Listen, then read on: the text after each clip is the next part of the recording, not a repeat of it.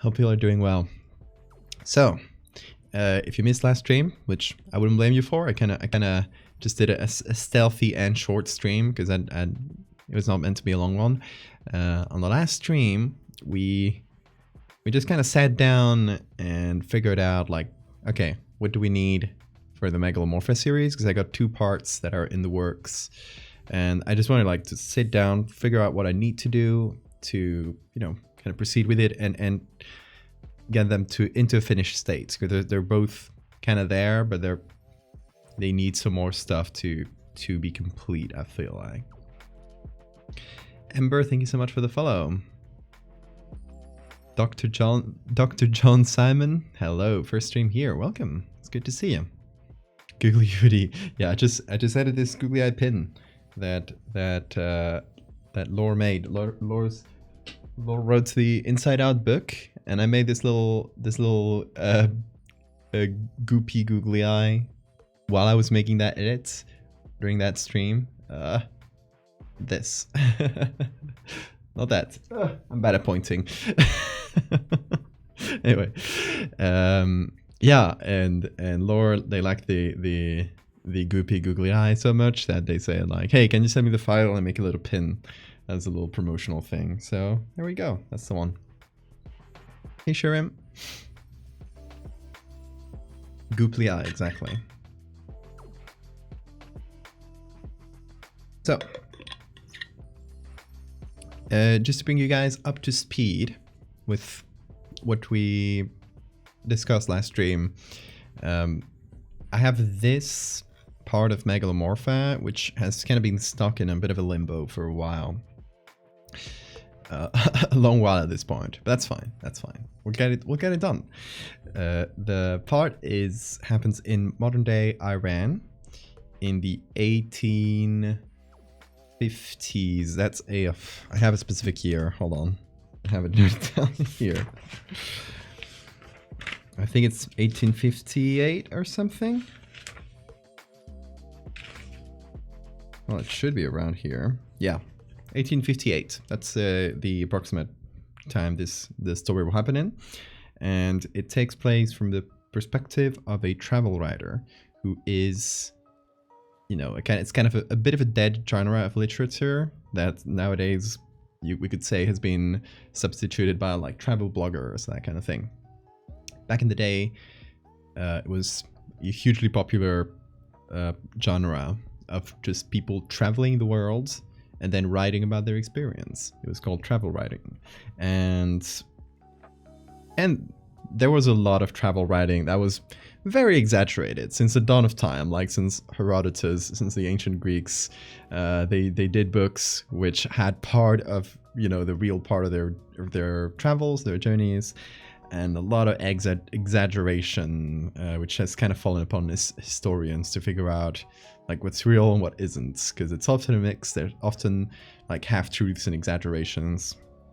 So yeah, once again, this happens around like mid-19th century. I'm thinking I still have a name for him, but it's gonna be a Scottish travel writer who's known to be a bit of a character and to kind of make up a lot of stories. And the most of the story is going to be told through his book, through one of his books where he's traveling Iran, the kingdom of Iran. So he's just, traveling around, and in one of the chapters of the book, he goes to this like mysterious little village that's kind of in the middle of nowhere. And they have this strange tower where they go worship and bury their dead, and he's really curious about it. So he ends up going to the tower, and he meets this Megalomorpha. Turns out this huge fly Megalomorpha has essentially like brainwashed this whole town for possibly like centuries, and turn their Zoroastrian religion into kind of a worship of this bug, who they call Nasu. That's a Zoroastrian demon, a spirit that has the shape of a fly. So the thing is, he has pictures from these travels, but they're never published. So we kind of see like interspersed the pictures, which are just like recently discovered or rediscovered, with the book. And in the book, he describes how he like valiantly faces off against this creature and survives. And it's like, it's a bit of an exaggeration. But the pictures tell a different story, which kind of makes him into an unreliable narrator.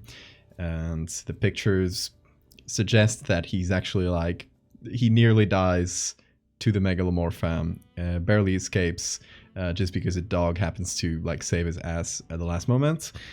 And that's why he never publishes the pictures, because it's kind of like, he would be catching himself in a lie. So, yeah, that's kind of the story. Don't know if I told it in the right order, but, that's kind of how I wanted to go. This would be kind of one of the main pictures I want to do. Just like, hey, this is the Megalomorpha. That is indeed a bug. Modern day Iran in the non-modern day. Yeah, back then it would have been a kingdom of Iran, if I recall correctly. The starting screen bug. I love it. How do you spell it? Zoro. Yeah, like Dr. John wrote. Zoroastrian. It's a really, really old religion that is still practiced to this day. And they have a really interesting... So, a lot of the story here is in relationship to Zoroastrianism and how they deal with death. In Zoroastrian religion, they bury their dead not by putting them underground, although they do a version of that nowadays. Especially back in the day, in many places in Iran, some parts of India too, they did this type of burial called sky burial, and they would, instead of burying their dead underground, they would leave them in special like open air towers, essentially just like a big wall that would ward off any like dogs or like land animals, but that would let birds enter. So they would lay down their dead in those places so that the birds, the carrion eater birds like vultures and stuff, would eat them, and they would consider like death and the body of a dead person to be like a really impure thing that cannot be touched. Like if someone touches a dead body, they're kind of like that impurity gets passed on to them. So yeah, they had these special places called Towers of Silence where they would put their dead to be left to be eaten by these carrion eaters. And that belief is related to a demon called Nasu. This demon from Zoroastrian religion usually takes the shape of a bloatfly, like we got there, and yeah, it's said to enter the body in the shape of a bloatfly and kind of cause this impurity. So another interesting tidbit here from Zoroastrian religion is that there's a specific type of dog, which they called four-eyed dogs. I'm going to show you the picture because I included one in a picture here. That's one of the pictures I did, kind of the setting of the village. This happens like next to this tower. And this is what a four-eyed dog is. It's one of those dogs that have like two little dots above their eyes. So in Zoroastrian religion, these dogs are able to ward off and scare away this demon. They're one of the only things that are able to do that. So we're going to kind of incorporate that into the story because, you know, this guy goes to the village. They tell him, like, don't go to the tower. Don't go to the tower. It's dangerous. Only the priest or the caretaker of the dead bodies is able to like go up to the tower because that's where we bury our dead. Obviously, he is a cocky guy who thinks he can take anything, so he goes to the tower anyway and meets this thing that nearly kills him. But this little dog that's been following him around has followed him to the tower and steps in right as the fly is about to kill him, and drives it away, which kind of parallels the Zoroastrian belief of Nasu and the four-eyed dogs. I don't know how explicit I'll make that, if I'll just leave it as a reference for, you know, whoever knows about this, or if I'll like put it more like be a bit more direct with it and just explain like there's a thing from the Zoroastrian religion. I don't know exactly, but that's the idea.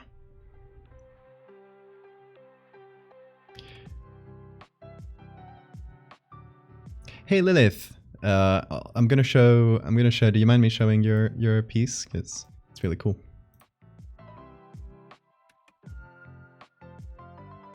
If it were me, I would simply die ingloriously to the Megalomorpha.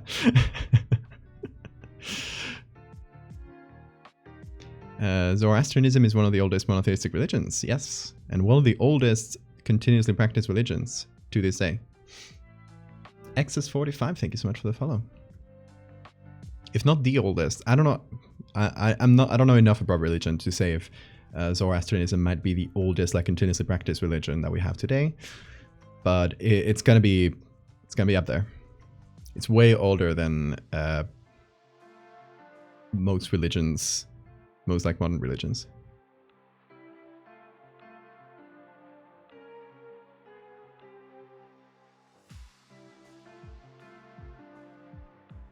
Eyebrow babies, yes.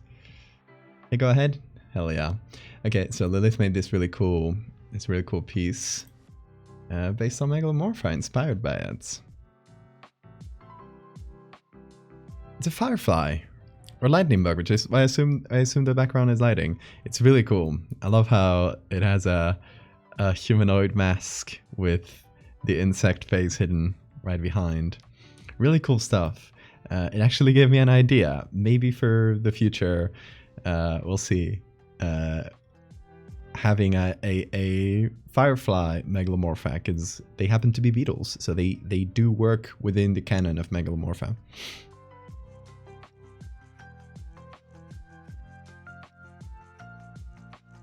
Modern version of Zoroastrianism is considered more monotheistic, but historical Zoroastrianism was not.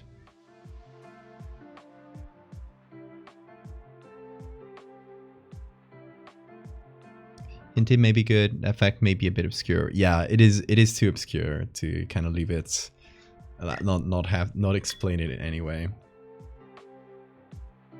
I'll have to figure out like how to weave that into the story about it.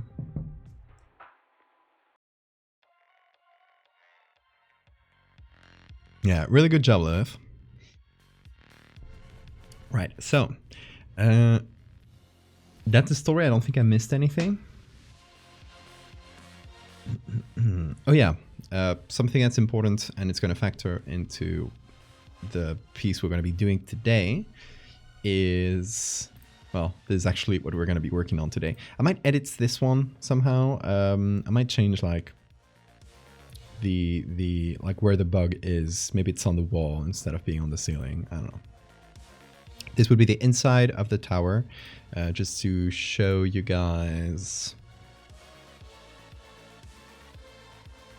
some of the setting pictures. I already showed you this one with the village. There's this other one.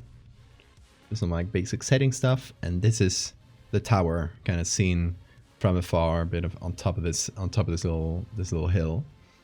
And if we look at this, that's the top of the tower here.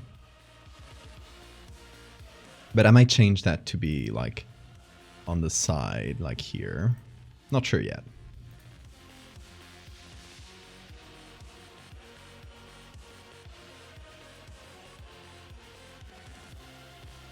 I'm tired and nearly passed out from laughing.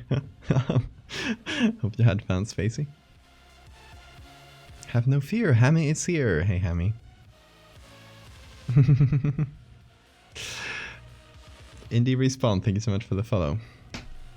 Yeah, I don't know if did I miss followers? I think I did.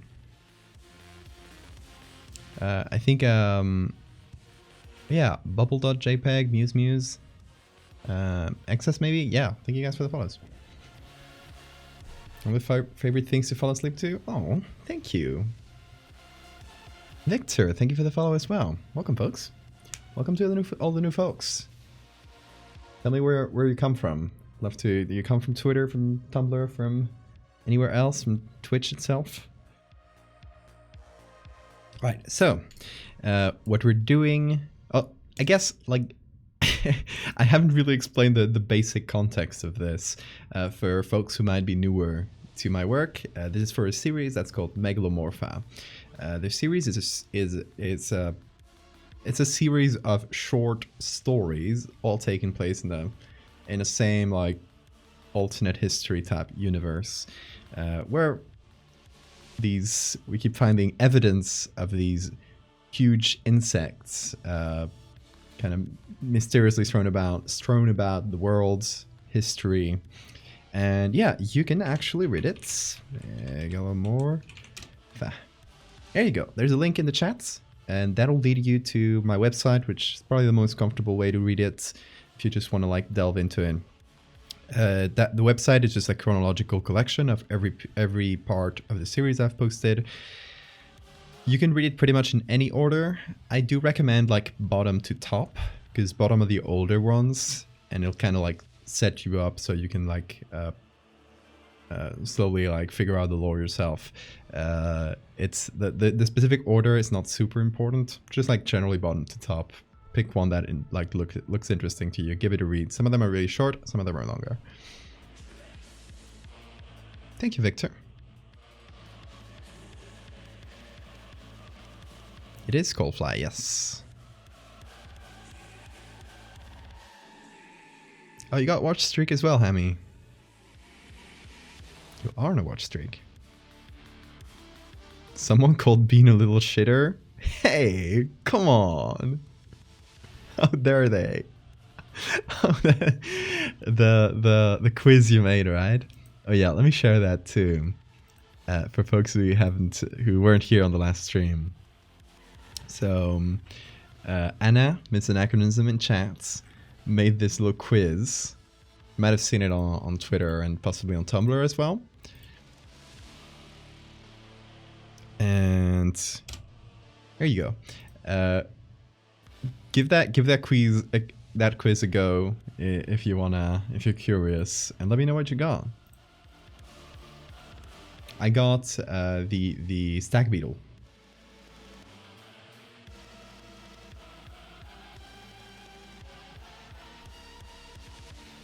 Over 1,000 takers? Oh my god.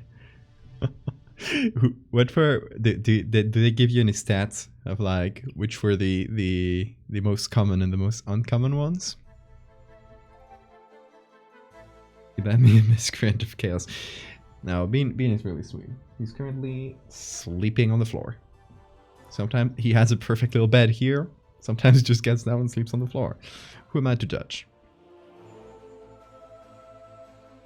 Okay, so excuse my shitty sketch.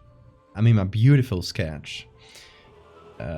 These are the two pieces that I want to finish. This would be the inside of the tower. So yeah, what these two pictures would be is as the protagonist gets inside the tower, meets this Megalomorpha. The Megalomorpha doesn't like directly attack him, because Megalomorpha don't tend to be like too physically aggressive. They're more like they mess with your brain. That's more their style. So this Megalomorpha will, through pheromones or something, we don't really explain it because I think it's more fun left mysterious, will start like basically like aggressively buzzing at the protagonist and kind of put him in a sort of trance state where he'll start believing he's dead, and he just lies down there and kind of assumes he's dead. This actually comes from ants. Ants have a really complicated pheromone system, as you guys probably know. They have a specific pheromone that a dead ant kind of expels to signal other ants, hey, I'm dead. You should pick up this body and put it outside of the colony. that this helps them like keep the colony clean and not transmit disease. But researchers found that if they take a little bottle of this pheromone and spray it on an ant that is still alive, the ant will go, "Oh, I'm covered in the dead ant pheromone? That must mean I'm dead." And they just lie down and pretend they're dead. They're like, "Oh, I must be dead." I guess. So they just pretend they're dead, which is really interesting. And of course, I read about this. And I was like, wouldn't it be fucked up if this happened to humans? If you could like convince someone, "Oh, I'm dead. Just gonna lie down." Sent the stats. Ooh, let me see. In the portal.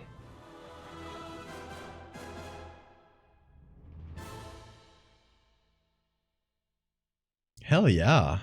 Look at that. Okay, so the most common ones are the ancient bug statues, big stag beetle, that was me, that's the second most common. Big moth in the church, husk in the water, Margot, Tio Alfredo, and circus ant. Circus ant is the rarest one. You guys let me know what you got. Faircon got Tio Alfredo. Hell yeah, a rare one. Well, guess I'm dead now. Isn't there some kind of syndrome that makes people think they're dead? There is, yeah, it's a type of like delusion that you can get, and like, it's not, there might be like a specific syndrome named after just this delusion, but generally it would be a symptom of something like schizophrenia.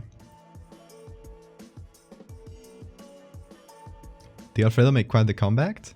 Last I checked, he only had 14. Hell yeah, the Alfredo.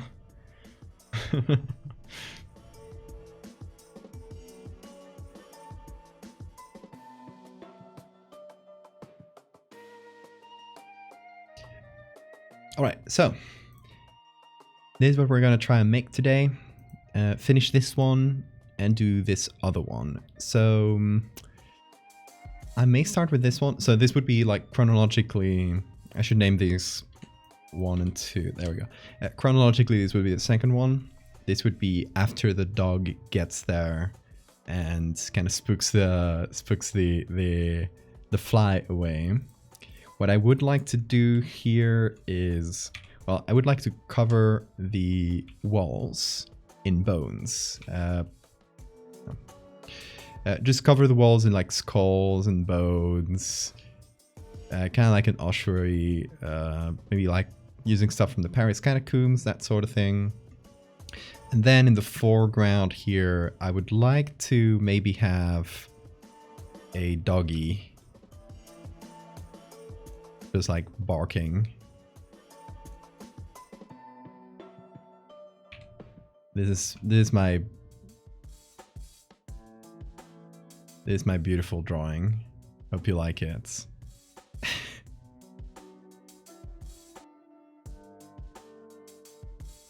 Bark. Anyway, yeah, that's what I would like to do for this photo.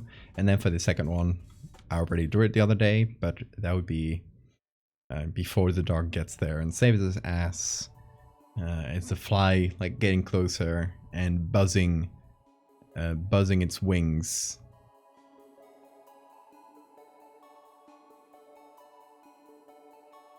The Alfredo's a Tumblr sexy man? I wish. Te amo, tío Alfredo, el rey de los moscos. Incredible. My doodles are perfect. This is dependent on like what images we can find, because we need to find both this angle, which is pretty rare, and it's gotta look like this dog too, so we'll have to figure it out.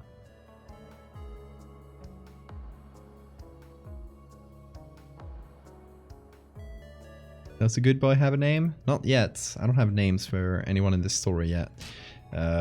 Not for the protagonist or for the dog. I just have a name for the fly. The fly's name is Nasu. N-A-S-U. Oh, thank you for the save reminder. Right, so Let's see. What do we have here? Oh, I had... this is very funny. I had another sketch of the same thing that I assume I made... I guess I made this during the first stream where I did this. I just hadn't deleted the layer. I think the new one is better though. Now there's 2 dogs. Oh my god, they're everywhere.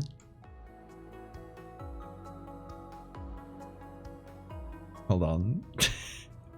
Oh, there's a fly in that one too.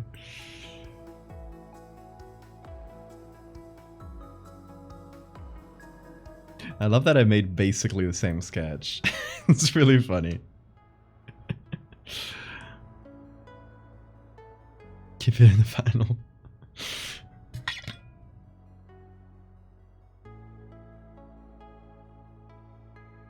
Alright, so bones. Let's see, because it's been some time since I searched for the bone walls here, and I didn't have a lot of luck with images. I did have these, which I kind of just laid on there. These are from the Paris catacombs.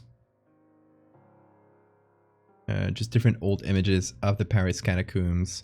This one's good, but the orientation is wrong. Like, it would be weird to have the skulls facing sideways, right? As they go up the tower, they should be facing this way, like this, which I kind of laid out here. But this is just like a quick test, and it doesn't really work out. If you look at the individual skulls, they kind of stretch out in weird ways. So what I'll need is better pictures more than anything.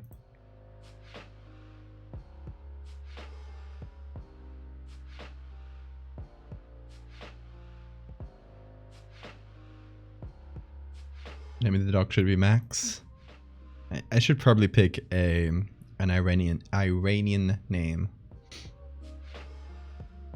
Tunnel full of dogs. Rattling boys. Okay, let's see. Let's go to the browser and let's search. Let's see what we can get. Last time, I think I recall searching on Unsplash. I recall searching for ossuary. Is that how you... And Geritium? Oh god, that's a hard one to pronounce. However you pronounce it. Thank you so much for the follow. Did I write that well? Huh. Is it 1S? No. Why doesn't it...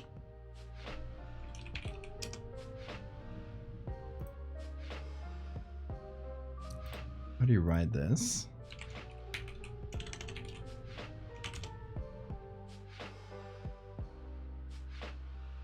Did write it well.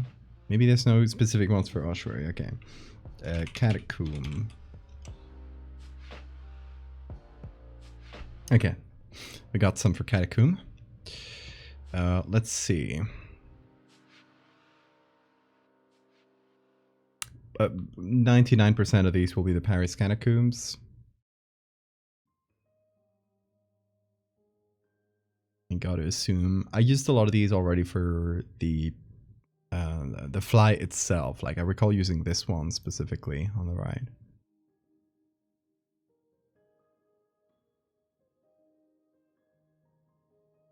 Me and my siblings call our Arabic cats Mushka. Hold on, Mushkalji, is that how you pronounce it? Which is Arabic for troublemaker. I love that. That's really cute.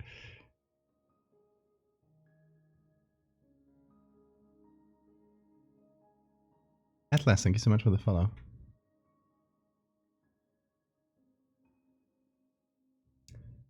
Ah, this would be good if the angle was better.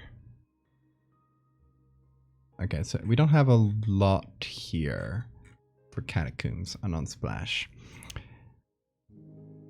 I'm gonna say Flickr might have some.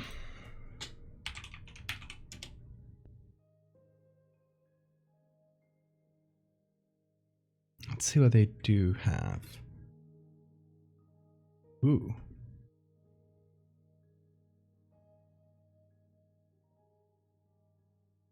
That's a creepy looking room.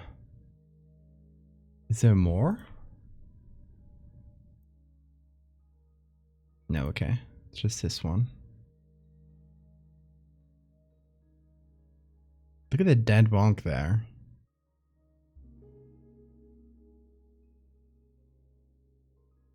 I gotta check out this collection. Seems like I might have some good stuff. Ooh, these are good. I love these sepia, like kind of reddish tone photos. Generally really old stuff. There's some colorized ones and stuff. That's really cool. Anyway, let's not get distracted.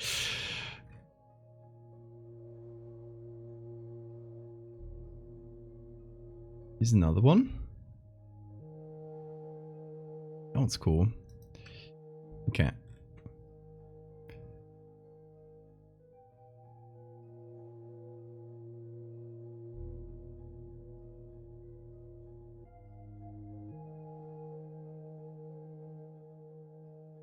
Where are these? Oh, femurs.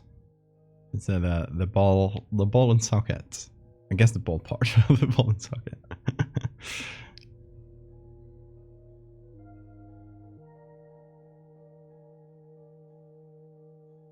The capuchin. They have a big ossuary of the monks. Interesting. Ooh, this is really good.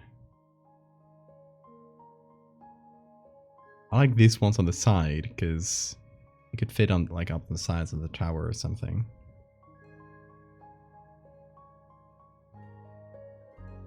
Like the picture's not really great, but it doesn't matter that much, I hope, because it's gonna be in a really old photo, so we can get away with using a shittier picture. Yes, this is gonna be really good. These chains here, because we're looking up at them from below, and that's exactly the angle we need for, you know, looking up from the lower part of the tower up to the ceiling. We'll have to redo the lighting, but at least the angle is good. Okay, this one, oh, non-commercial use. That actually puts a dent in it.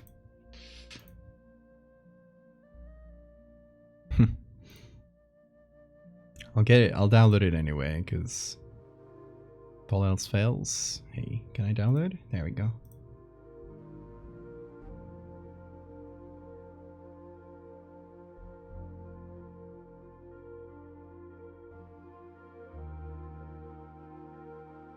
Let's see what else we can find. This is really badass. This looks like a this looks like game design for like Dark Souls levels.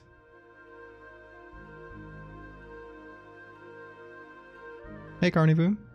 There's a place called the Skull Tower of Nis in Serbia. Skull Tower of Nis. Let me look that up. Ooh.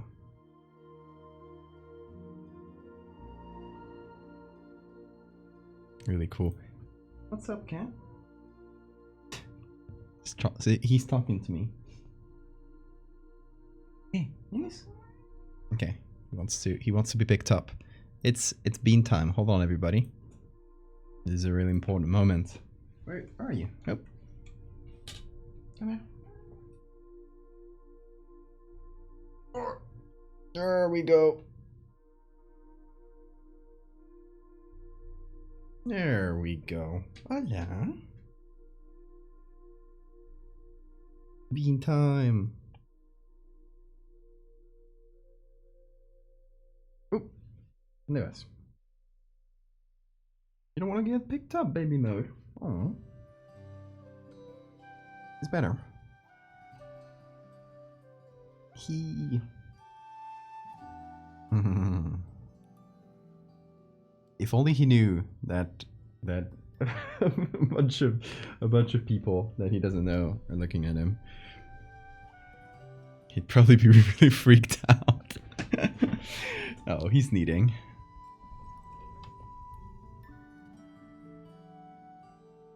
You go, boy. Yeah. Yeah. Good job. There you go.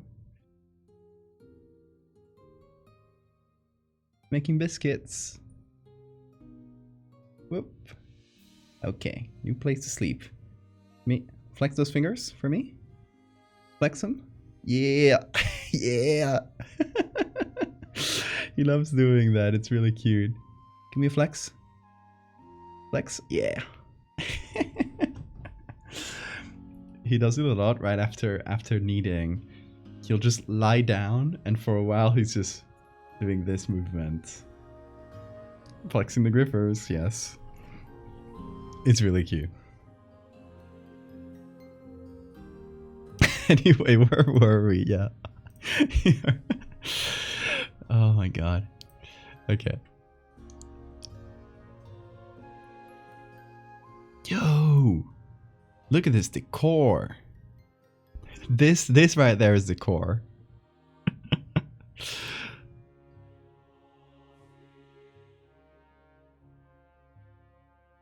You guys think I should get one like this? Put it maybe stream background. You think that would be tacky? No?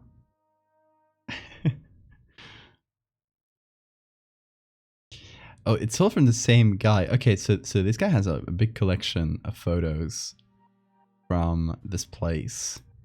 But he seems to really like change the, like there's some that are in the public domain, there's some that are full rights reserved, so we can just go through and see. Oh, this one's public domain, and it has a bunch of stuff we could use, possibly.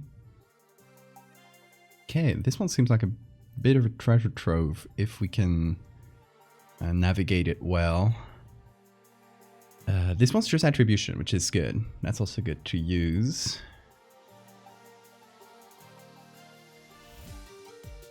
Yeah, Dark Souls Catacombs was my first thought as well. This one's public domain. It's kind of dim though. It doesn't let me download. Oh, there it is. Just being a bit laggy. Ooh. This is even creepier than the bones, to be honest. Okay, I think we're, yeah, that's all them.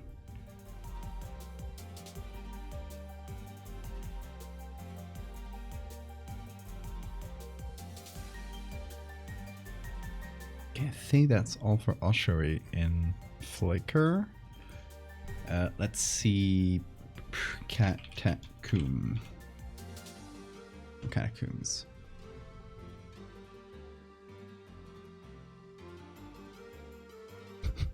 Why is ET there? Oh, this one has mummies. This one's wild. Whoa. In Guanajuato, where's that? Mexico.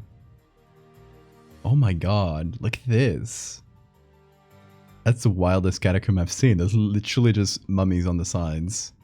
And a pile, this is just a pile of bones. That's incredible.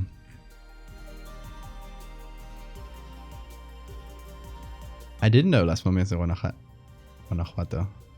First time hearing about them.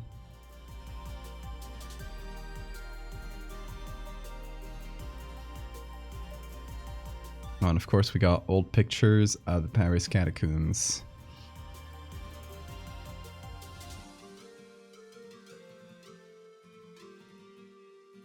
That's what I assumed we'd find the most. Paris catacombs can be good to use as textural bits because there's like walls that are made out of tibias, like that. That's the top part of the tibia, and the skulls though, if we kind of use them as textures, the skulls would kind of be sideways, so it wouldn't really work out as well for the perspective we have, which is why it was kind of hard to use stuff from the Paris catacombs.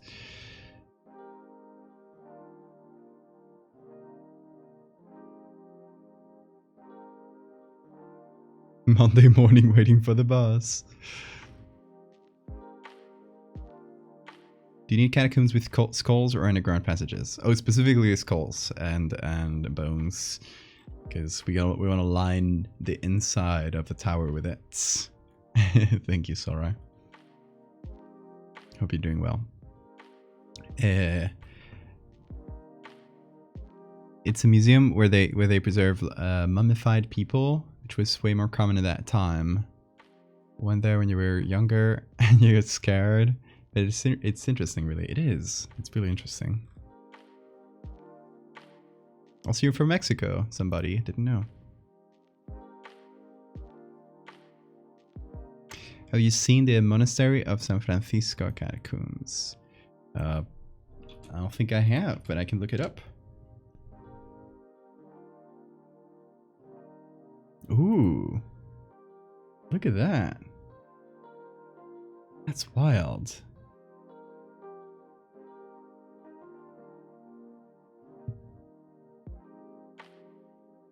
Disorganized catacombs is a scattercombs. Okay, I'll take that fun. Seems like we have some on Flickr.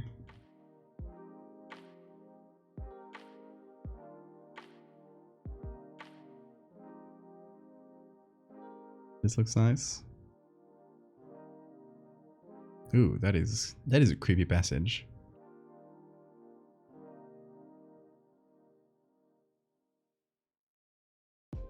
Okay, this one might be usable.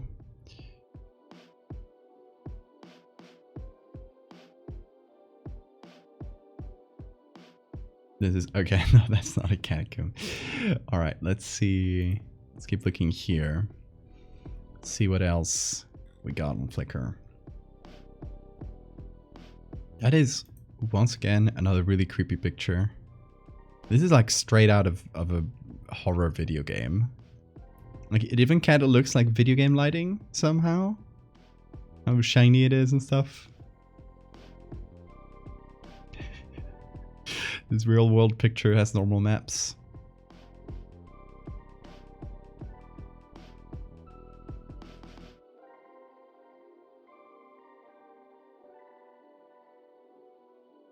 There's something to be said about the demonization of mummies. They're creepy, don't get me wrong, but it was very important for a lot of cultures even nowadays. Yeah, it is. Kind of a different way to deal with it, people. Exactly. I think it's incredible and really cool in its own way. I once worked as a gardener on a graveyard. There was this room which was bricked up. There was only one small tunnel through which we were able to look into the room.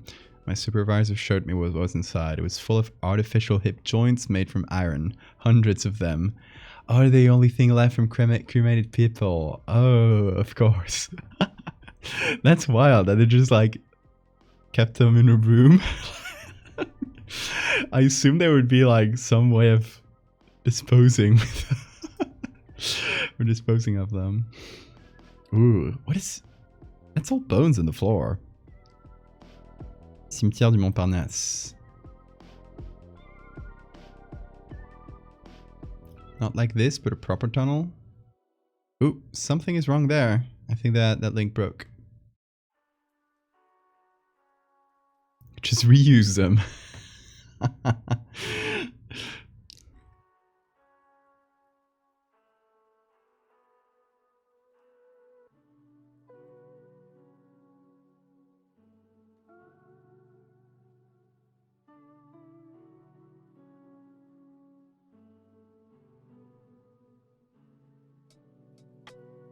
I want my bones to be used for something cool. I wouldn't be opposed to my bones becoming part of an ossuary and just becoming cool decor. Like, I won't need them, so I might as well be creepy after my death. This should work. Oh! Nice, Slovakia. CC0, that's perfect. And big. Good find, Sora. You finding anything good on Wikimedia? Like, at least for textual stuff, this might be good. Even though the skulls...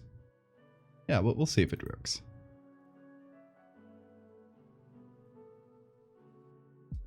Tamlin, thank you so much for the follow.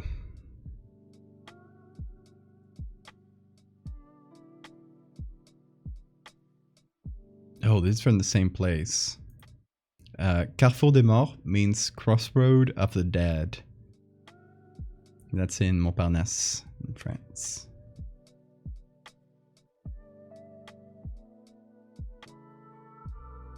There's a lot of pictures of that.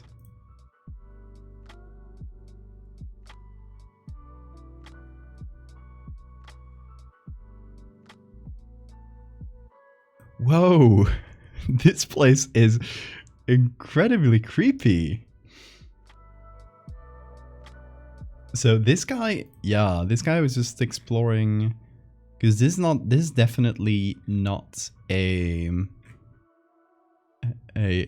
place like prepared for tourists from the Paris catacombs. It's definitely something like from the Paris catacombs, but definitely this guy like exploring it on its own, like a place that hasn't been rehabilitated or prepared for tourists. So that is really creepy. Montparnasse is in France. It's in Paris, sorry.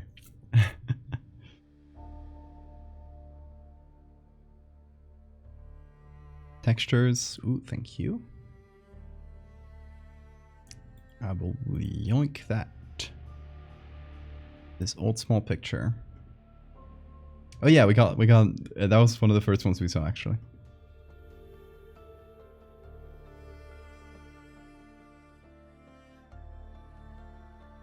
Whenever someone fell asleep in my anatomy class, we would use the fake bones to construct a totem in front of them. I love that. I didn't know you spoke French. Yeah, my mom's French. Really bad at writing French, but I'm good at speaking it. But spoken and written French are like two different languages.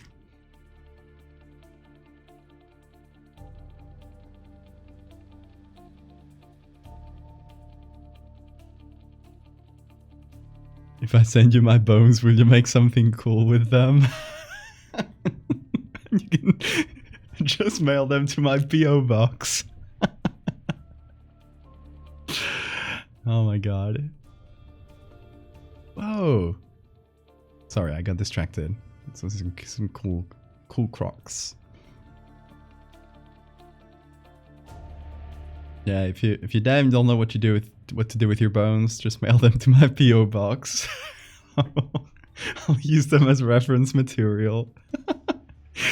Can you imagine if this actually happens?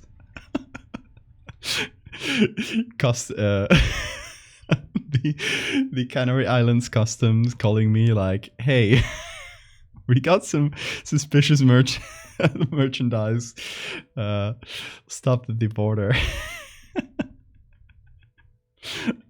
Someone sending you bones.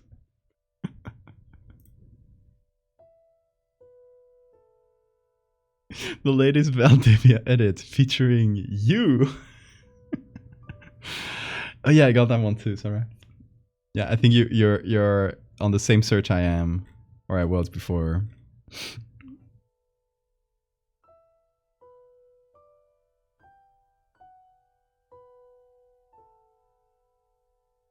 I'll put it in my wheel. Will you get the bones? Yay!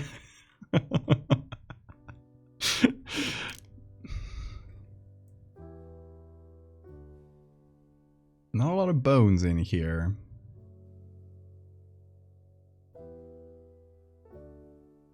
That's a cool medieval creature. I assume it's a creature. Either that or their hands are pretty claw-like. Anyway, we got more. I thought we were done, but that one is from the Paris catacombs as well. The angle might actually help us, so I'm gonna give that a quick little download. The chat mega abomination, but IRL, exactly.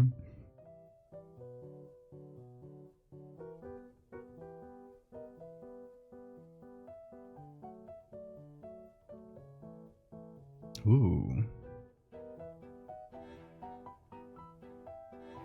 In Évora. That was really cool. I like the what I might use is these like beams. That might be the most usable part from that picture.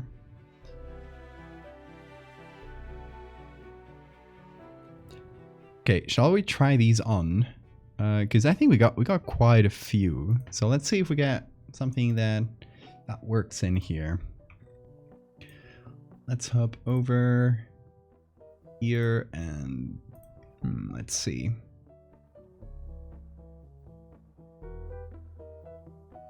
Got this one. This one. Oh, don't mind. Yeah, I'm putting them below all the adjustment layers and stuff, so. But that should help us out. I think these two are good to use. Hold on, I gotta check in the browser.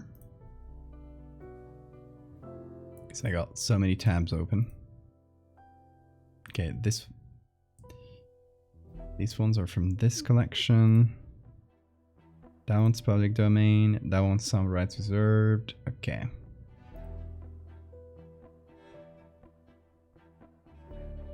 Gonna use these two for now. Bone totem. The bone totem. I love it. Oh, hold on. Here. More Megalomorpha. Yeah. Did you miss it? How is the beast today? Sleepy. Oh. He's sleepy right now, but he'll probably go wild in a few minutes. You never know.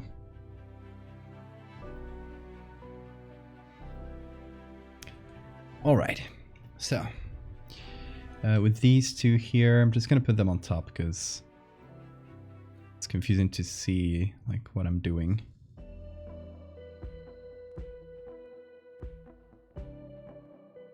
Okay. I'm not going to use this directly, but I figured it might have some good textures to use as some like beams or something. Not sure yet.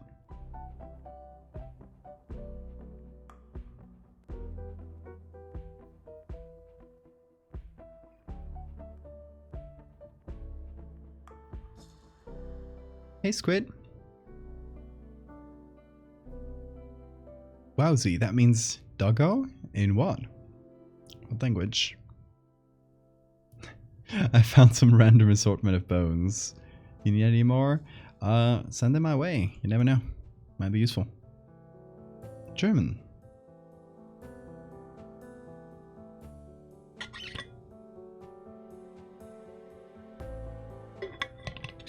Bone chalice. Yes. That's what I should get when this breaks down. A bone chalice.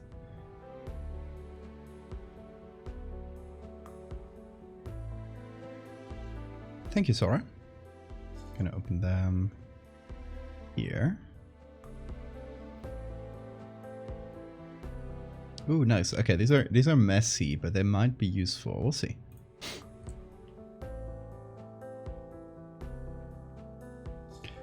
Bone chalice.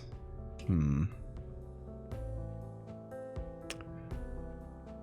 sure this one will be really useful because of the angle. The problem with this is that we have a really steep angle we're working with, so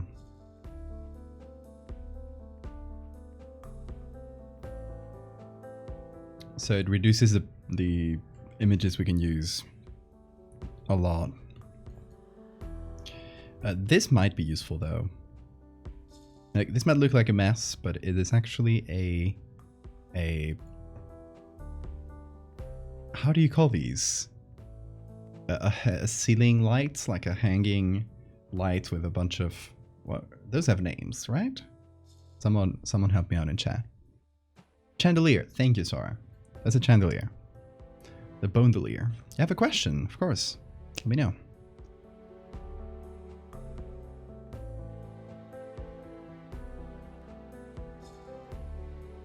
Okay, this might be a hard one to select. I might just do...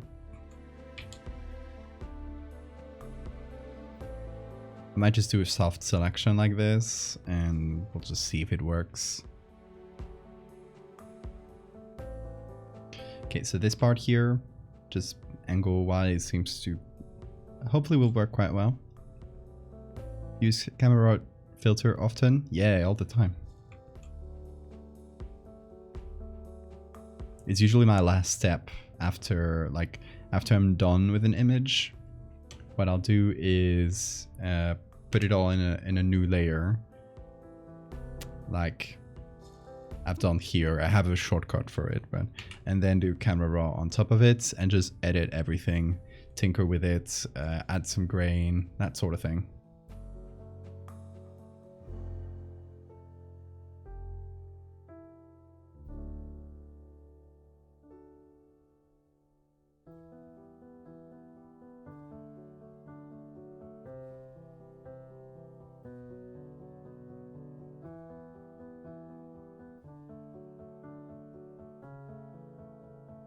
Okay, this little thing here might be quite helpful for us.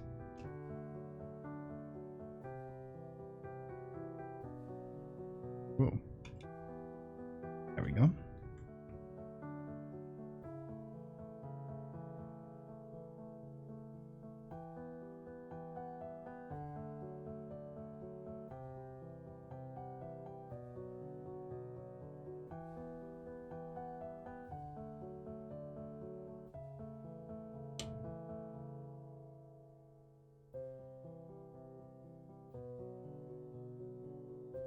$9,600.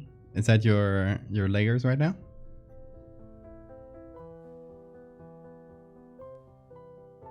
Any recent issues with it? With camera raw? Not really. Are you in the last update?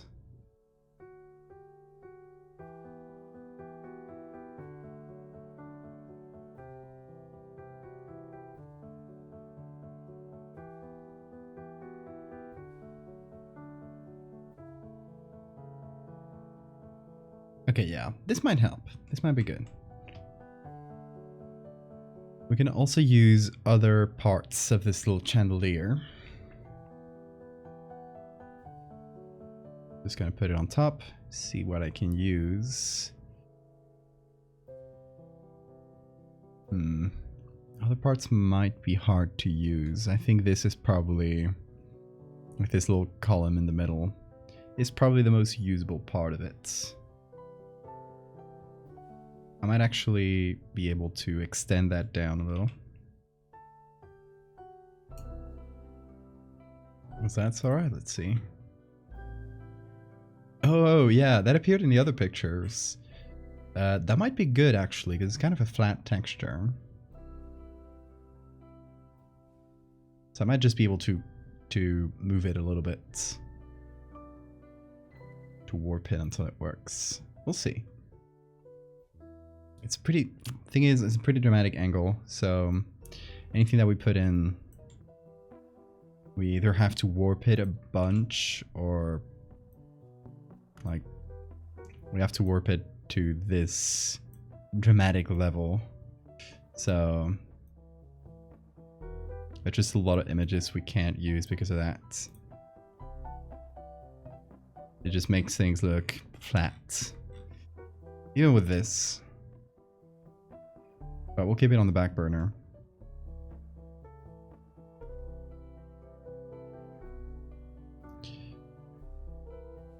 That one's alright, that one might be good.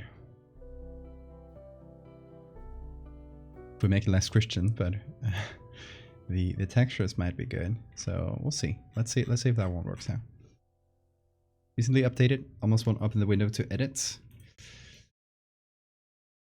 That's strange. I used it just yesterday and I haven't like touched any updates since, so that hasn't happened to me. But you can revert to a previous update, so I'd recommend that, and just waiting a few more updates to like try updating again and seeing if that has been fixed. Because yeah, updating Photoshop can be really dangerous in that way, because they seem to introduce just as many things as they fix, or more. And with things, I mean bugs.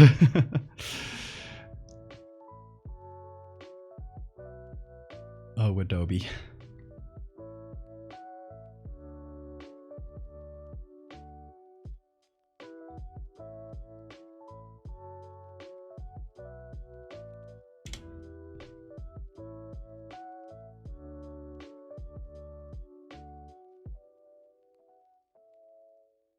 Okay, I can actually use this little chunk here because it's still the same angle.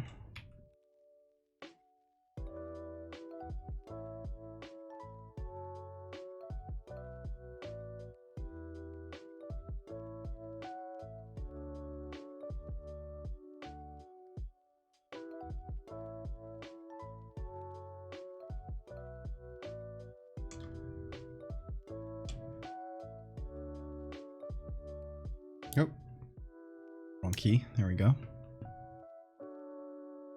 So this one. Oh yeah, I had already opened that.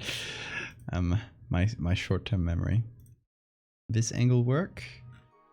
It's pretty similar. It doesn't change much in that regard.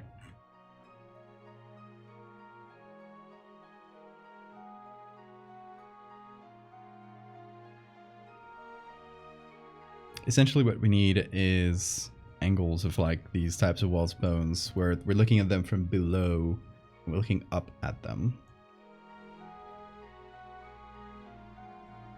Or, you know, the opposite can work if it can be flipped around. That's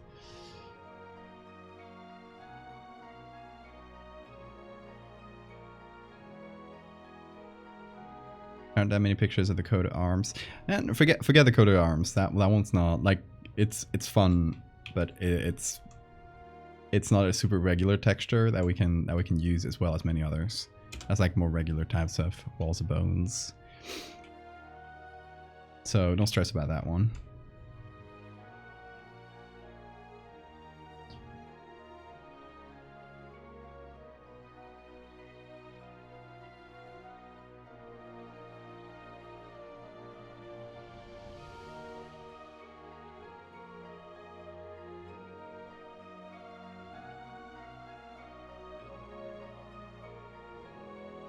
And the problem about it being circular is that we will need to have some sort of repeating pattern on it. So I think I'll do rule of threes and just repeat each of these patterns 3 times.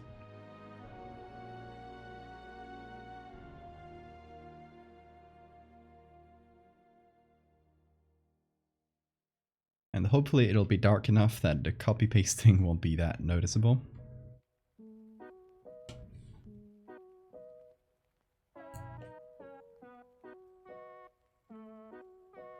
The history of those artworks? You mean the walls of bones? And those are ossuaries. They're a thing in many cultures. They're usually either a wall that's decorated with bones. And this happens in a lot of like Christian denominations. There's like really old Catholic churches that have that all over Europe. There's some pretty well-known ones in Portugal, around a bunch of them around Central Europe, I think, and some in Italy as well, in like certain like orders of monks. And they sometimes have these like really weird things like chandeliers made out of bones.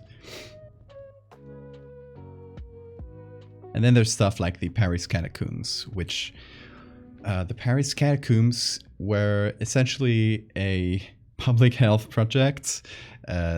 It so happens that Paris has been a continuously occupied, like a city where there's been continuous occupation from very long time ago. There's been a bunch of people in it. So the cemeteries, the like Middle Ages cemeteries were getting so full that when it rained a lot, like there would be bones washing up and just like washing down the street.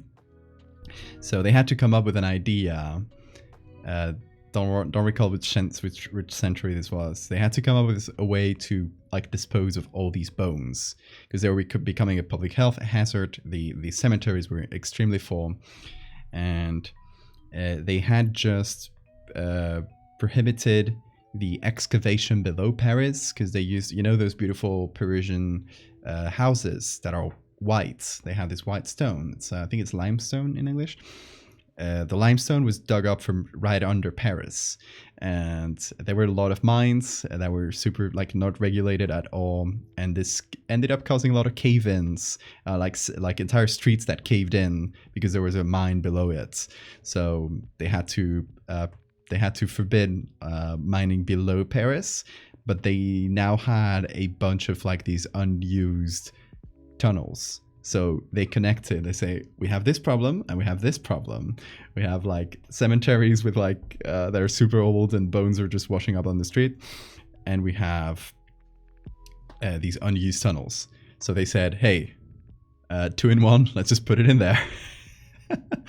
They put all the bones below ground, sealed it up, and then forgot about it. Then the French Revolution happened, a bunch of stuff happened. You know, the paper trail of this got lost, and people just forgot that there were a bunch of bones under the city. And suddenly, as like 18th century or 19th century, I think it was, they found them again. And they were like, oh shit, there's like a huge catacomb right under the city that nobody knew about. And they started like selling passes to tourists and putting all the bones together in like the walls of these tunnels. They would put them in like decorative ways and put plaques with like writings on it saying like, oh, we're all gonna die, that sort of thing. Like, remember, we're all the same when we're dead, that sort of like messaging. And it was a huge tourist attraction that is still open nowadays. Like, you can go to the Paris catacombs, but you have to know that the Paris catacombs wasn't how the people of Paris were buried. It's literally medieval bones that were stuffed underground and then centuries later found again and then organized in a way to make it into a tourist attraction. So it's a really interesting history. It's really fascinating. If you go down to the Paris catacombs nowadays, they'll tell you a lot about. There's a bunch of information plaques which are really interesting about the studies they have done on these bones, because they can tell you a lot about like how people lived and how people died in medieval times, because most of these bones are from the medieval age.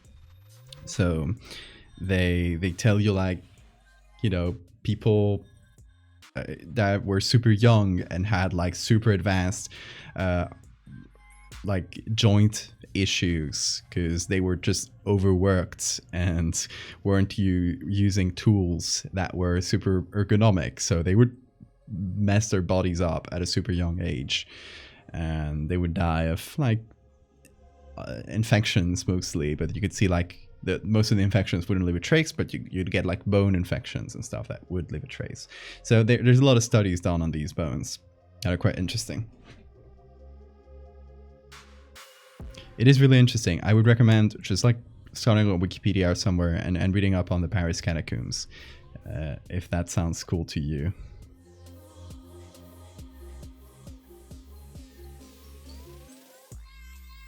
Is this the same image? Yeah, that's the one we've used. That's the bone chalice. Good old bone chalice.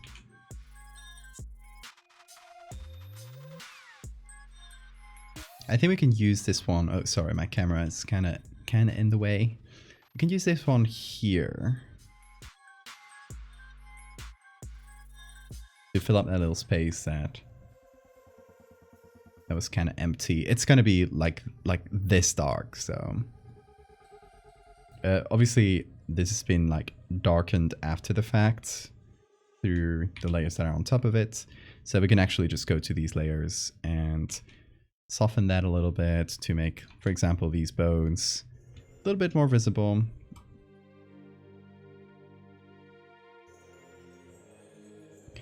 Not for a while to use, but look at this gorgeous picture of the Santa Maria della Concezione in Italy.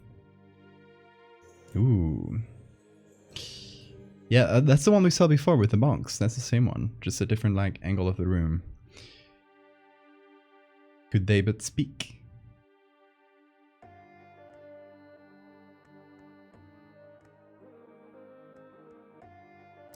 If you want to know about ossuaries, I can share a video I like a lot. Oh yeah, please. Love to give that a watch. Mesoamericans had some kind of fixation on human remains too. Yeah, I don't know as much about that, but I've heard about that. I think I'm just going to donate my body to science. Unless someone would like to eat me, then I can work something else out. Throw a cannibalism party.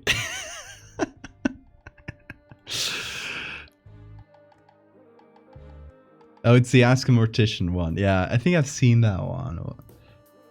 Let me see.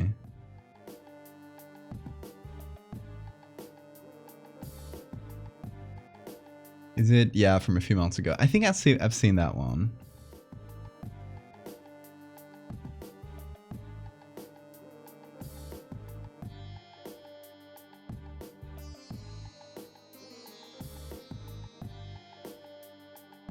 Okay, so I got these 3 columns, and it would be nice to have something that kind of fills up the middle.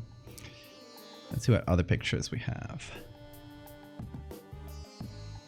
This one here has, it's not a lot, but it has this little texture here. That is the top part of femurs covering the walls. That one might be good. This one, just the rows of skulls. We could use, there's a few of them we can use. Let's give that a quick try. Green burials? Yeah, I like that too.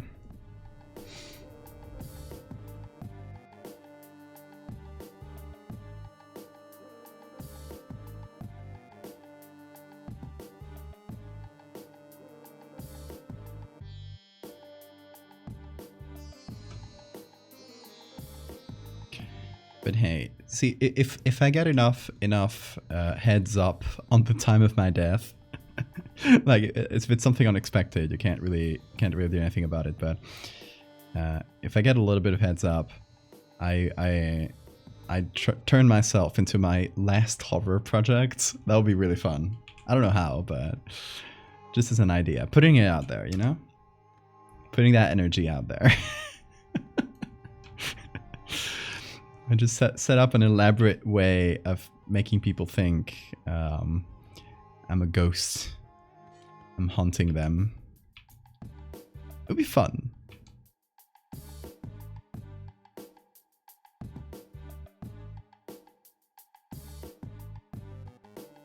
You know what I could do? I could get an accomplice, teach them Photoshop before I die, and then have them start photoshopping me into photos after I'm gone. And making people freak out.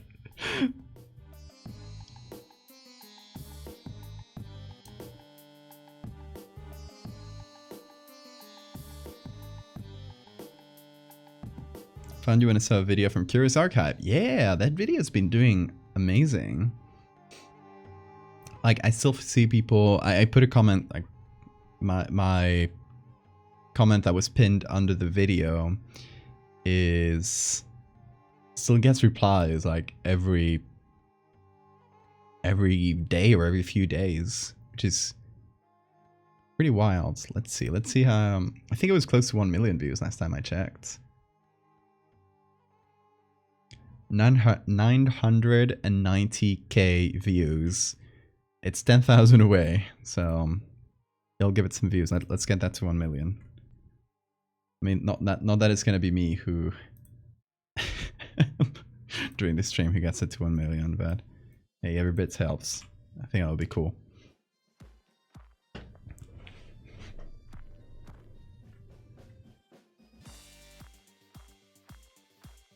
All aboard, Chad. We have arrived in the bone zone.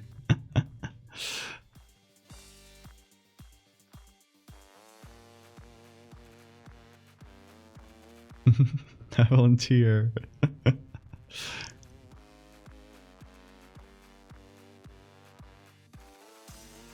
A wax statue of yourself for the funeral and stand in my own funeral. That would be perfect. That's great. Gotta watch it 10,000 more times. Good luck, Siphon.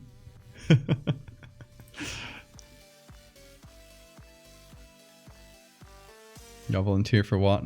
I think they mean they volunteer for being my Photoshop post-death Photoshop assistant to scare people in my name.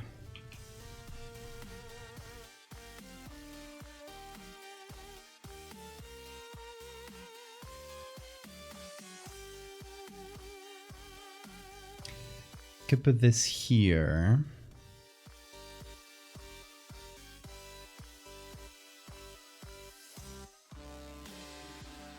Then I would need to put a copy that's flipped on the other side.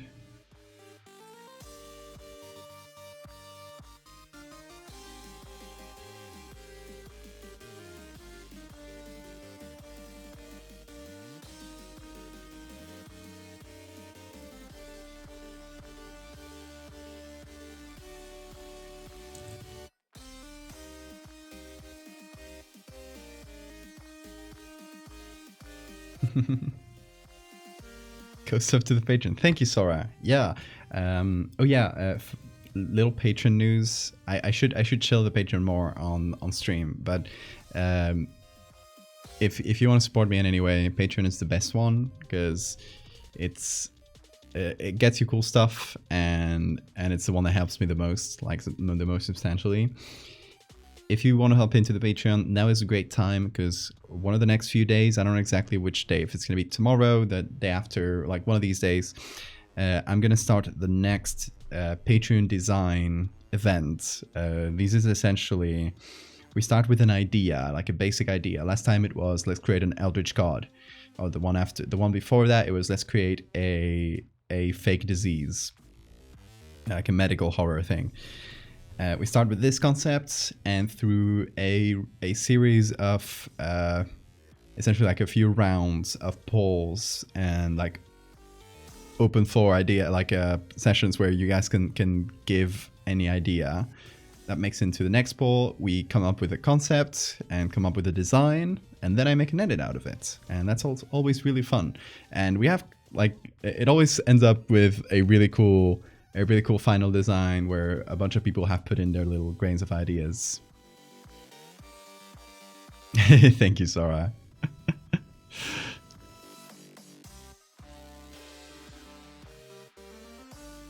So yeah, this is a great time to join in if you want to participate in the next one, which will happen really soon.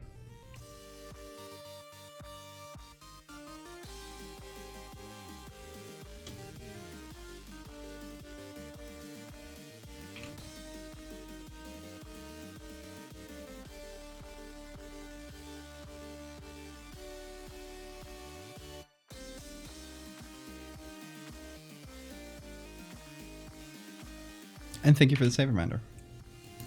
Popular opinion, you should save.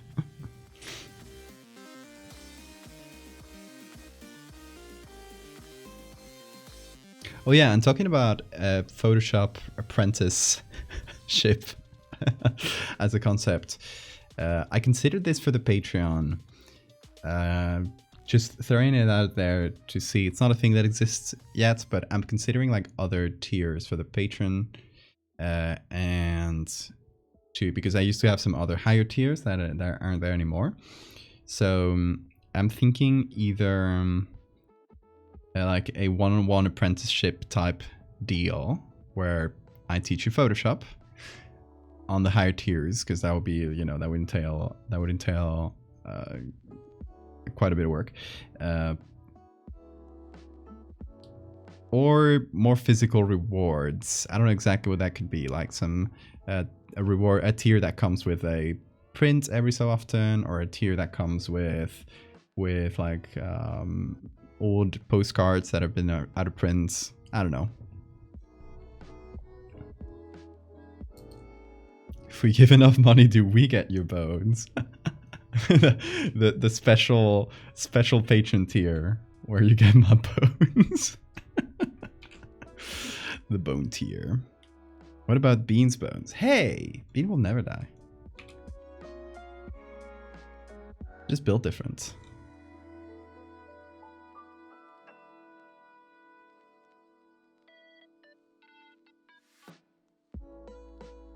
Must earn more than minimum wage for past patron. Oh yeah, please don't spend like only subscribe to the Patreon if it doesn't put you in a bad like financial spot, please. Only money you can spare.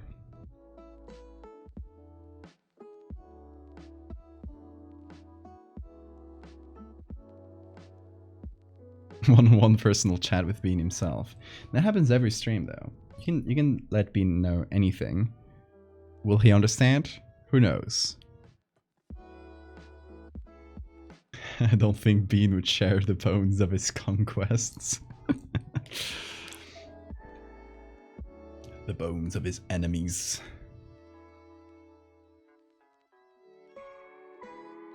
Okay, I think we're getting somewhere with this bone tower. I also have this one I got a while ago, but I never could figure out a way of putting it there because it's a bit messier. It does look cool still, but there's no useful way of putting it there, so I have to go without it, I think.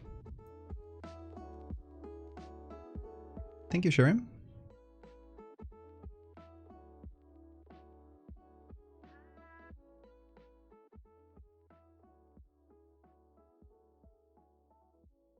Tell Bean meow meow meow meow. You heard that? He's sleeping. Yeah, exactly what Sora says. If you cannot give money, you can support me. You can support me by sharing my stuff. Tell a friend. Like, you know what kind of gets lost in the age of, you know, social media where there's like a share button. Like, the share button is great, and like sharing stuff with your followers is great, but literally, like, there's nothing quite like telling a friend, like, hey, I really like this guy's art. I think you'd like it too. This is like infinitely more like cooler and more powerful than any share button that exists. I don't know. Maybe I'm old-fashioned, but I think it really feels different when someone like recommends you, like, hey, this is something that I liked that I think you would like. It's like, I don't know, feels more real, doesn't it?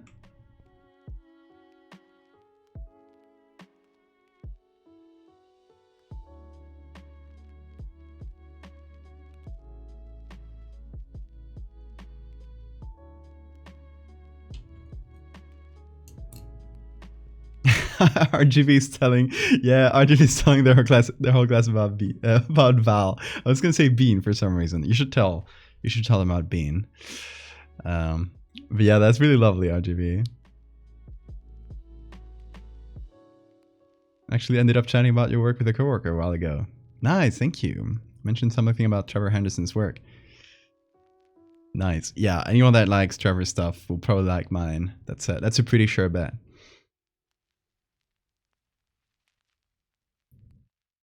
Shared your art with my sibling. Hey, nice. Hi, Sora's sibling.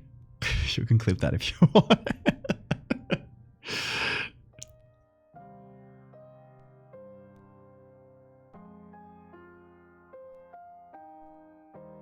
In order to explain Lightning Bug Angel, I had to link Megalomorpha, so I hope I helped even a handful of people. I hope so. I bet so.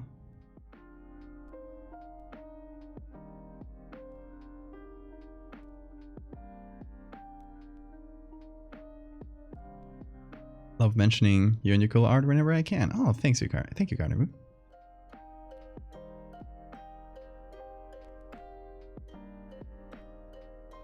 I showed my dad the bean creature and he said, "Oh, that's an even weirder cat." I love that. He's making waves, this little guy. If only he knew. If only you knew, Bean. I wonder what he would think.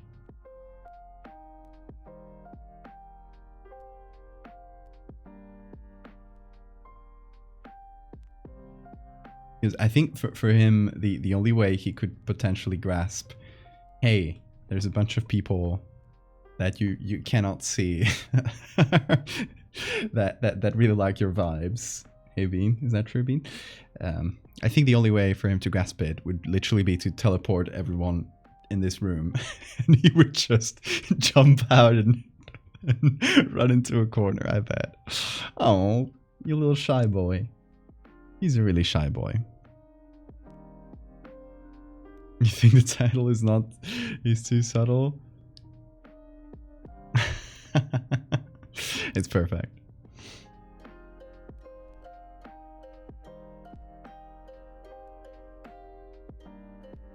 My mom loves Bean. Oh.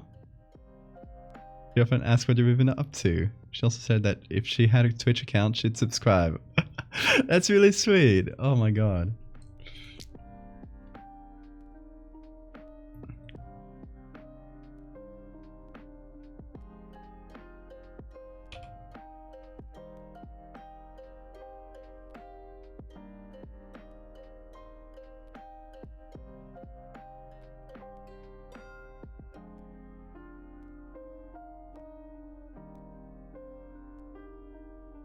This top part here is kind of a mess.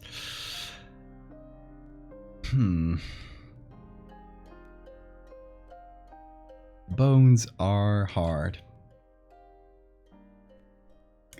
Apart from in the literal sense. You get what I mean.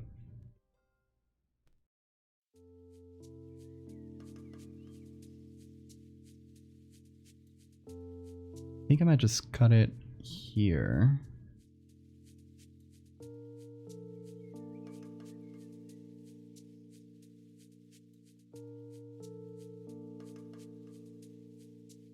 You broke your sibling?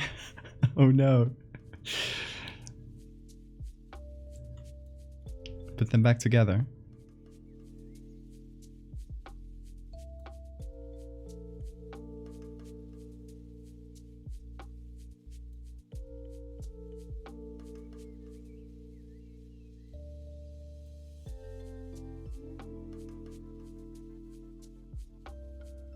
Thing is, if I cut this bone pillar, if I cut it down up here, it doesn't reach the top, but you know, maybe I can make it work.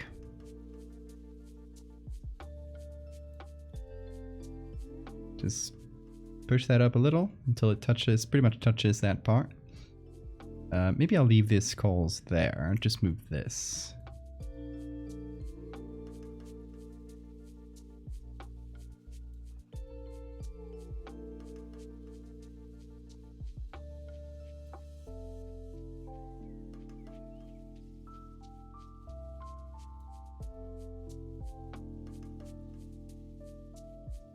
From Mum Cryptid.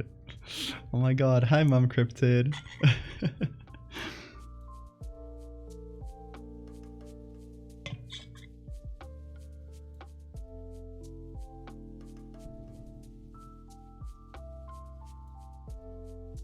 We found the most broken strategy in Destiny. I've never played Destiny. Kind of fell off of any FPS games a long time ago.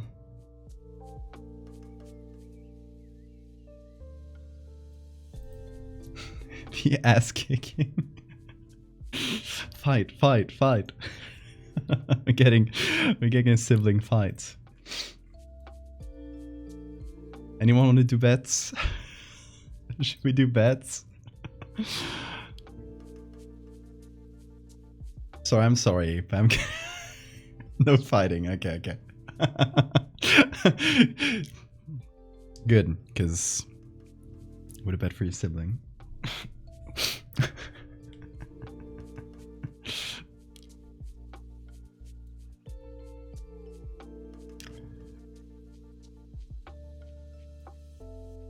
Okay, let's see. What do I fill this center part with? It is the fact that my sibling could kick ass. Well, then I would have done the correct bets. I'm glad to hear that. Now, how do we fill this stuff? I'm thinking Paris Catacombs textures. This one's good as well.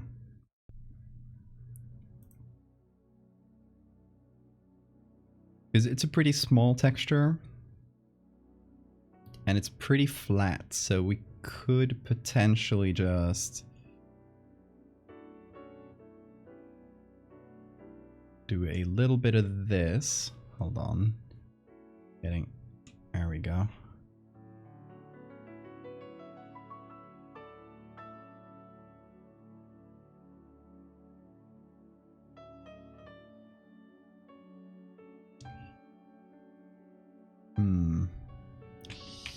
Nope, this will need a much steeper angle, and that'll make things really, really stretched.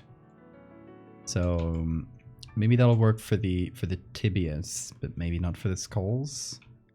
Yeah, the skulls get too stretched out. The tibias, it's kind of easier to hide it there. Bug. Do not play Destiny if you value time and money.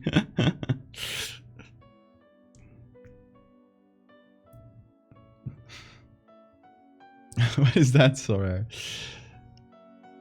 Archery in Germany with a cool bug. Good fit.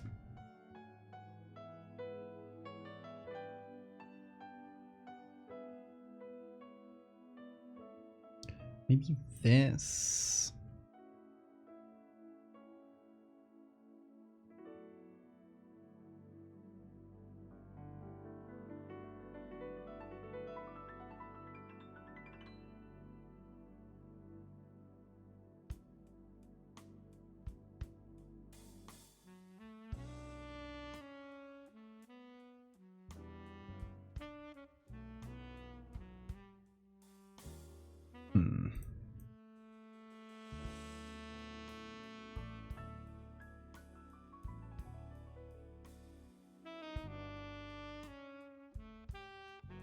Yeah, not a great angle here either.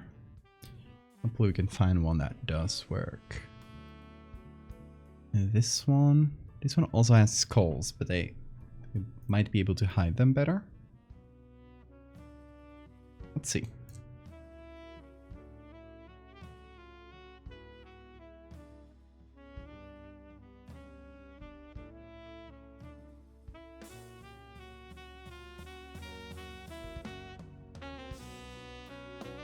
Because we're gonna need to do something like this too.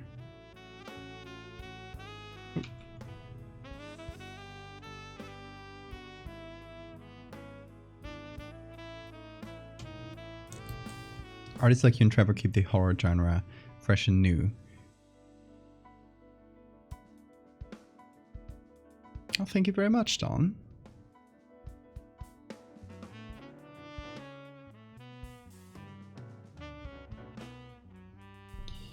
I agree.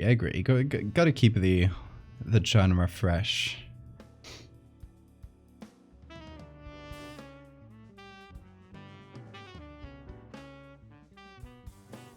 A lot of the horror genre kind of works on formulas that have been done so many times, and at some point you've kind of heard them all, right? So it's always important to keep it fresh.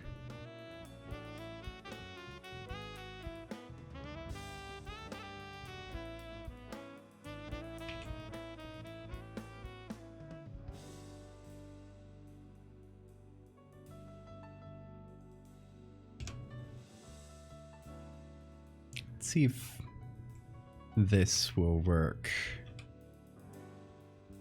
Not super confident, but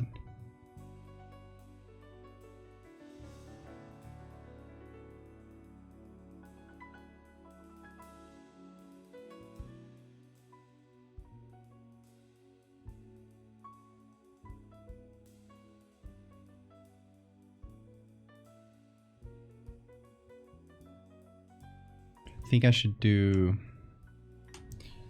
a soft light layer on top and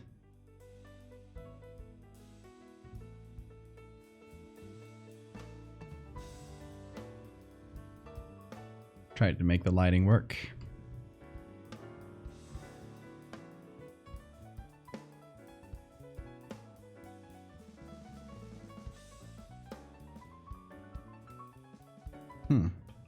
Warp transform with layer masks. Okay.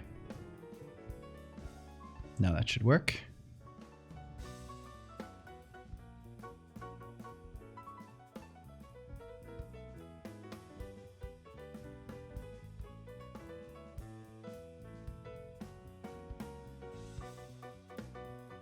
I'm trying to use like different little corners of the same texture, so it's not the same one over and over. Okay, this one's gonna need some warping though. Some more. It's already warped. Whoa. Think I broke it? Yep.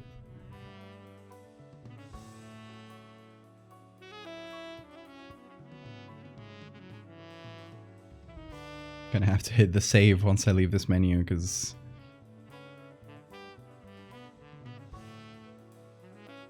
I'm afraid Photoshop might not be able to take this texture very well. Rocky Froggy, thank you for the follow.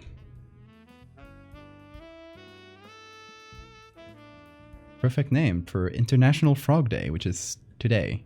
Depending on your time zone, it is the 20th. So if it is still the 20th for you, make sure to celebrate International Frog Day before it's too late.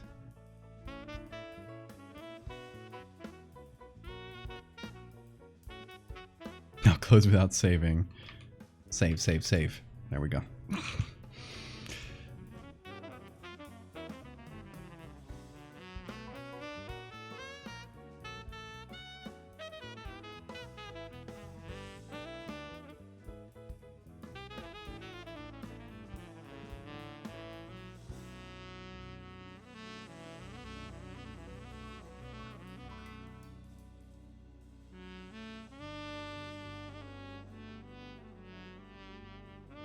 It was Sora's Day, yeah.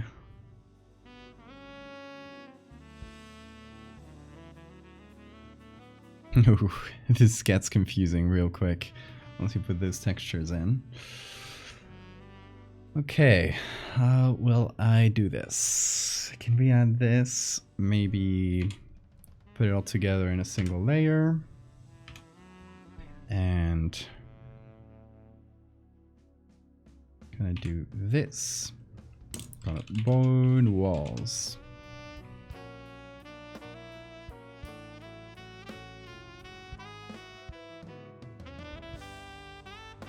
I can mix these together a little bit. Maybe in a blurred version of it.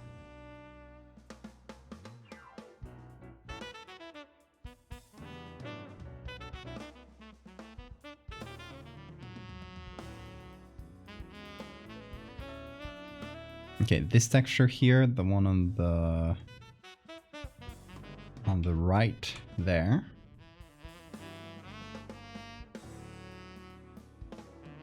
is way too big compared to the others. So I'm gonna have to use another corner of the texture.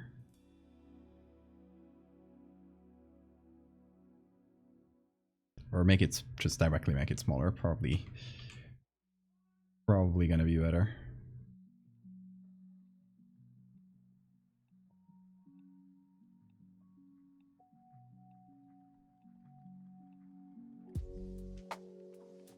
Do you need more textures? Well, let's see what you got. But yeah, I think I got that one downloaded actually. Unfortunately, due to new zoning laws, the Bone Zone will have to scale back expansion. That's so sad. Please remember to never handle frogs with bare hands. Protect their habitats, fight climate crisis, and remember that frogs are awesome creatures. Hell yeah.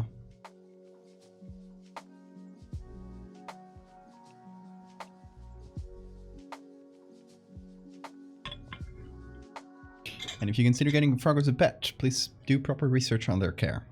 Exactly. That goes for any animal.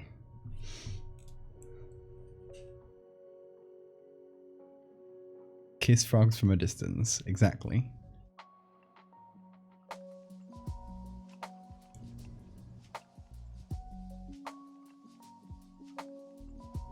Okay, so I'm gonna delete this group, which had a bunch of stuff I didn't use.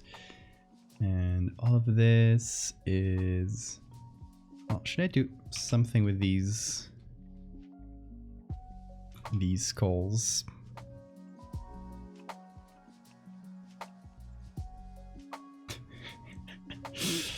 This little guy is so silly.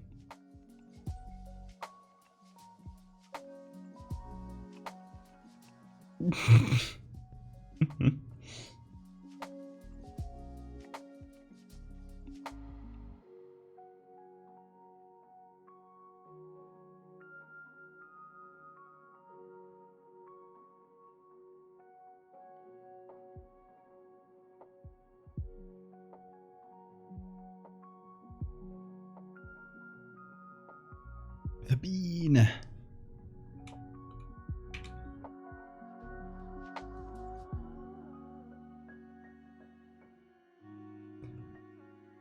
Okay, I'm gonna take all of these.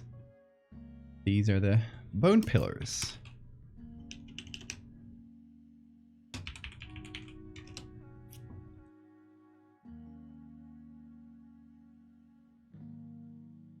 Which are gonna be, you know, a bit better lit than the walls on account of being, you know, raised up from the wall. They're catching a bit more of the lights.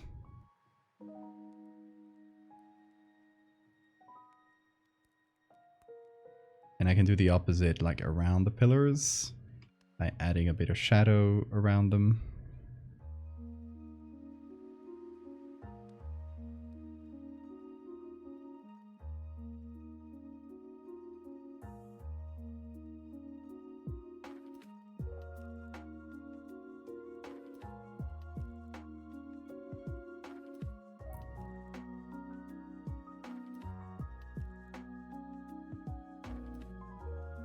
Okay, and now let me see what I do with this.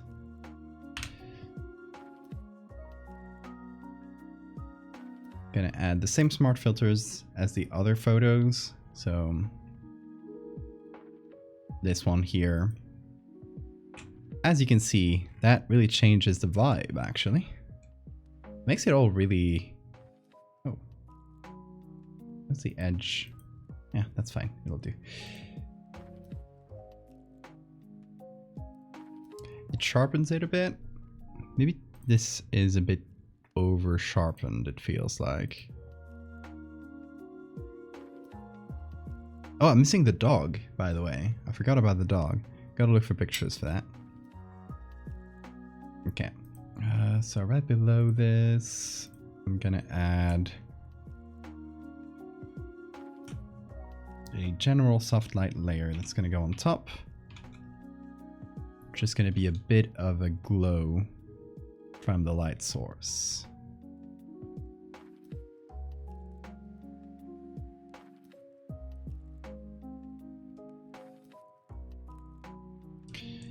And then doggy. Let's see.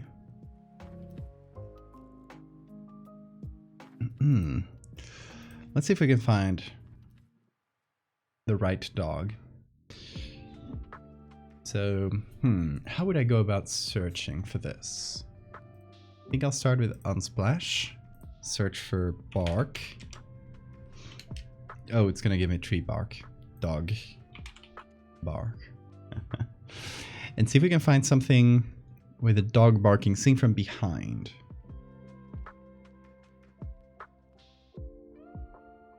Which might be really hard. Hey, Thistle.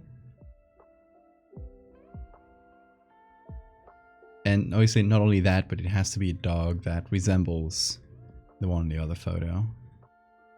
So floppy ears and fluffy. Doing great, how about you?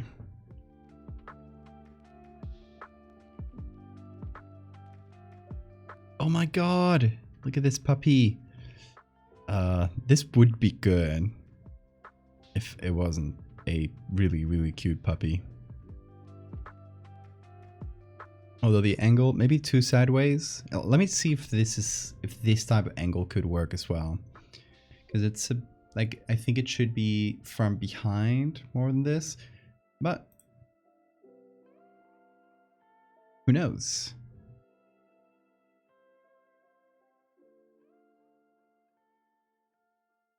Okay, let me put this here on top. There we go. Give this select subjects. Drink a lot of water. Remember to hydrate, everybody.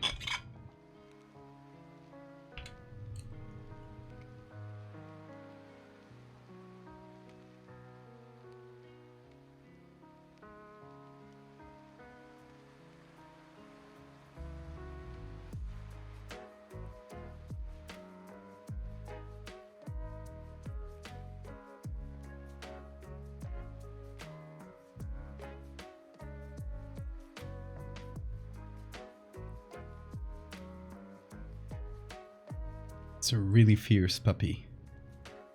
I'm gonna have to change the lighting quite a bit.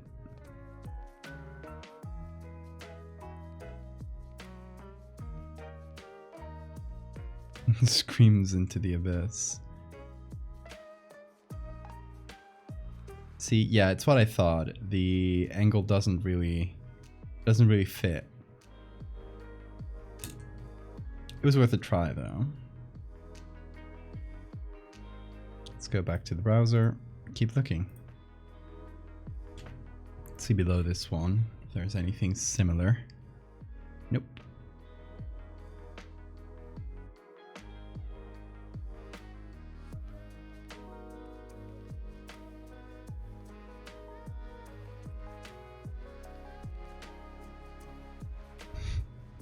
Well, this is a dog from behind. Close enough, right?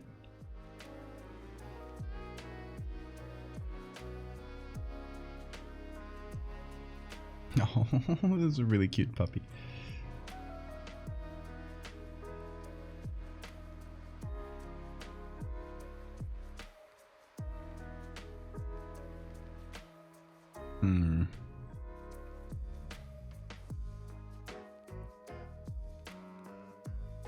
Getting a lot of yawns there as well. That doesn't work either.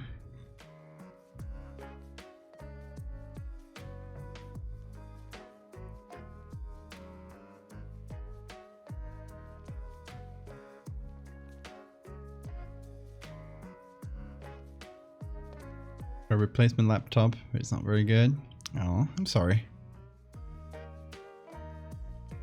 I think I found a dog from behind, but the fur isn't that fluffy. For Bexels? Let's see.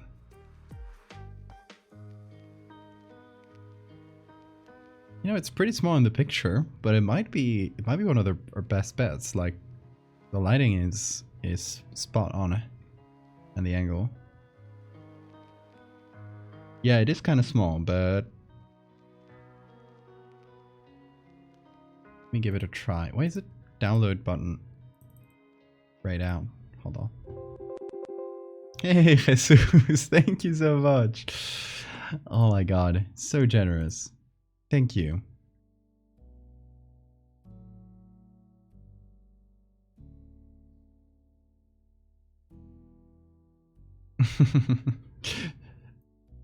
The best entrance, as usual. How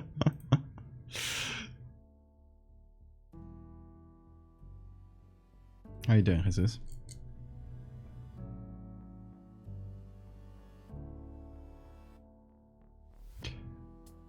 Honestly, at this level of detail, this might even work, you know, this... Despite being a different breed and stuff. Oh, there's a pretty bad selection.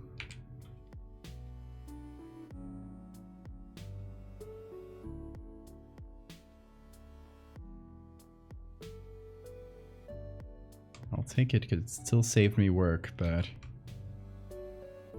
I'm wondering if this new since I just got the update for like the last Photoshop update a few days ago, I'm wondering if they changed this tool once again, because they keep messing with it. And it seems to be worse, but I don't know. Maybe my sample size is still very small. Jesus' catchphrase is gifting subs.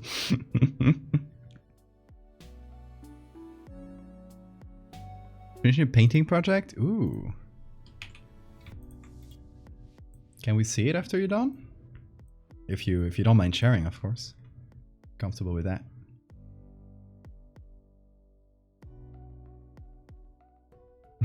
Look at the pixels. I think that's just the selection being a little bit off.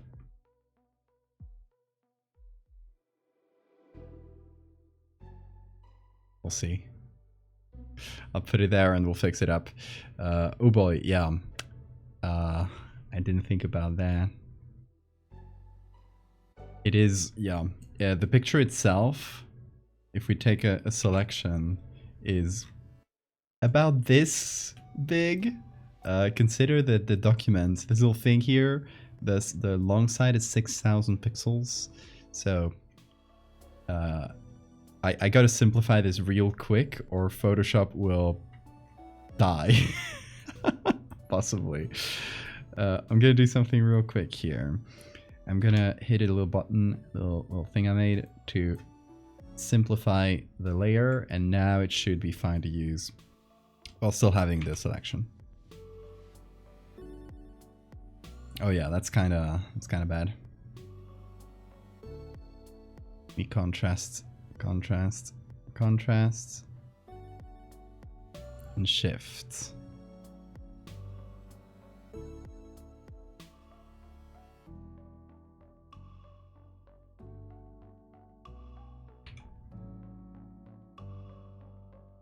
And yeah, and save.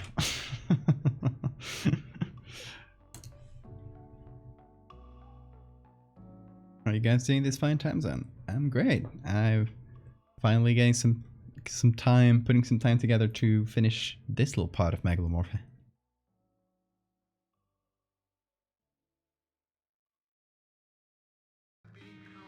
Only if it comes out good. That's fair. Feel free to share it in the Discord or wherever you want when you're done.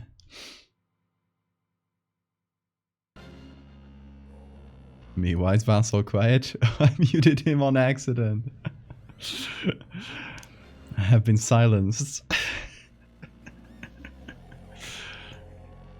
something's wrong. You put dog on the Wikimedia Commons and you get a 60-meter hot dog and a picture of a ferret. Thank you, Wikimedia. So cool.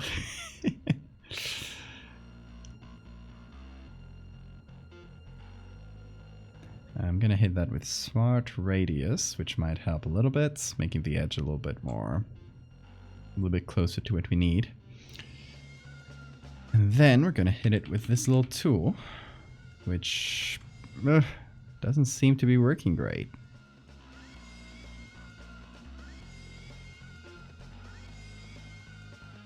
Just wanted the whiskers to come through, and maybe soften some of the edges here.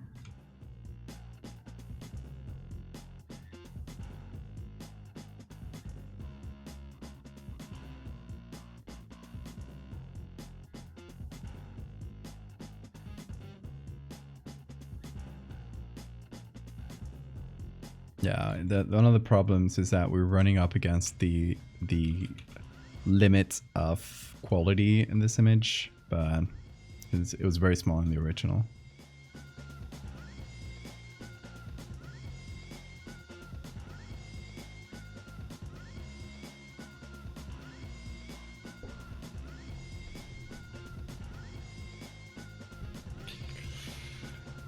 Honestly, this dog is pretty close to being what we need.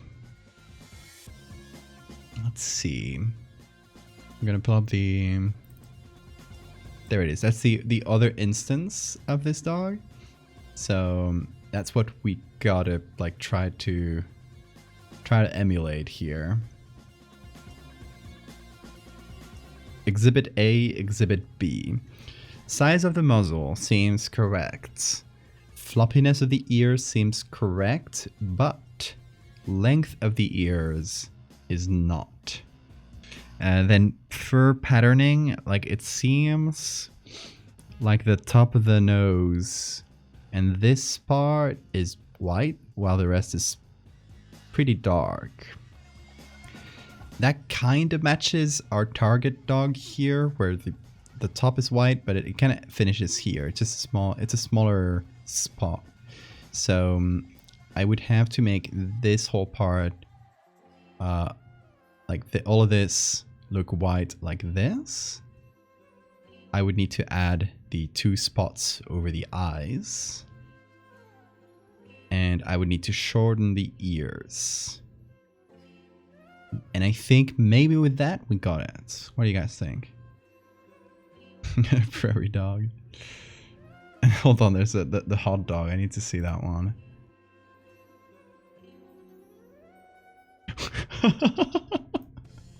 Why? There's people gawking at it. It's a strange picture.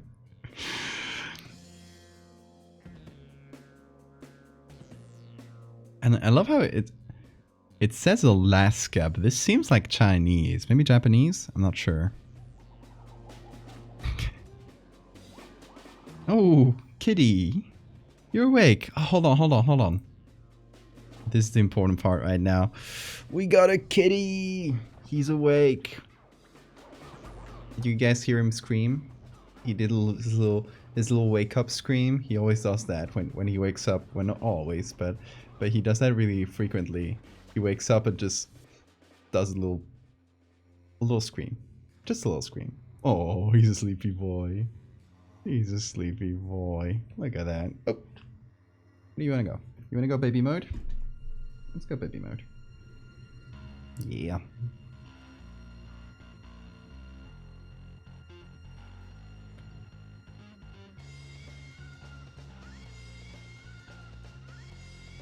Oh, 1,000 kisses for the best of boys. You looking for a Rottweiler? I don't know if the one we used for the other picture was a Rottweiler.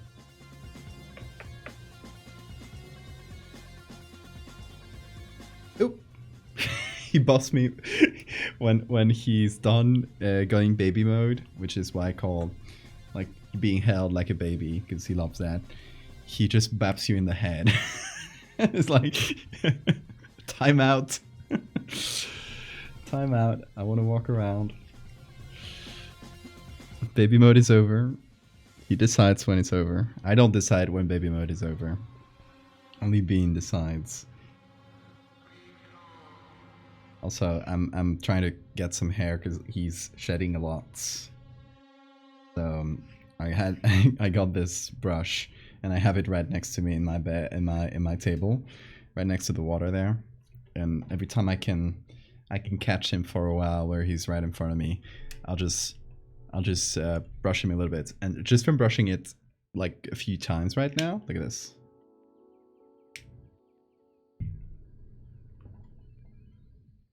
Like just from a few brushes. So he's a very hairy lad.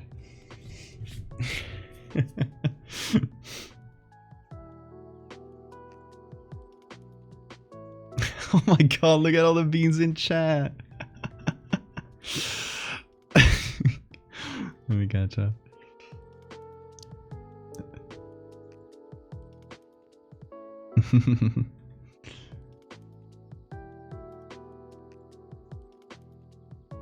It says Akasaka, not Alaska. Oh my god. Okay, that makes sense. My brain.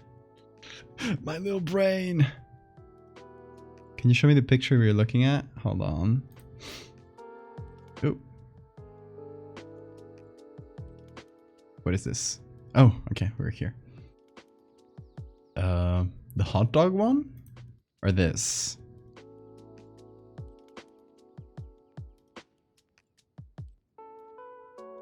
Oh my god, Pexels is kind of buggy. doggo one? Oh, okay, okay, our reference picture. Dude, it's...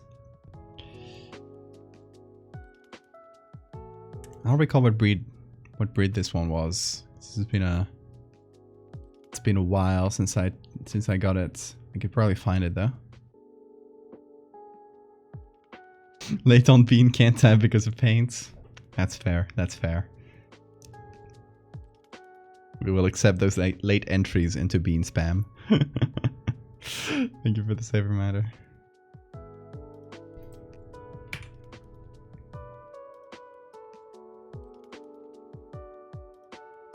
I think I'm also gonna try and make the dog a bit like stockier. So hopefully it matches the shape of the face slightly better. Okay, so that's thing number one. Okay, actually, I actually got something in the selection that should not be there. There's a part of the color that I should remove because the dog has no color. He's a free dog.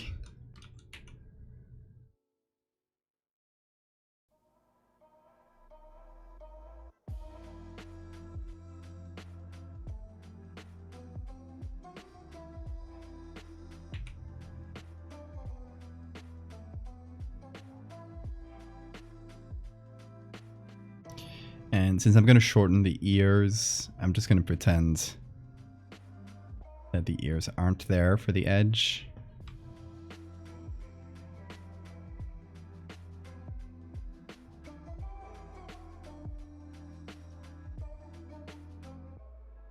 I'm going to make a copy of this. And we don't actually need that, the edge, right? Well, it's fine.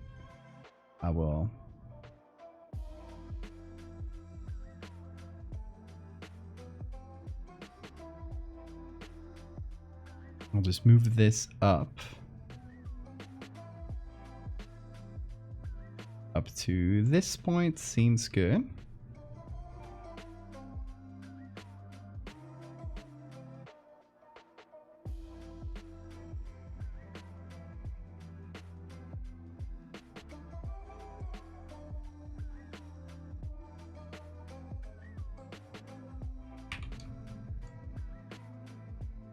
Okay, and then down here,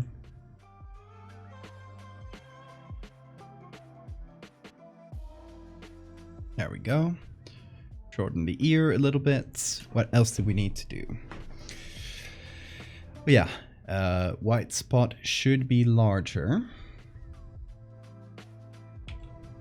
Because it doesn't matter much on the back, because we're not seeing the back of the other dog. We don't know the pattern it has on the back, so... Yeah, there's a spot there, but it doesn't really matter as much to us. I could soften it a little bit so it feels more like a lighting patch than just a different color of fur. That's about it. We don't need that much more. And then there's this patch, which is the one we should focus on.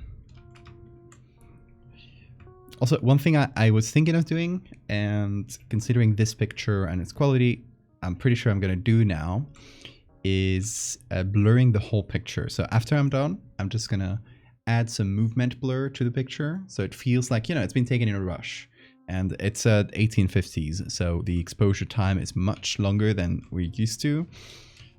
So it's definitely capturing more of a moving scene than a single moment. Especially in the dark, where the exposure would need to be longer. Yeah, I would probably need to blur things quite a bit, right? Gonna have to blur the fly too, I think, to make that make more sense.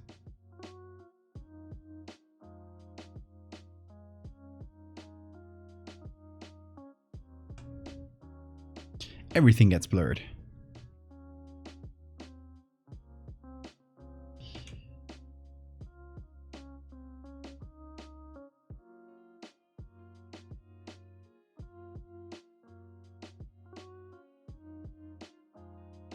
Okay.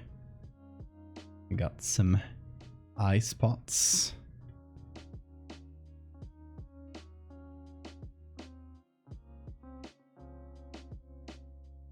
Thank you, Don. Enjoy your snack. Okay. How are we doing there? Gonna brighten the lower part of the jaw a little bit more. Again, because it's supposed to have brighter fur on that spot, so. Is it? Why is it right click? It's not working? Oh. There it is. For some reason the pen's right click wasn't working for a second. I got scared.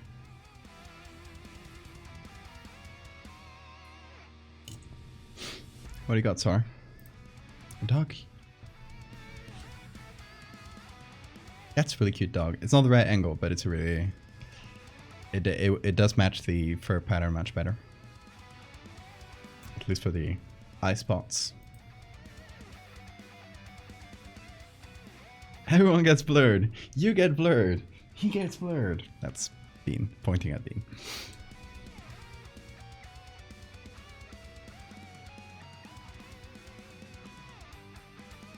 Okay, I'm gonna trick the light a little bit here. I'm gonna add some... What's that mean? Gonna add some shadow behind the dog so that it contrasts a bit better.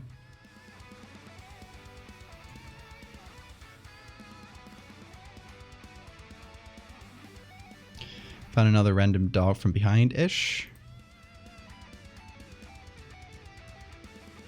For some reason, all the dogs I found had some Halloween costume. That's actually quite close. You know what? This dog feels like it's like the angle is better overall, but it doesn't feel as much like it's barking. It's just like panting. While this one in the background, that feels more like barking. Although maybe not the tongue. What do you guys think about the tongue? Should I remove it? Should I pull it back here for this dog?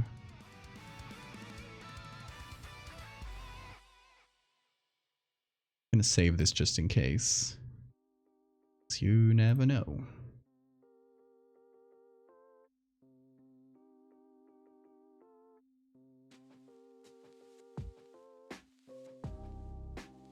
Doesn't work by mirroring the picture. No, because it's not the mirror. It's the seeing it from behind or from the front. So that has to be in the original picture.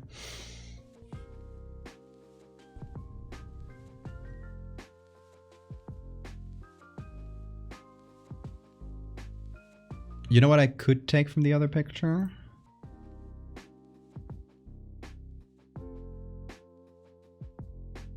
I could take the teeth, since those are a bit more visible in it than that one.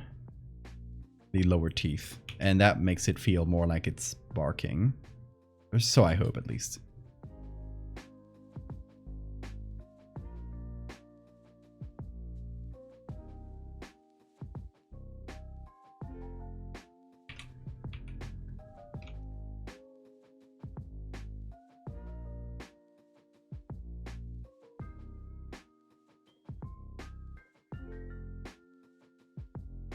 A little bit lower. That's pretty much the position.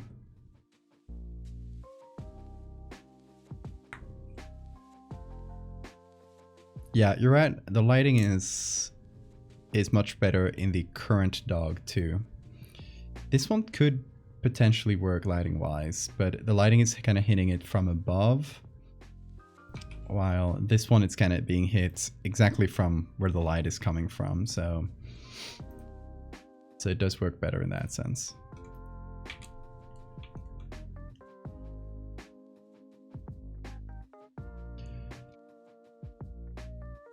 Okay, so let's see. Now I can take the whole dog. I'm gonna group that up, call it dog, and turn that into a smart object. Then I'm then gonna apply a Let's see. I think it's in blur gallery, path blur.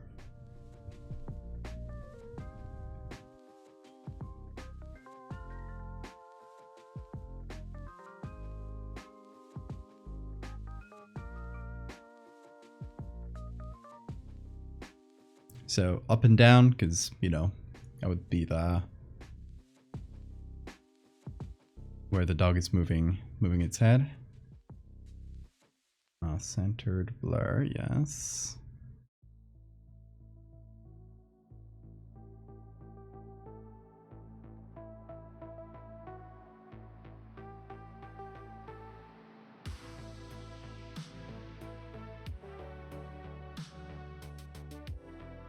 Dogs usually have their tongues pulled back for barking. Yeah, you're right. Gonna mask that out, I think.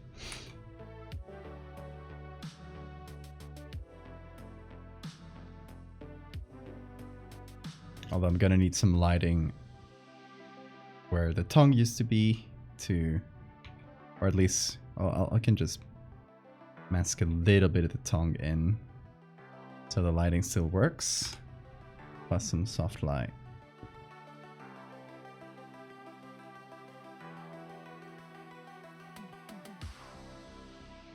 Anyway, a little bit of blurring like this. I'm gonna remove it from some areas like the body and the back of the head, since that wouldn't be in as much movement. Then we got the, where's up with the right click? There we go. Flying, which is a fly that is flying.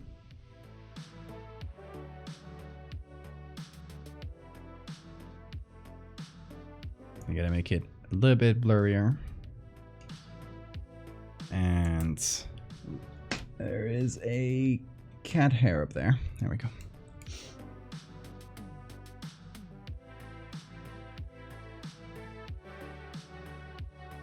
And then, if we put all of it together, let's see.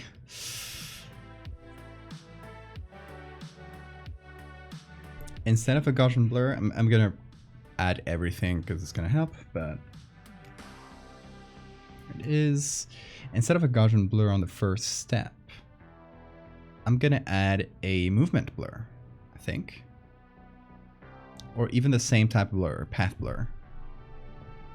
Because that way I can, instead of, no, stop. How do I remove, leave? Oh, there we go, I just had to double click. Freaked out there. Okay, path blur, for real. Why is the arrow hidden? There it is. Just had to click it to make it appear. Thing about blurs is that a real blur from a camera, if you move it around, it's not gonna look like perfectly linear, which is what you do when you do just a movement blur. So the path blur allows you to essentially kind of draw the kind of the direction of the camera, and it looks a bit more realistic compared to real blurs. And obviously I don't want that much.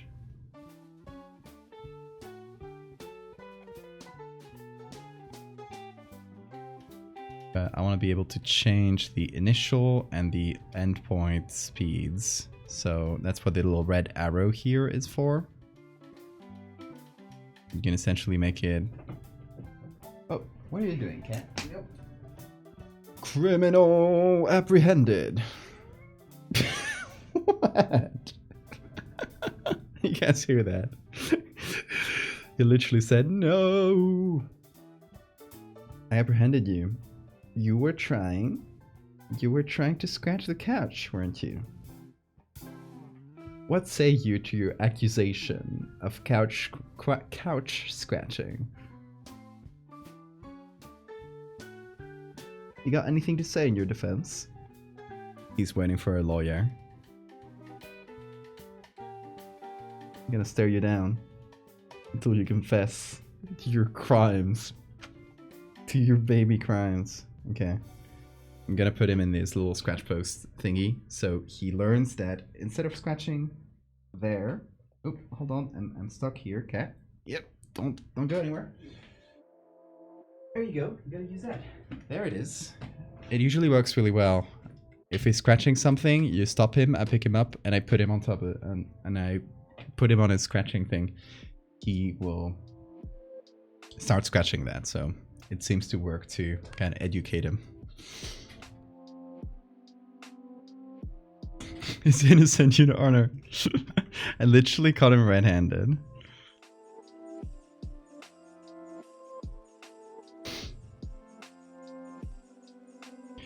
Lily asks, is it because humans have shaky ass hands? Oh yeah, we do.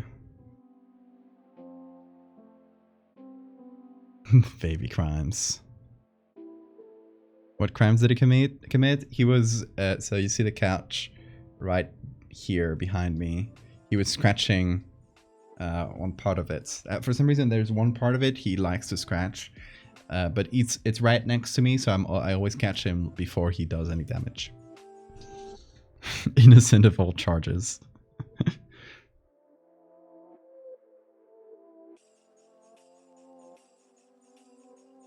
So if you make kind of a path with the blur, it helps.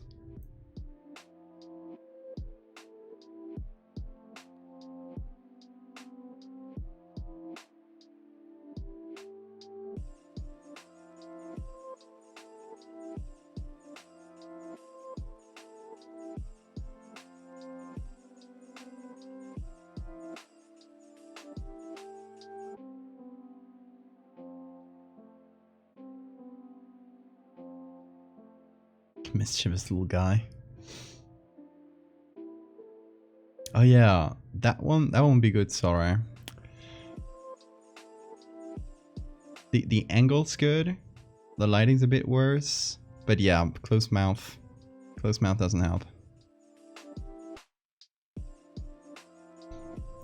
It's a little less fluffy too.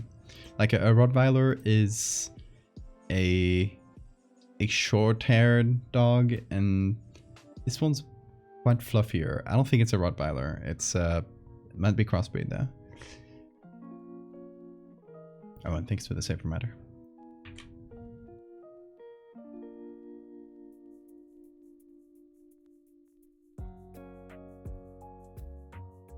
Okay, so I'm gonna put that blur right below everything, so below all the other things, and it's gonna take a while to render because there's a lot of like filters one on top of each other.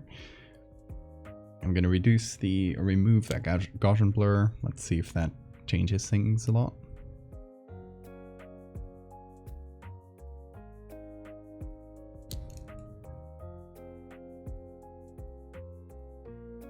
It really doesn't.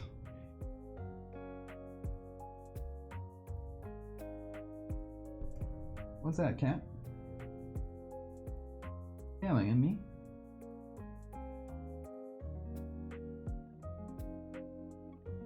Can you find some fluffy ones? Okay, okay. So it might just be a fluffy specimen.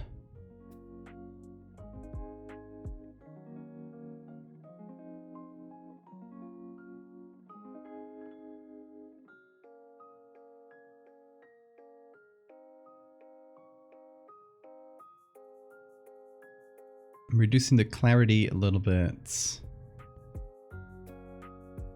because that makes the bright parts look kind of shiny, and like logically, if we are in a really dark tower and there's only one source of light and it's like the blue sky, like that would be pure white and really shiny, and the rest, like if we wanted to expose the whole thing, because otherwise if you wanted to get the sky, all of it would, like the rest of it would be super dark. So that's why I went with pure white on the corner of the tower, on the edge of the tower. But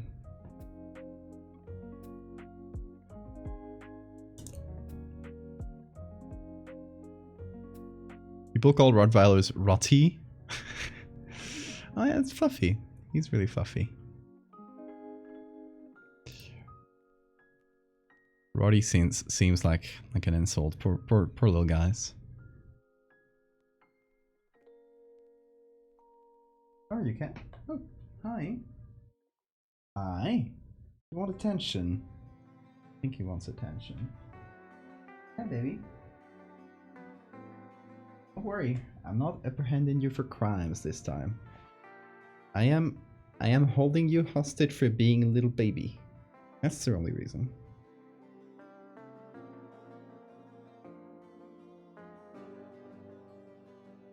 I'm giving you the cuddles you're asking for. So no complaining. No complaining. Felon. No, he's not a criminal this time. He's already moved on from his life of crime. He's a better person. Aren't you? Yeah, you are. You're a little guy. You're a little guy, yeah. Giving him the chin scratches. That's the best move.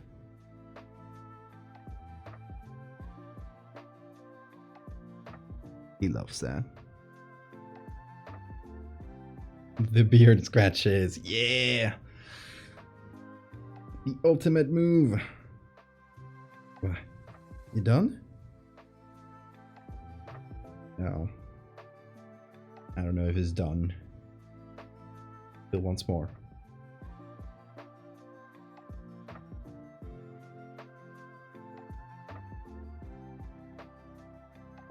He's such a baby.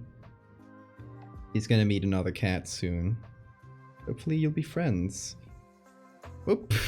That means he's done. Hopefully you'll be friends. He's gonna... as you guys know, if you've seen the last few streams, we're gonna go on the 24th, from the 24th to the 2nd, so a week and 3 days. We're gonna be going to Asturias, to my homeland, northern Spain, and both my partner and I are gonna be going. And since we're living for quite a few days, we're gonna be taking the cat with us. And since over there at my parents, I got 2 huge dogs that don't really like cats, I'm not gonna bring them to my home. So my partner is gonna bring it to hers. Bring Bean with her, and she's got a cat there. She's got a cat and a dog. The dog is really, it's an old dog that's lived with a cat all his life, so it's gonna pose no problem. Hey, no crime. No crime. And yeah, she has a cat and a dog there, so hopefully he'll make a friend and he'll be comfortable there. I assume he'll be scared the first couple of days because he's a really scaredy cat, but hopefully that won't last too long. What are you doing? Don't you cry at me. He's trying to get the stuff on the shelves. Let's start with that. You have toys. What are toys are for? Oh. Where are your toys? Where are they? Huh. What did you do with your toys? Where's the rat? Where is it? He's trying to get the stuff on the shelves because I think he has probably hidden his toy or put him in somewhere where it's not accessible anymore. Like he's put it under the couch or something. So now he can't get it. I can see. I can see. Did I find your toy? Don't you slow blink at me. I'm gonna find this toy. Hold on. I think it's right behind here. Yep. There it is. Aha! Found it for you. There we go. Found it something to play with.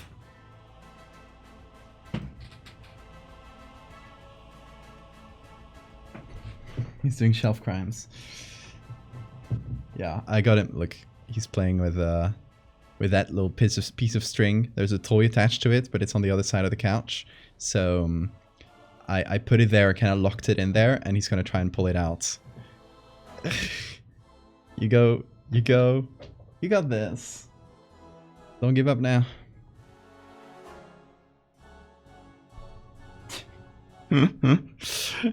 Anyway, where were we? Oh, I forgot I was on camera mode. So we got some color grading here that's making things a bunch more orange. I think the midtones here are really, yeah, I gotta make the midtones more orange.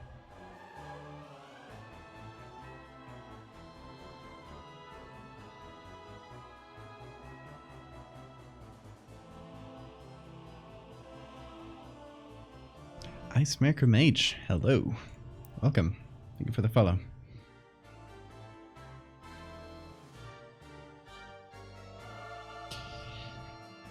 Okay, I'm pretty happy with this. The blur works well. Kind of makes things a little bit wobblier, but it's not a huge problem. If we look behind those bones that we added as textures, they're blurry enough that they don't really, it doesn't really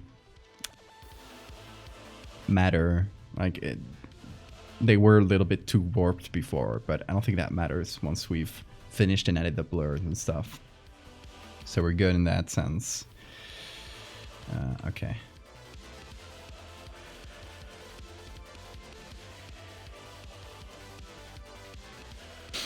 My friend recommended you. Hey, who's your friend?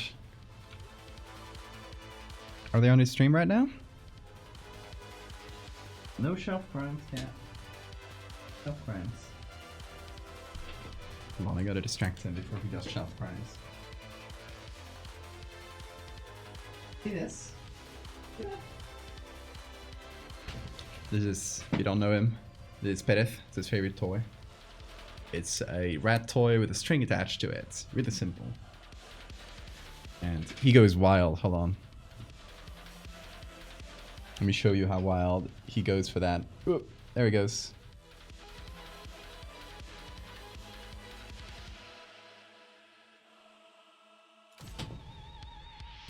Okay, let me see, because I gotta get closer to him. Okay.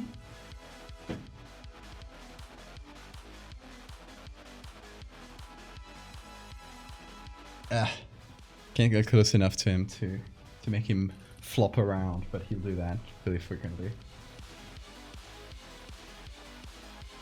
Super long rat tail. Yeah, he loves it. It's really useful because it's like a thing with some weights that you can throw, and then it has a string behind it. And he'll always chase the string. He doesn't tend to chase the rat that much. He'll always go for the string. So you can essentially use it as a kind of a weighted string that you can throw around. They're in the stream right now, yes. Hey, who's the Icemaker Mage's friend? Hello. Well, thank you so much for recommending, for the word of mouth recommendation. We were just talking about that, how like word of mouth is, it's like kind of a bit of a lost art in the days of digital media, of digital social media, where I don't know, I think it's still very, very valuable to just tell your friends about stuff you love directly.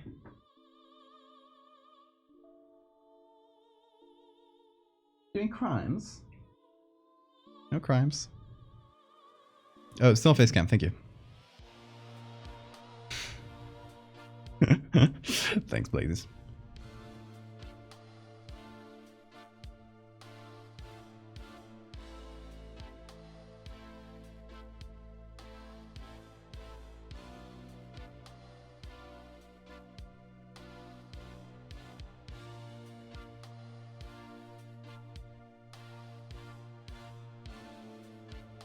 And let me see.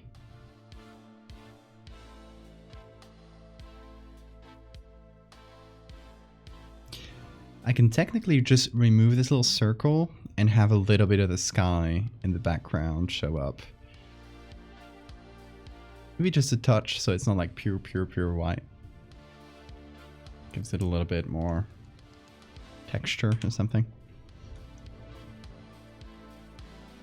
Oh, now he's lying right behind me, so I gotta be really careful if I move my chair, because it has wheels.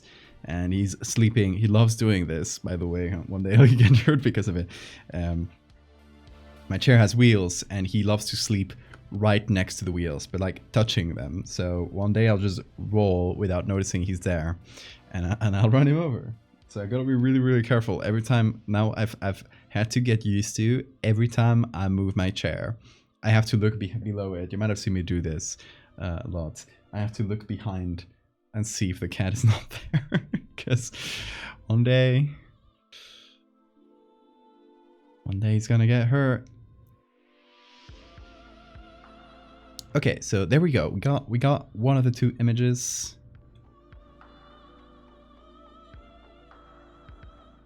Now I'm gonna hide it, and we're gonna go to image number 2.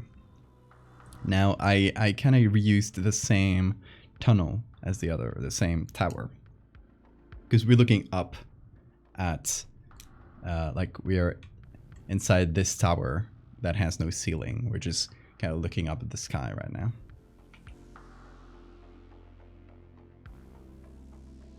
Bean is in the danger zone. Yeah, he is.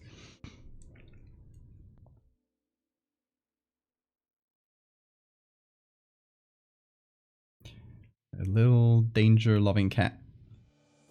Okay, so what I want to do is get the background, all the images with the bone pillars and everything, the bone walls, all of it. Just gonna get a copy of that. I'm gonna put it right here.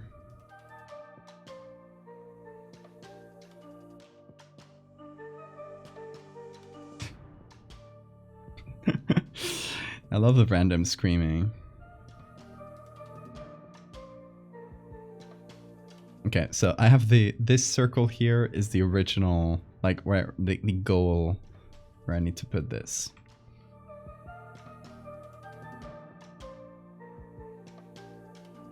So I'm just gonna move it until it fits, and then I'll have to adapt all the stuff hold on, bone walls here. All the stuff that doesn't fit, all the lighting, etc. I'll readapt it, but I want it to be basically like one moment after the other. So they're meant to be like happening one after the other pretty at a pretty fast pace. So it's essentially the same walls. Oh my god, this is a large box. Oh yeah, it's a pretty large document. Because we got both of the edits are in the same document. So, what's up, Screamer? Oh, he wants to go pee. Hold on, I'm gonna open the door for him. Is he?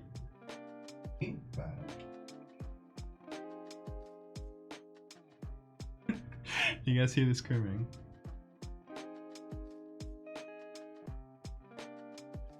I think the cat believes he's speaking human, so I can perfectly understand what he means. I forgot I had this. Oh my god, I'm so full of cat hair. But that's part of the job.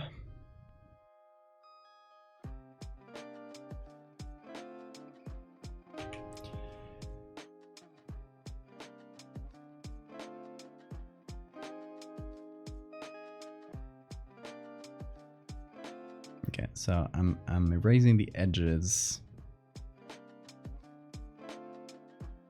of all these lighting layers. And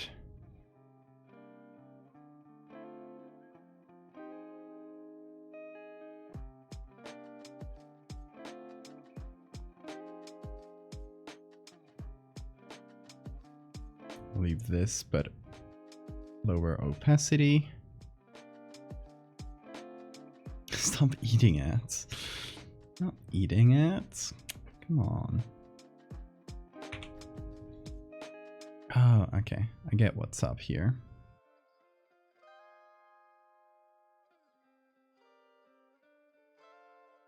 It was that layer all along, but there's still, see that I don't know if the stream picks it up really well. It might seem like I'm obsessing over nothing, but you see this edge, you see that straight edge?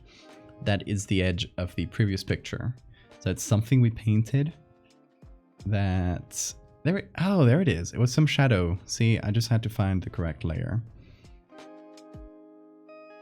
I knew it had to be something like a random layer like that. That happened to have a straight edge, and I just wasn't finding it. And there's another one still. Oh, the mystery. Bone walls? Might be... Yeah, there it is.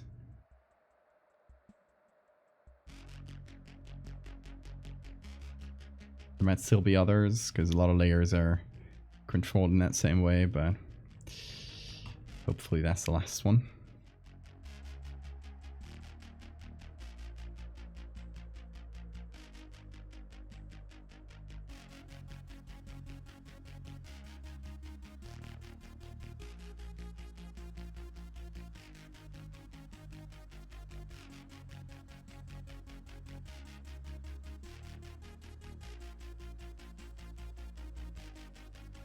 Oh, this layer kind of finishes here.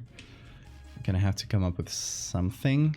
Maybe just a copy of the layer below that I shift a little bit. That should probably do the trick. But I might have to... Yeah, just cover it with a lot of shadow. It's fine. The age-old game of what fucking layer are you on? Yes.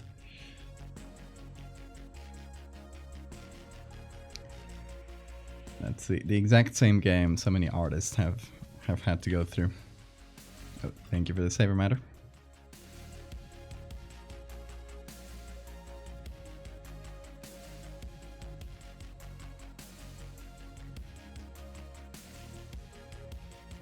Okay, the bone, not pillar, this thing.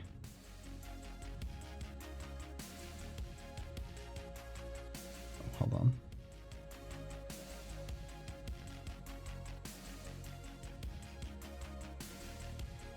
There.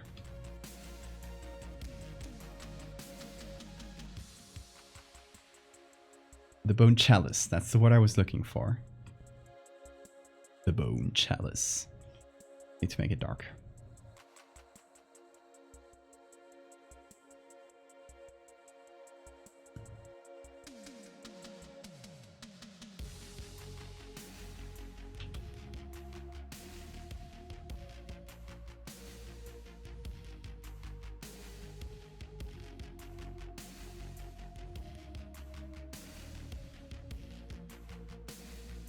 This weird overlap there.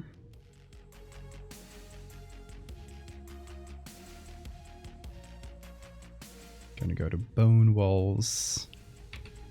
I'm gonna make sure it doesn't go into the shiny part, because that wouldn't make a lot of sense, would it?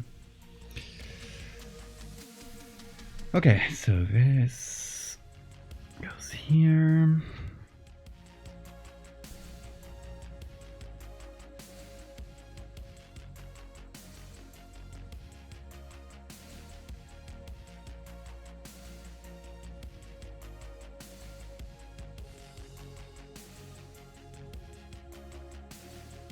Okay, gonna remove the bone walls.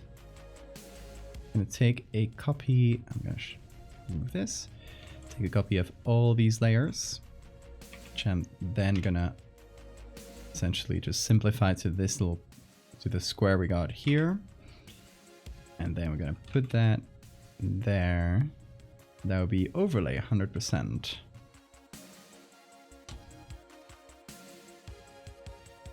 That's going to be better than this, because this only goes towards the old edge, and this goes all the way towards the new edge. Still needs a blur though, so there we go. Traditional artists laughing while crying when they make a mistake, so they had to start all over. Oh yeah. We all got our pains. Our specific brand of pain.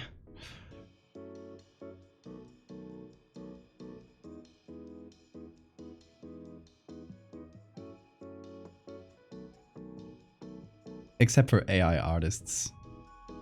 They know no pain, because they do no art.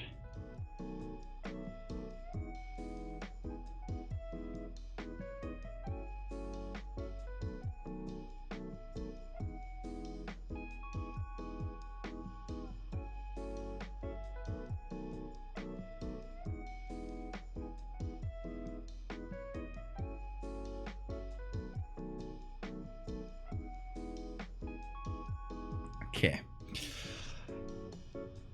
I think this more or less will work as our new background. So I'm just gonna take it, group that up, call it background, BG. Will do. Oh, spitting. Whoa.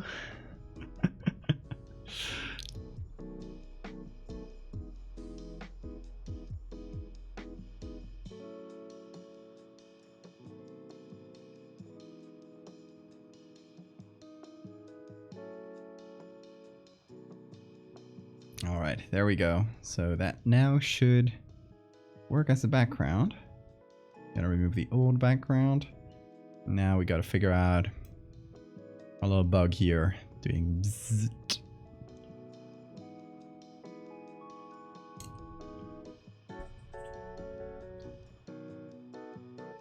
Tried using liquid graphite the other day. It did not go well. Oh no. Hey, you gotta experiment. I don't have my old drawing. How do you call it? Not a book. The sketchbooks I had back from like 2013 or 2012, 2013, those years, when I was trying to learn how to draw. And I tried using ink, very like liquid ink, and painted a whole, I think it was a typewriter, that's what it was. It had a lot of small detail. I spent a bunch of time doing it, and I finished, and a lot of the ink I didn't realize was still liquid.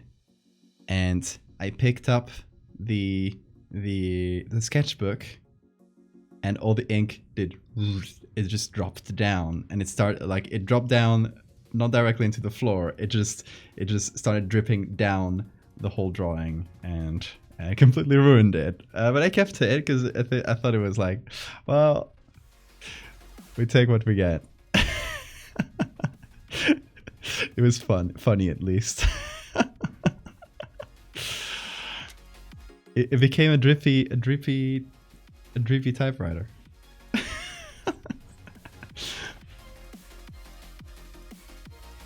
It added a story to it. So, you know, at the end of the day, can't complain.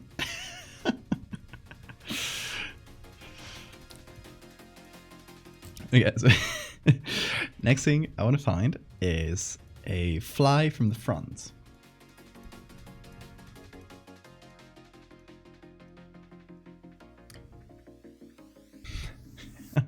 Hold on.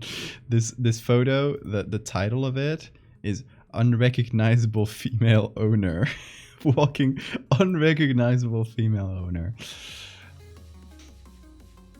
A Dali typewriter, exactly. Okay.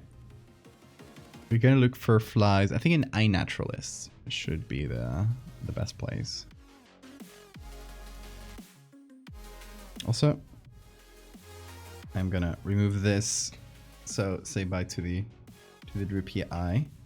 I'm gonna take this sweatshirt away.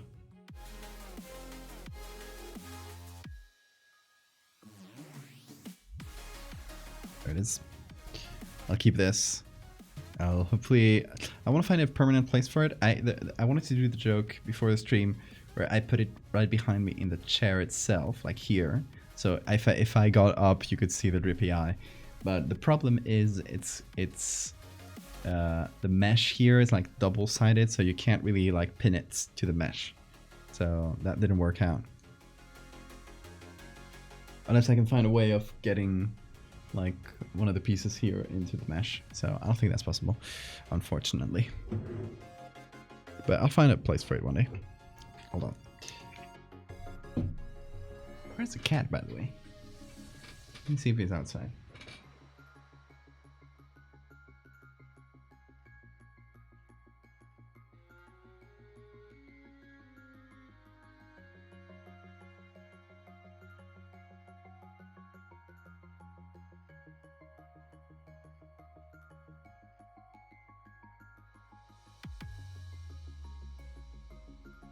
He's coming.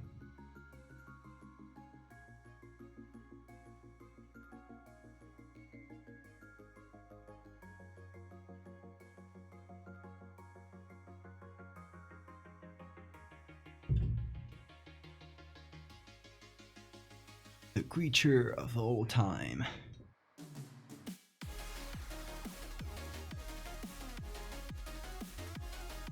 Oh, look at my hair. Don't look at my hair, actually. Look at the cat. Look at this thing. He was just hanging out outside. I called him in. So the door we're gonna have to be open, leaking all the noise through the house. Come on, Bean. He's looking at the screen because there's like moving things. You can see it in the corner there. There's like a slideshow. And he's looking at the birds. Look at that. That's a bird. Oh, that's a bird. Oh, that's a bug. That's so cool. Look at him go. What? Oh, hold on. This is the Eyebooger police. I'm gonna get you. You're under arrest for having huge eye boogers. Yeah. Gotta get them. Do not resist. Do not resist arrest. Oh, I'm gonna get all of them. That's 2 eyes. Nope, let me get the other one. Oop. And the other one? Getting a lot of them. I wonder if he's getting an eye infection. Hopefully not.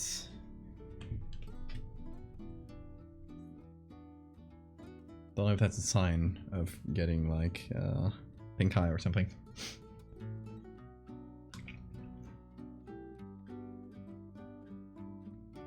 Or if it just has dry eyes for any reason. Alrighty, let's see. Where were we? Oh yeah, we were looking for flies. Also, the cat he's needing. He always needs, or he very often needs right after you you cuddle him. Look at him. Oh my god, he's doing overtime. Bean.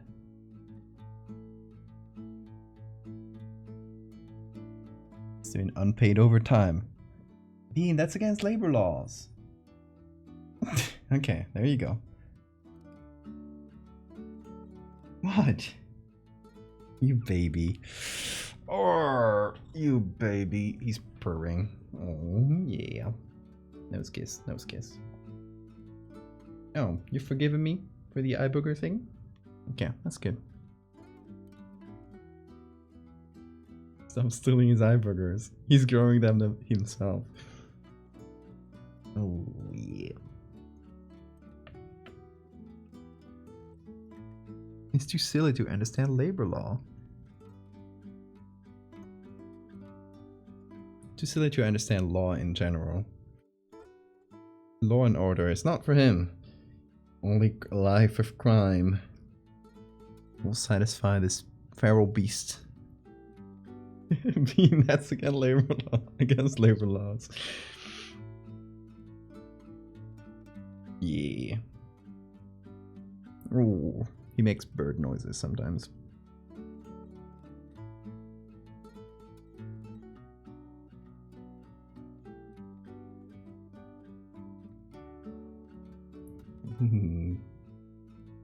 Okay, cat experts in the chat. What can it mean when the cat moves his tail? Because all I've been told is that it means he's annoyed at you and you should like give him some space. But he does it constantly, and he does it while he's like purring and kissing your nose, and he's like moving his tail like crazy. Or when he's sleeping, he just starts moving his tail randomly. So I don't know.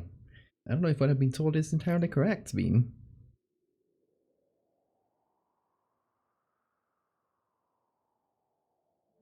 Oh. Comfy there, aren't you? It's like you're not doing art until I tell you to. You're right though. Bean is the one who reminds me that you gotta take frequent breaks. And those breaks can take the form of petting a cat and giving lots of love and kisses. Isn't it? Yeah. Oh, slow blinks. Yeah. Oh. He just did his slow blink, and now he said, it's over. I've had enough.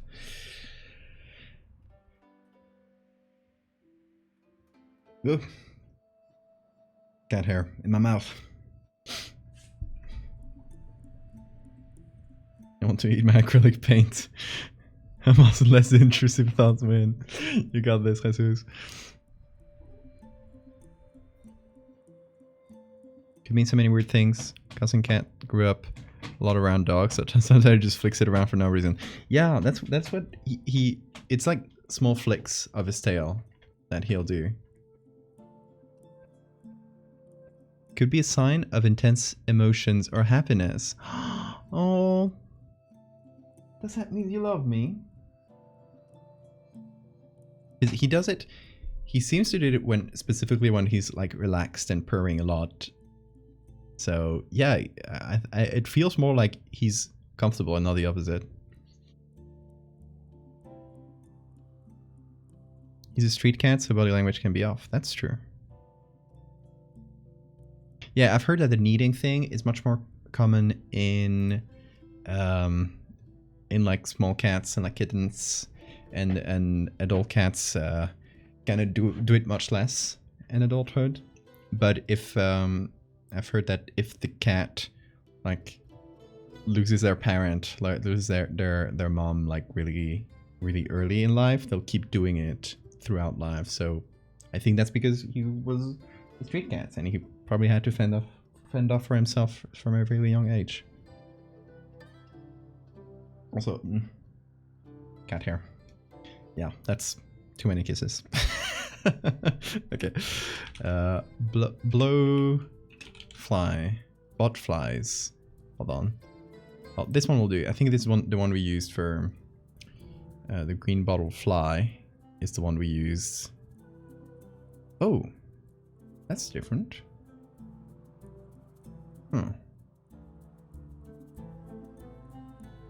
Did it change their UI? Let me see. How can I access the... Okay, there it is. I can still access the old UI. Tail movements are nebulous meaning. If it's cranky, tail is usually more thumping it down on the surface. Okay, gotcha. But he does the thumping while he sleeps, so it's a hard one to interpret for him.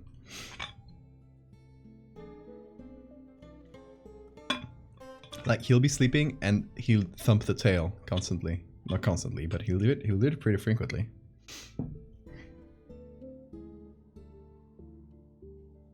My cat loves it when I blink, looking at his eyes, since that's a way of saying I love you. Yeah.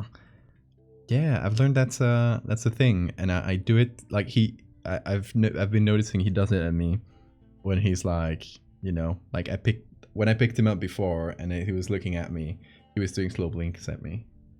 That's really cute. Okay, let's see. Just for a reference, in case you didn't see it before, this is what our fly looks like. It's one of these shiny flies, green bottle flies, that I modified to have like a big hump here. Obviously the hump is made out of skeletons, so I didn't like, that's not fly parts. And the face is much smaller comparatively to the body, because it felt like if I used the regular face proportions with their big like helmet eyes, it felt like way too big at that large size. Could be annoyed at something in his dream. Could be, for all we know.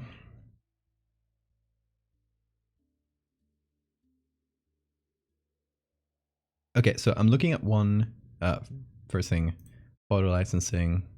Oh, they changed this. That's better. It's CC0. Quality grade. Let's start with research, because I bet there'll be a bunch of pictures of this type of fly. And let's see if we can find one where it is looking at us from the front. So similar to this, but a bit further from above, because we're looking at for something like this.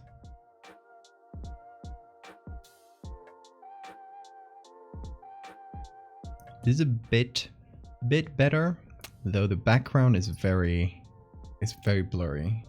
So we might need something with like focus stacking, which makes it a bit hard. Actually, I think I might have used one of these. I have it saved somewhere, but this one looks really similar to the one I use, if it isn't the one I used.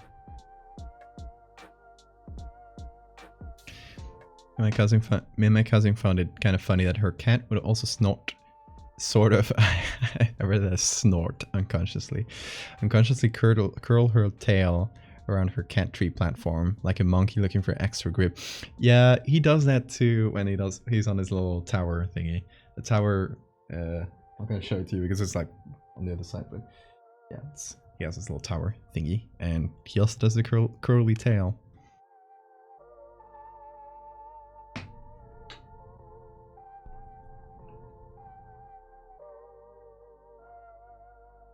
Mini barks when she's dreaming. Yeah, I used to have dogs that were really active during dreams. One dog I had as a kid, he would get so, like, you know when dogs during dreams they start doing like running movements?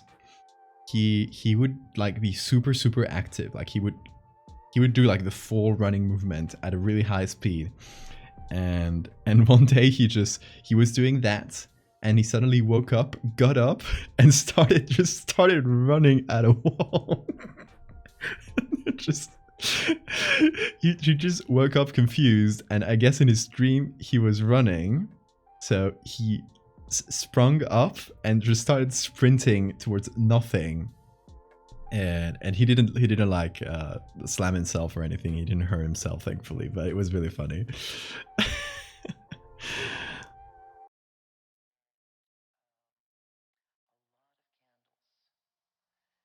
Oh, okay, this is good. We got the focus issue here as well. But from the ones we got, ooh, okay, this one might be even better. He just didn't like that wall exactly.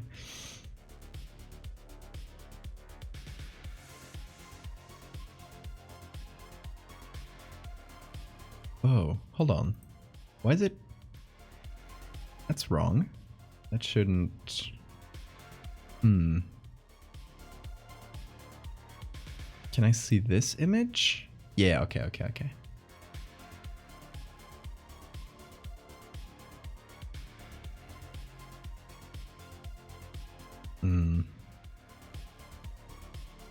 Where's the other one? Oh yeah, there. Here it is.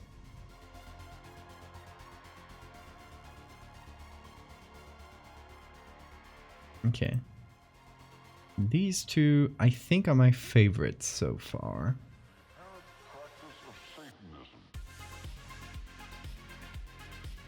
I'm gonna save that. Oh, it all saves as like original.jpg. Very annoying.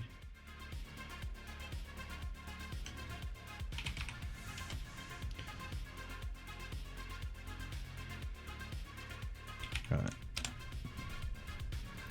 There we go. That's one.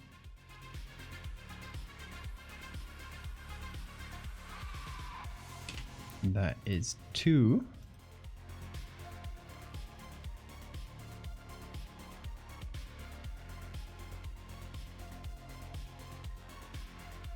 Now let me scroll down a bit, see if there's anything of about the same quality, about the same angle.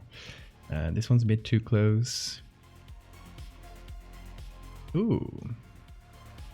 This one's really good.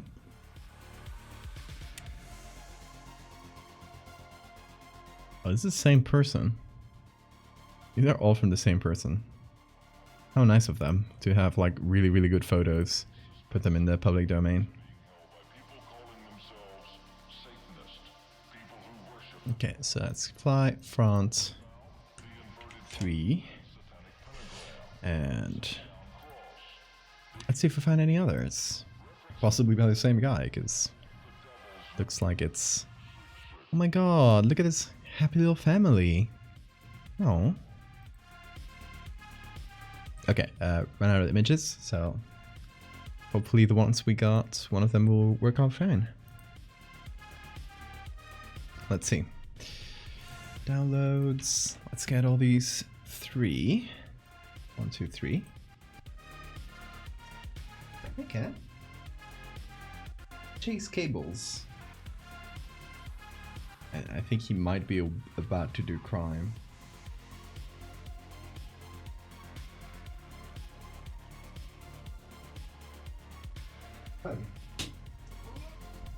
I'll get you. What's up? Or were you about to do crime? Please answer to the mic. Were you about to do crimes? He doesn't reply. He knows he did.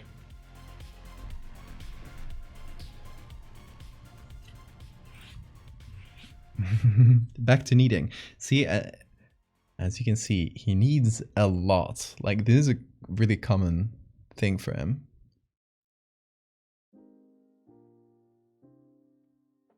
It's also like that little bed is really, really soft, so he loves kneading it. But if he doesn't find the bed, he'll find something else to knead. He's crazy about that. My favorite little baker. Yeah. Those cat thingies. Oh yeah, he got those beans. Always thinking about those beans. Hold on. Show the beans. Can you flex them, please? Yeah, thank you. He loves... I knew he would do it. He always does the flexing thing after kneading. Hold on. The lighting might not be really good for... Give me a flex. Give me a flex? You done doing that? Oh. Yeah, he really flexed them at the perfect moment. Oh, there he goes. Yeah! Give me those flex. Oh. He's resting his hands on mine. Now I can't do anything. Like, now my hands have a really important task.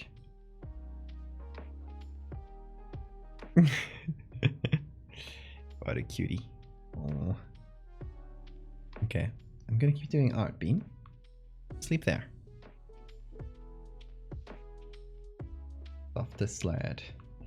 So soft.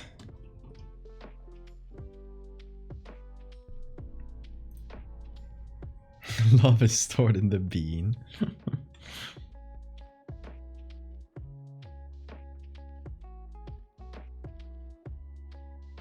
What are you doing? Oh, he's bopping his little toy.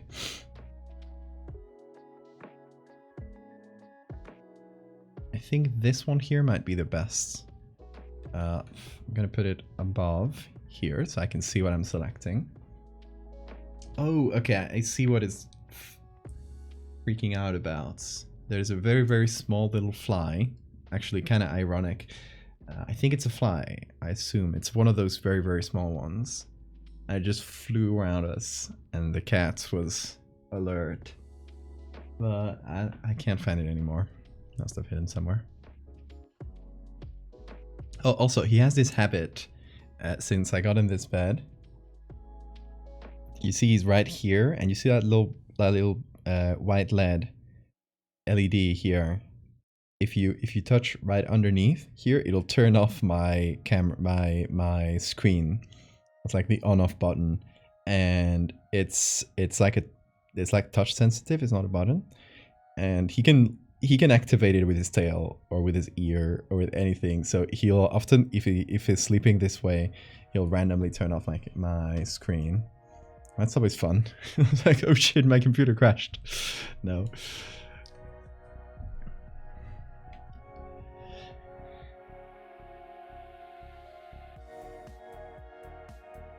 Oh, this leg in the back is very, very blurry. And in general, the back of it is quite blurry, but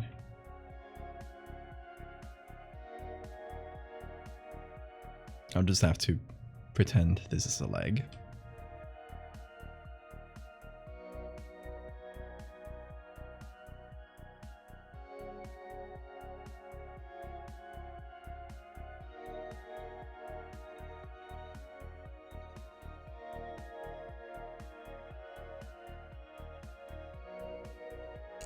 Okay, now I gotta make this fit the size of the tower.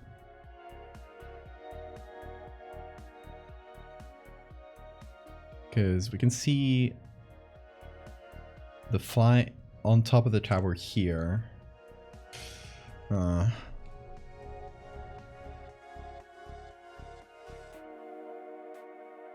do we... Oh, we actually have a much better like size comparison because we never really get to see the tower next to something, so the size of the tower is kind of unclear from the photos. What we do have is the size of the Megalomorpha of Nasu, which is, if you missed the beginning of the stream, that's the name of this fly. Pure Slush, thank you for the follow. Just opened your stream, I got a Photoshop ad. Oh my god, they're targeting. They're doing targeted ads. So we do know the size of the skull next to the Megalomorpha, so that can give us a good like measuring stick, which we can actually use here because it's right next to these skulls. So size of a skull would be comparing it, because we need to make the head smaller. So comparing it to the size, let's see.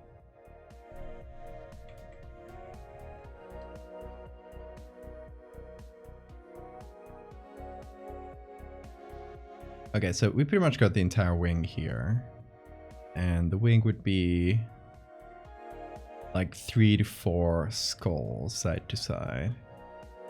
So that seems to be about right. You don't need to be hyper precise about the size, but at least I want it to be around the same.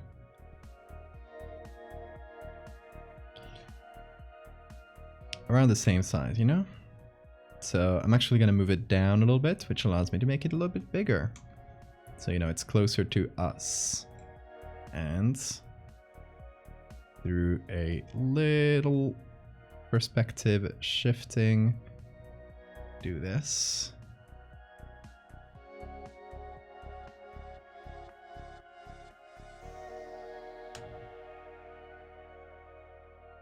Pay so much attention to detail. We gotta be precise for things that nobody will care about. But hey, you know, at the very least, I do it for myself, because I know if I notice one of these mistakes after it's been published and it's everywhere, I'm gonna hate myself for it. So preventing that is important.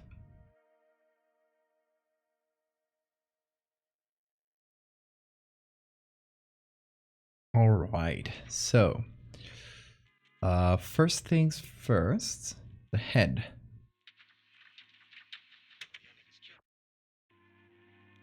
I'm gonna create a copy of the head. It's kind of shitty. Hold on, let me do it better. Let me zoom in. Get this edge well. This one doesn't matter too much because it's going to be a skull covering it, but the edge of the eyes should never be covered.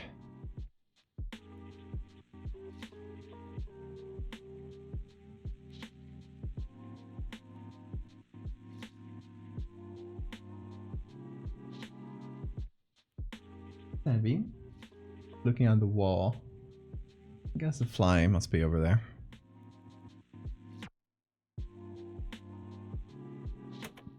40k more layers, more before IRL eyes appear. Ooh, I like the IRL eyes reward. Making permanent changes to the decor is fun. Oh, this part doesn't matter much. There we go.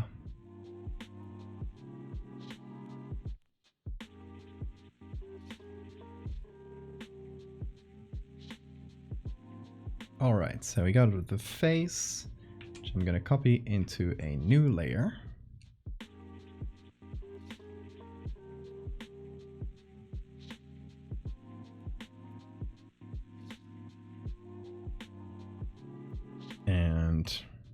this comparison here again, because I wanna make sure that I do it right. I think the original face was somewhere around here. It's gotta be like further down. And about 2/3 of this original size, I want to say.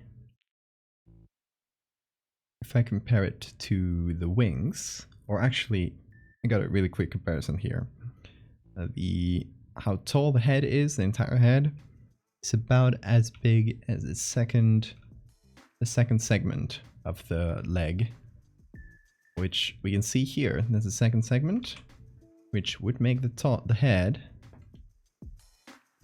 in its entirety about as tall as that. I'm gonna give it a little bit of leeway for this little front part, which will be raised eventually. So like top to bottom of the eyes should be about here.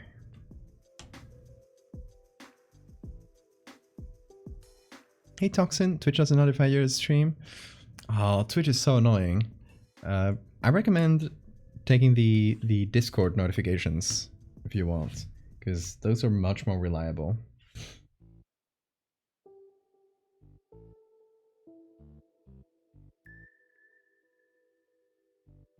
Okay, and here we are. Oh, you guys want to see the sketch for this fly? You want to see the glow up? Because it's a fun one. Hold on. Oh, where is it? It must be somewhere here. Ta-da!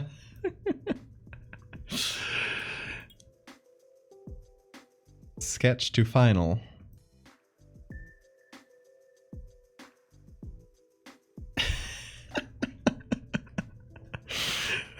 Beautiful, isn't it?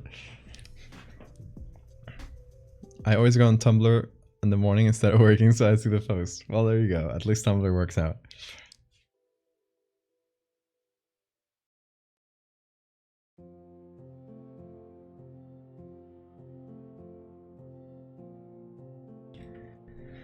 Okay, so here, Nasu is... There we go.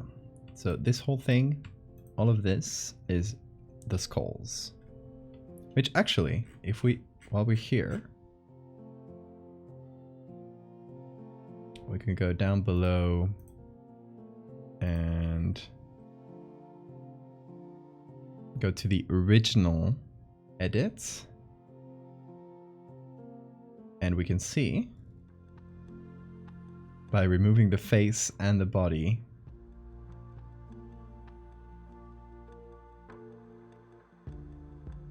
we can see how the original to the new one, the change in proportions. Okay, let's go back, back further. Okay, there we go. And boom.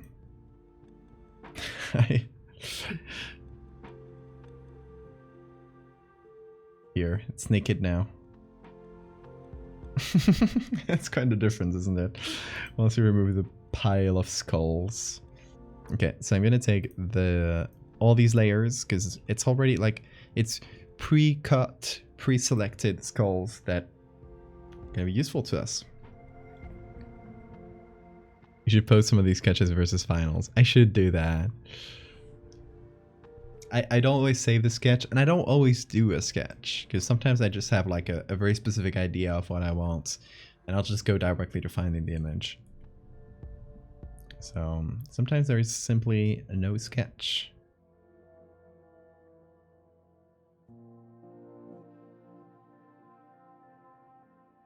I'm gonna leave this here in the corner. I'm gonna make it a bit smaller. Not that should be fine. Hey, bye Blazes. Have a fantastic time zone as well. My sketches also look like that.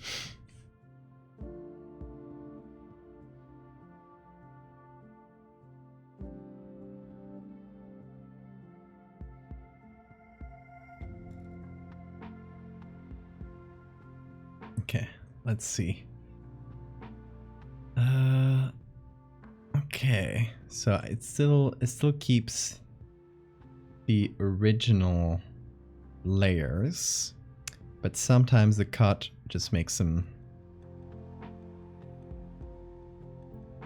like it's already pre-cut to fit around the original fly. So I'm gonna have to change a few of the masks. No, not a terrible problem to have.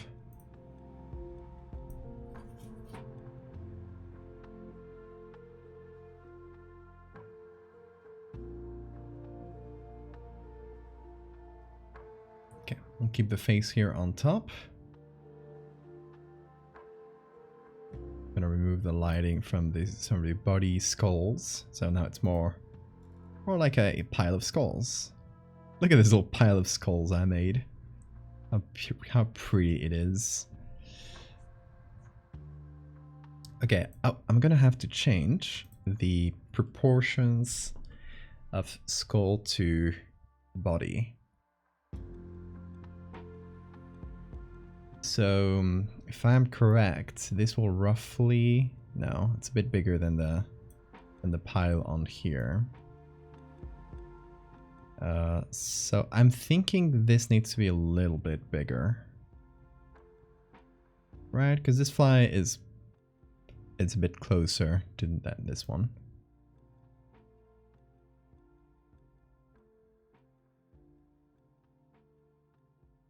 I'm thinking around here. We'll see if that works out. We'll see if the math works. Oh my god, it's so silly!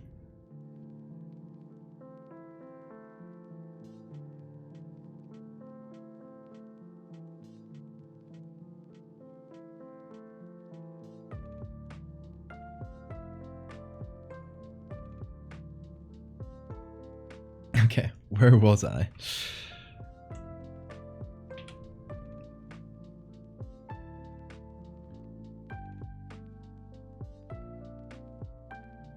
It still makes it sort of... It makes it look like he has a little... Oh my god, clown bean. Look at the clown bean. Here. I don't know if that bothers him, because it's right in front of his nose. I don't know if that... It's bad for his breathing. He doesn't seem too bothered, honestly. He's...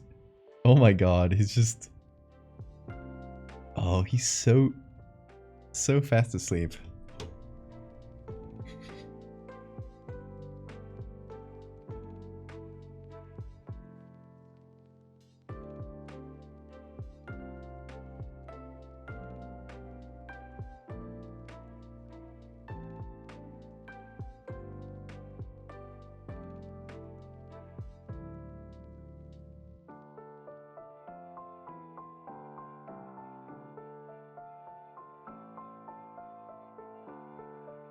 Ooh, what happened to this layer? Just became invisible. Photoshop. Photoshop. You can do this. Come on. I believe in you.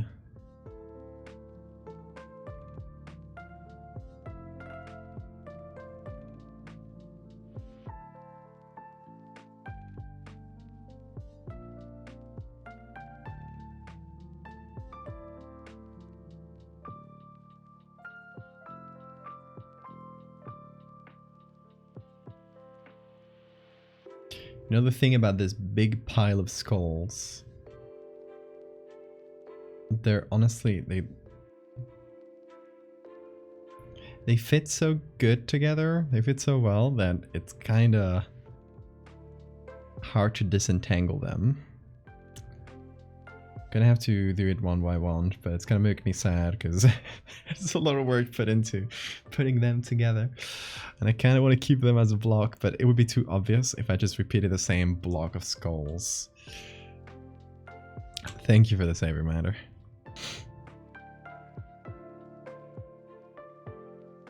I think these here might be... Yeah, okay, this one is a single layer. This one here. Oh, I should be putting the skulls over the fly, not under.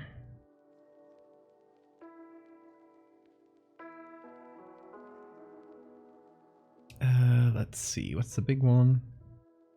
Here. Okay, this already helps a lot, because these like fit together perfectly, obviously. They are from the same photo. I'm gonna flip them so it doesn't look as copy-pasted, obviously. It's pretty important. Gonna put this here, I think. Yeah, favorite artists. It is really, I have a lot of trouble choosing favorites for things. So, that's a hard question.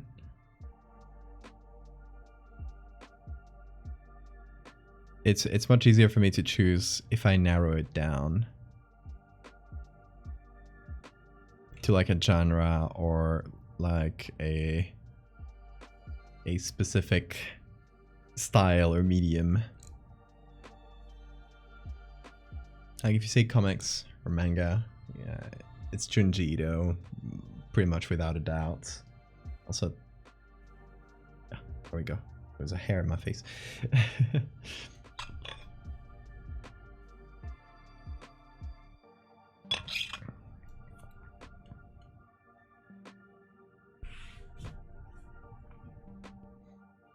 Okay, let's see. So these work pretty well, surprisingly. Now, there should be a big skull that kind of creates that helmet, that like front corner we can see right here. And we're gonna need a pretty specific skull for that, because I was thinking of using this one.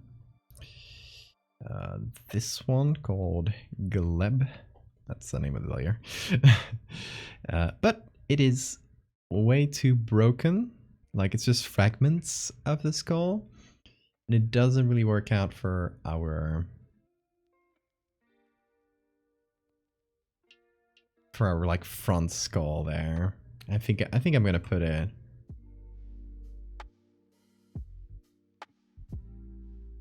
somewhere over here behind this big pile.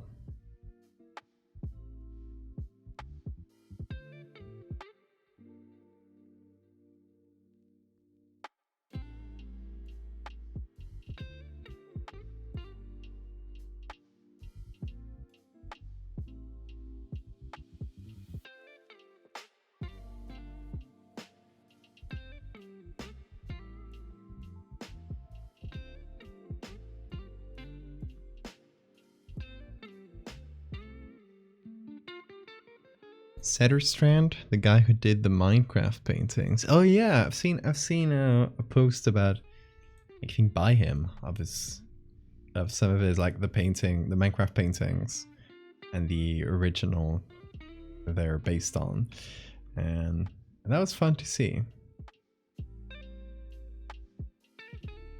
I guess I always assumed they were just, I guess, originally made for Minecraft, or they were made to be pretty abstract, but when you see the actual paintings behind them, like, oh, okay, this was meant to be something completely different to what I might have imagined, to this little, like, abstraction we're seeing.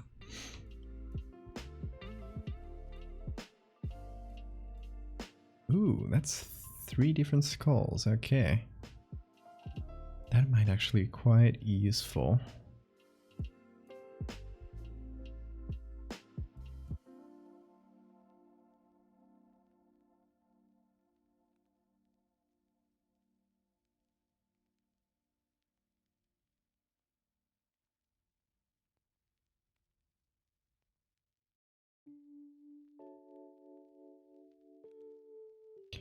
And we, unfortunately, will probably have to find a separate picture for the front, the 2 front skulls. Because I don't seem to have any that really will work for that.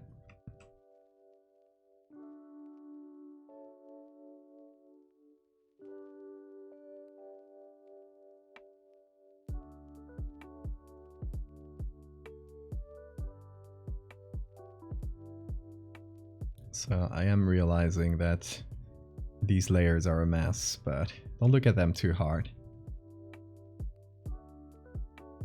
Just ignore them. You'll be fine. You'll be alright. Do you guys want to play the layer game? So, okay.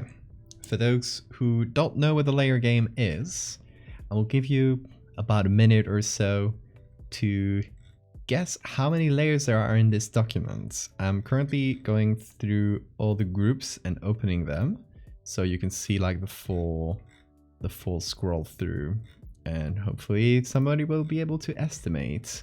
If anybody gets the exact number of layers in this document, they will get a free gift sub, or a gift sub for someone of their choosing. So let's start. Okay, you'll get one try each. We're gonna start over here. I'm gonna scroll up. Let's begin. Already seeing a few guesses. The early guesses. I'm scrolling through at a constant rate. About halfway. 3/4. And we're up there. Okay. At the current moment, how many layers are there? I'm saying some big guesses. That's good. That's good. Like, I'm not gonna say if you're over or under, because I don't want to give guesses to the ones that guess last. I want to give clues to the ones that guess last. But usually people tend to undercount more than over count the layers. I'll tend to go too low. So I'm seeing that you guys are learning and aiming a bit higher, which is good. It's going off guard. It's good.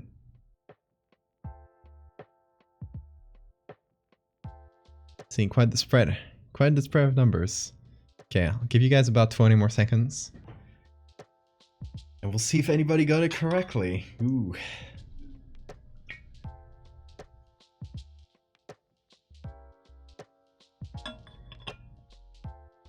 All right, let's see. Ooh, the cat is waking up for this. It's alright, always getting the last guess. Okay, let's close it now. And Toxin, you got one layer away. We are at, I'm gonna hide the camera so you can see it right below here. 105 layers. Ooh, just one away. Okay, I will give if you want to choose a person, I will give you the gift sub, because one away I will count it as correct. We've done so in the past. So tell me who you want to give this sub to, and they will get it. That was really close.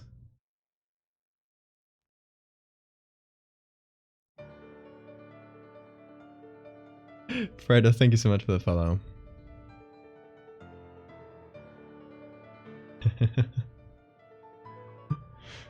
Sora? Okay. Sora deserves the gift sub for being such a good mod. Okay. I think I have to go to my own channel. Hold on. I always forget how to do this.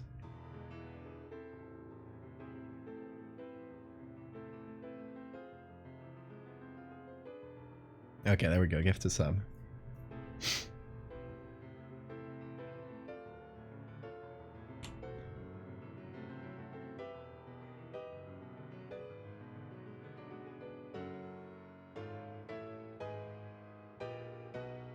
There you go. It should be processing. It should pop up at any moment. There it is. Thank you, Valdevia, for the gift. Oh my god.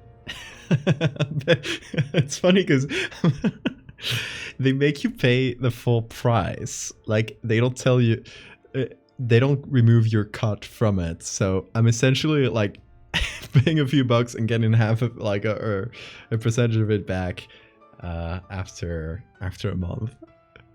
I don't know. Twitch is silly.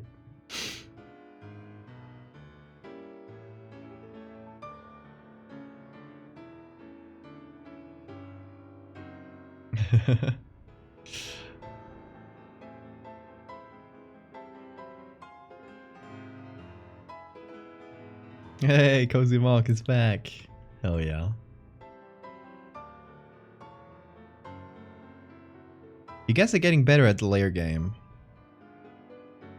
It's you know that saying or that fun fact about how if you like, let's say, have a bottle full of marbles and you make one person guess, on average a single person will be really far off from the correct number of marbles. But if you ask 100 people and average those guesses, it will be extremely close to the actual number of marbles, and is like repeatable and testable, which is really fun. And I think by that law of averages, Chad is getting better at guessing the correct number of layers. It's just a guess, but it might be right. The wisdom of the crowd, exactly.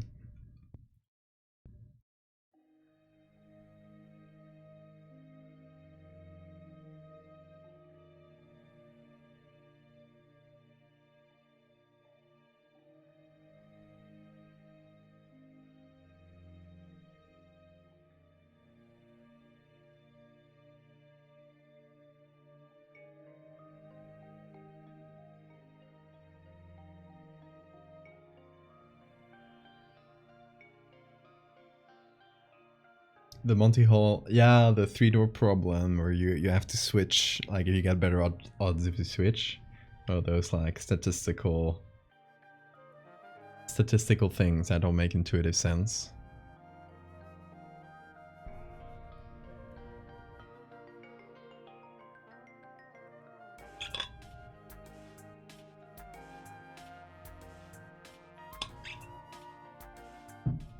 Oh, I am now seeing that a couple of these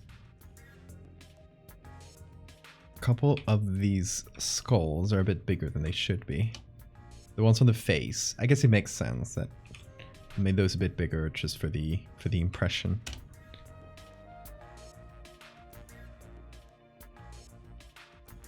Does it look too copy pasted? No, I think it looks alright, right?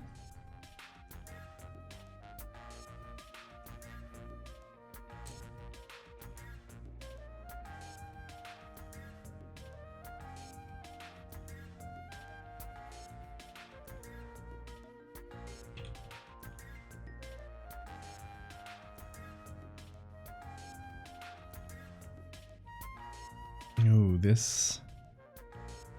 I think I'm just gonna leave this skull as broken.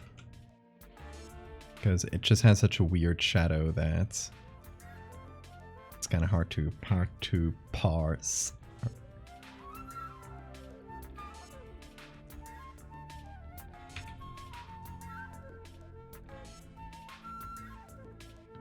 And obviously I'm gonna have to do the lighting and stuff. For now I'm trying to figure out like the shape of everything here. And once I have that like big hump of skulls on top,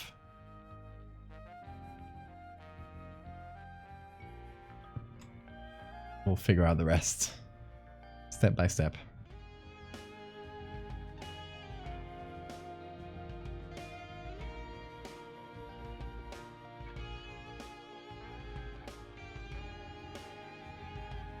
Ooh, this one can go there.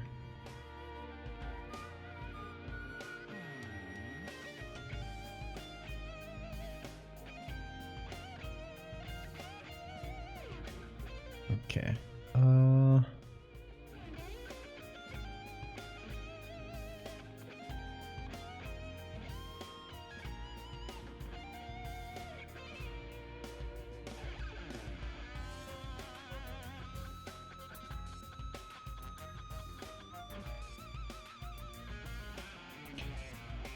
We might be able to use some skulls from this layer here as the one on the front of the face.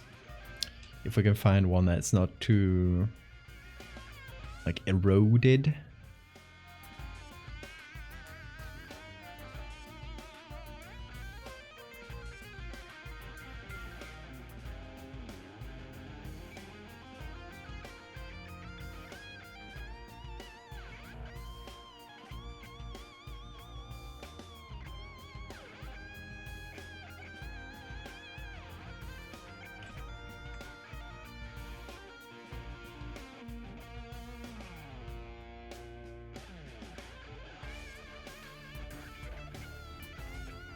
All right, it's getting there. It's getting there. What's the goat carp problem? Is that the same as the Monty Hall? Honestly, goat carp problem sounds more fun.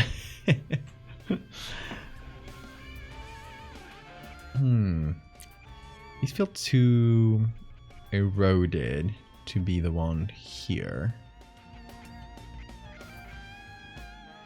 So let's see what we can find online.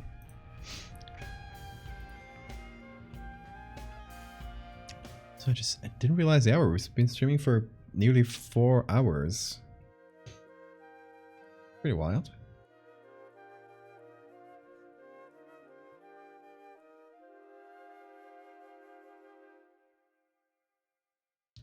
Two goats, one car.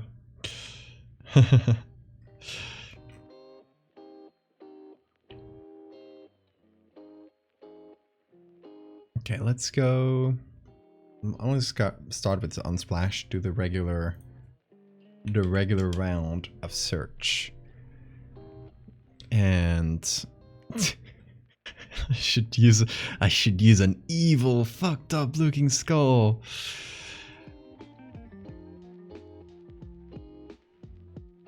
No, but the one I need is hold on.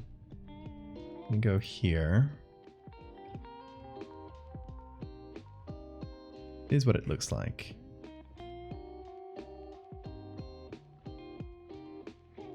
So it's fairly eroded. It doesn't have teeth. It just has the sockets, I think.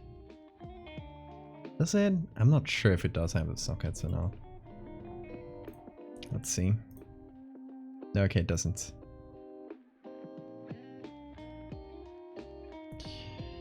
So no teeth, fairly eroded. That is kind of what we're looking for if we were looking at it from the front. That's what we are aiming for.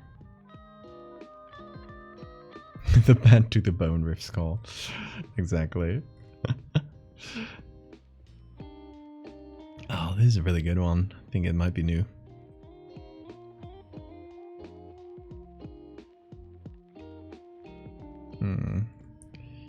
These ones on the top are too well preserved.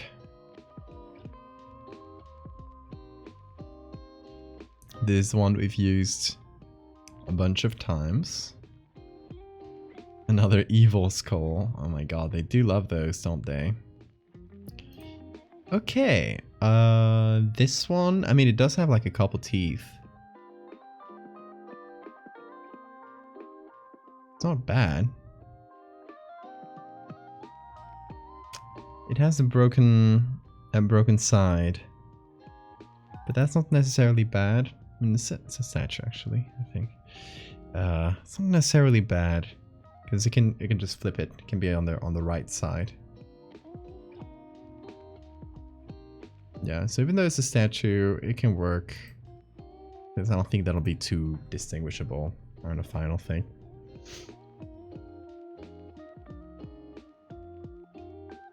I found a really intuitive way to explain it. Get a deck of cards. You're the dealer. The other person is the player. The goal is to find a specific card, like the Ace of Spades. Have them pick a card, like a magic trick, then go through the deck and discard all cards but one. If the Ace of Spades is in the deck, that must be the card you keep. Oh, okay. Then ask them which card is more likely to be the ace.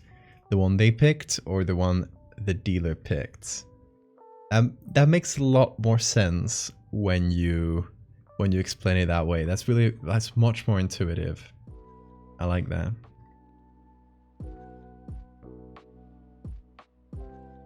Still think the problem is Tom, Mom.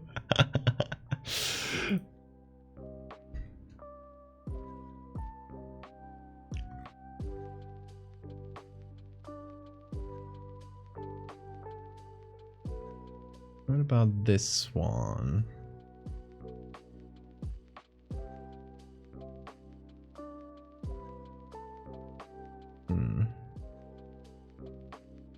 Hey, you're not a skull. Get out of here. Oh, hey. Here's the actual picture. That's fun. We found it again.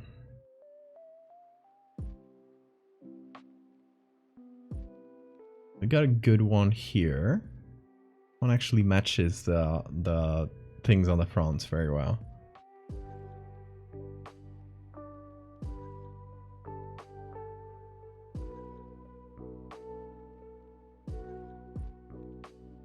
Maybe. Sleepyhead.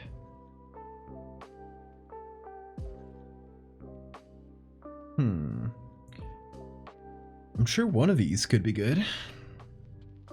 Is it? Actually, I think that might be the one we're using for the pile. In any case, though, the problem with this one is that all the skulls are partially obscured by the ones above it and the other bones around it. So yeah, it makes them harder to use.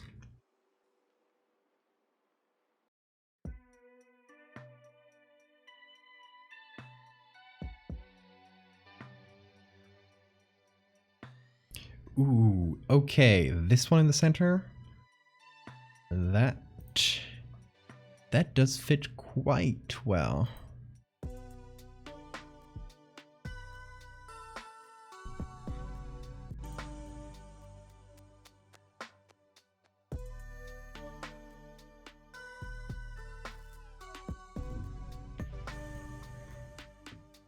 Okay, I think this little selection here is pretty good.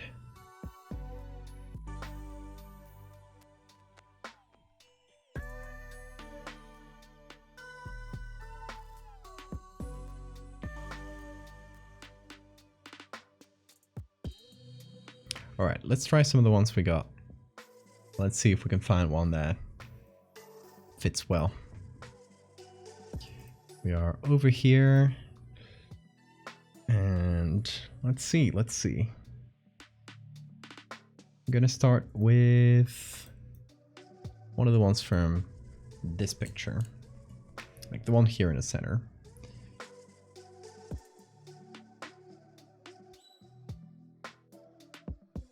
Let's see. Will it be good at getting out? Yeah. We'll get some of the edges at least.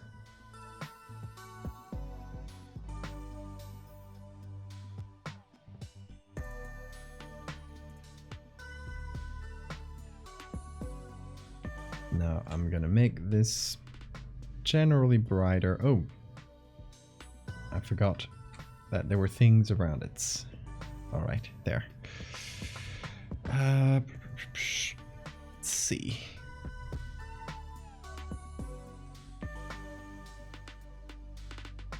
So it should be flipped first of all, because this side is broken, and over here, the side we're seeing is not broken, so they should at the very least match there.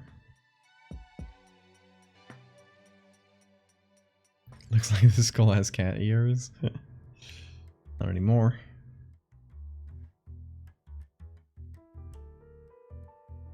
Okay, so it should go more or less to the center of the face. Ooh, I'm gonna have to add another skull. Also probably cheat the size of the skulls a little bit.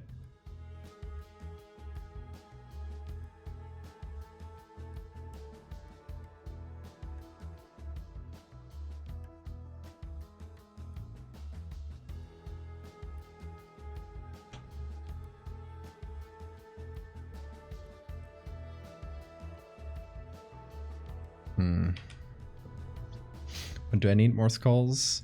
I don't know yet, but I guess we shall see.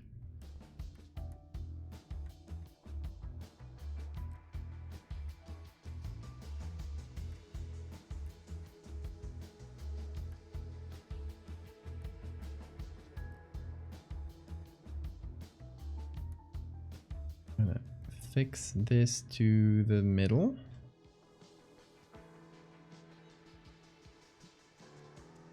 Oh, what's up, Bean?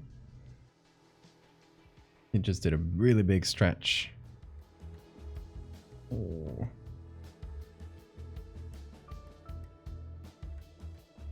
Can you flex those fingers to me? No, he's too sleepy. That is fair.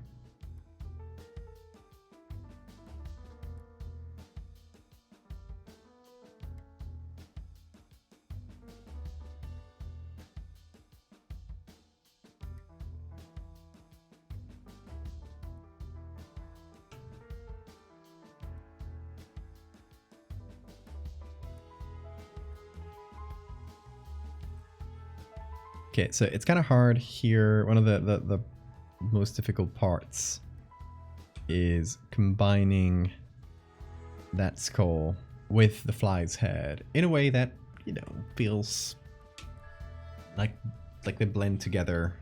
Feels a bit more natural. And that ain't easy.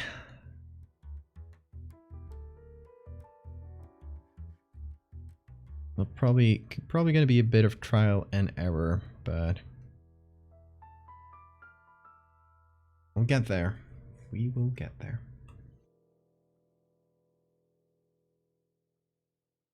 The thing about this one is that I actually cheated the size of the skull a little bit so that it would be a bit more impressive looking. But I don't think I can get away with as much here because we got a really direct comparison between the skulls on the pile here and the ones on the face here. While here, you know, it was sideways. You can kind of get away with a little bit more, but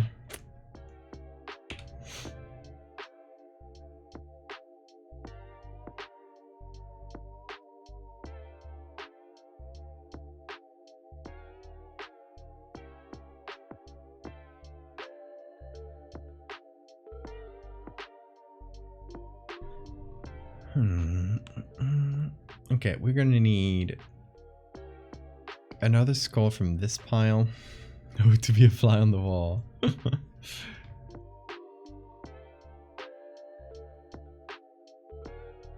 Gonna take another from here.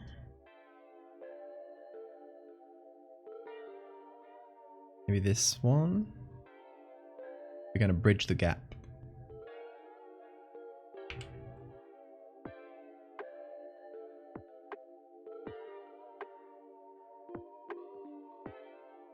Hopefully this one will work. I'm gonna refine the edge in a second, but checking to see. In case you want another skull. Nice, thank you. That one looks good.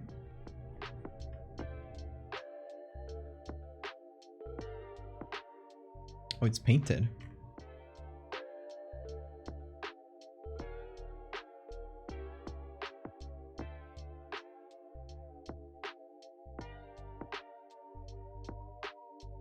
Half a skull, the top part? Yeah, sure, send it away.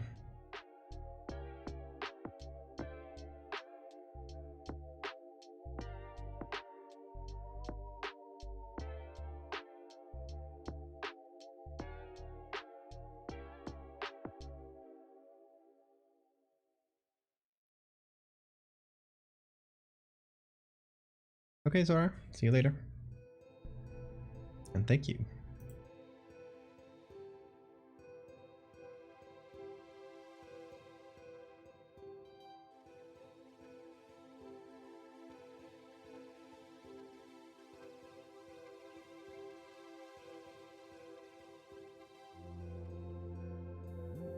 I'm excited to finally be at a point where I can call this one done, because it's been a long time coming, honestly, and I've been blocked on it for way longer than I should have. So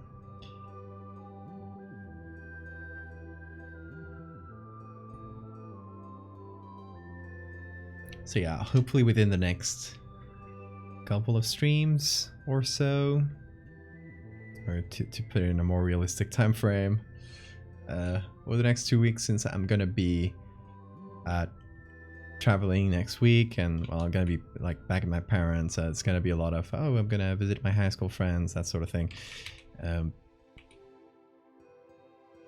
Hopefully in the meantime I can like finish this up, like put it in a state where it's fully written and stuff, and where I'm happy enough with it that I can say it's done. I can release it to the world. Always such a nice feeling. Yeah, absolutely.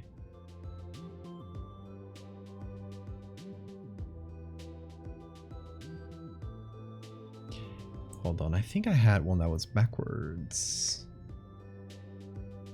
Oh, I don't think I downloaded that one. Let me get it real quick. Queen Jelly Jam, thank you so much for the follow. I guess I didn't download it.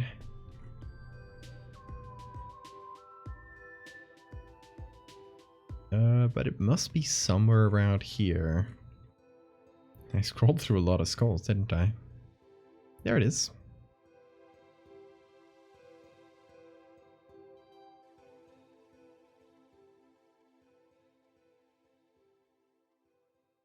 Okay, so this here.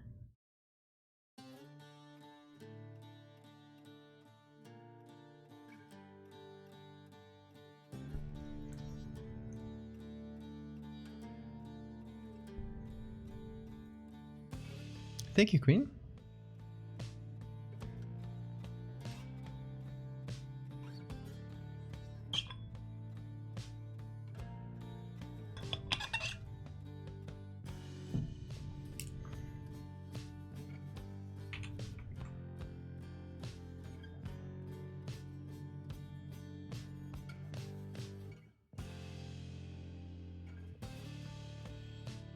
Oh yeah, I'm now realizing that, yeah, this one is backwards, like was backwards in the photo, but it's not the right angle.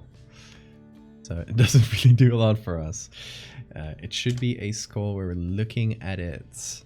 Oh, well, I'll keep it in case we do use it, but we should be looking at a skull from below to get this one here, which may not be necessary, honestly, because the lighting is, like, honestly, this front part is going to be pretty dark. So now we got to get it to a point where the things that I want to be readable are readable. The rest are pretty much in the dark. Things start blending together, because right now this fly is a mishmash. What's up, Bean? Oh my god, look at him, look at him, look at him.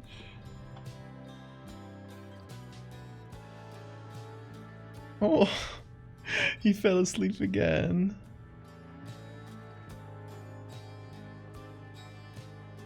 In.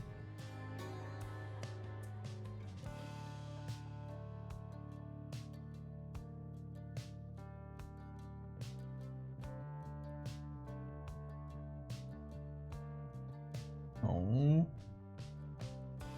look at this beast. Give me a flex. Well, give me a flex. Oh, you just did it. Don't be shy. You can check out Beans though. The beans in question. I was waiting if he would wake up so you could see, because when you point to this camera at his face, his fur is so dark that if his eyes are closed, the entire face looks like a dark shadow. But then he opens his blue eyes and it's really cute.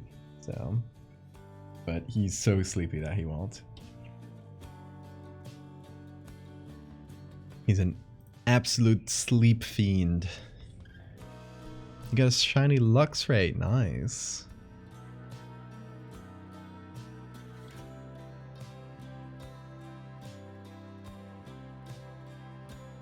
Leave for 2 hours, came back to a missing dog. Talking about Bean? That's not a dog. He's reaching, yeah, he just woke up briefly, then kind of reached out towards me and fell asleep in the middle of the reach. Which is why he's in that position right now. He hasn't moved a single inch, by the way. Like he's just like this now. Oh. What a position, yes. What a honk shoe moment. Yes, I'm gonna buy him a little sleep cap.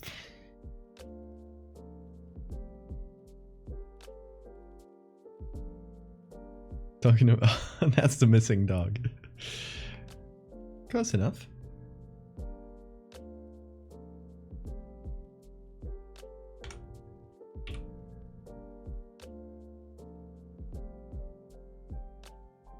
Thank you, Queen. So this is part of a series that's called Megalomorpha, and it's a series of short stories. I'm gonna put a link in the chat. It's a series of short stories, all set in like historical. Well, the date like ranges a bunch, but they're set from like there are some that talk about like ancient Rome and some that talk about like 2011.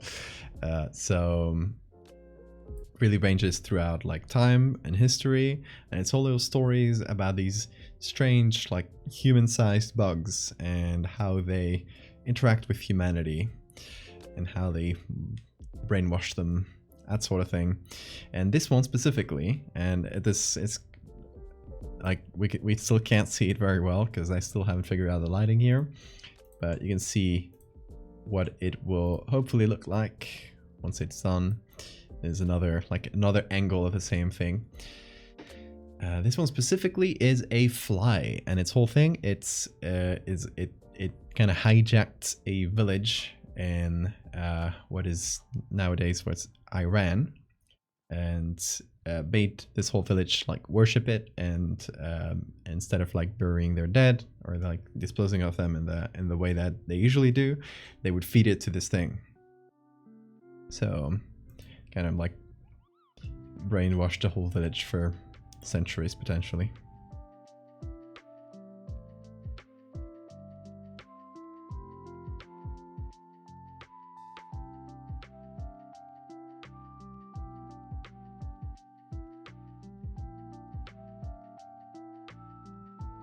Thank you. But yeah, if you or anyone in chat, if you guys want to read through Megalomorpha, the link in the chat right now will lead you to like the whole collection in reverse chronological order. So the one on the top left is the last one I made. The one on the bottom right is the first one I made. You can read them in any order technically, but some will like there's two that use the same character in like different times. So technically recommended that you go from bottom to top in that general direction, but you can read them in any order technically.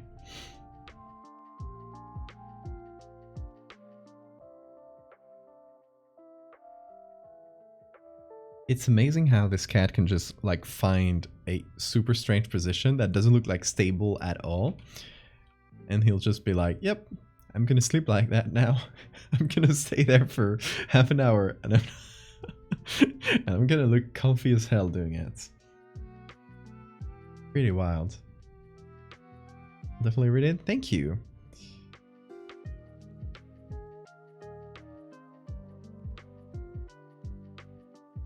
It is like that little series is my life's work, in not my entire life's work, but the very first horror Photoshop thing I did was the first part of Megalomorpha, or the the archaeologists digging up a huge cocoon. Then I just kind of continued from there. It kind of developed on its own into a whole series. Oh, he has moved. He has moved slightly, but I guess it's a noteworthy event. Oh, yawn.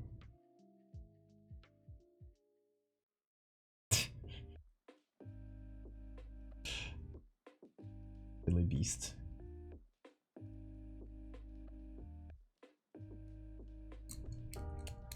Okay. Lighting. That's a hard one. Okay, there's one other thing I want to do. Where's the fly? There we go. Okay, so I want to do a selection of just the wings. I'm gonna first just select the wings. Remove the leg from there.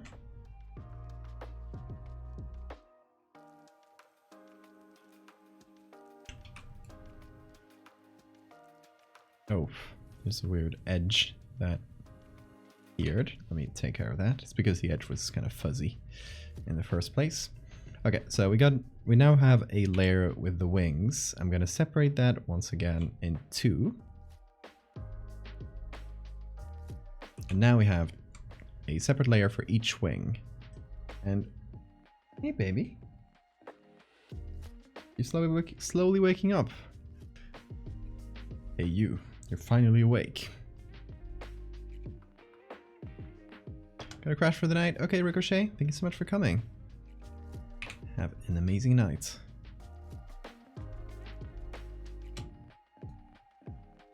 Reading through the fractal page and really want to make some art based off of it with animals and such. That would be amazing. And if you do, I'd love to see it. So please make sure I know if you make it, and I'll share it away, of course.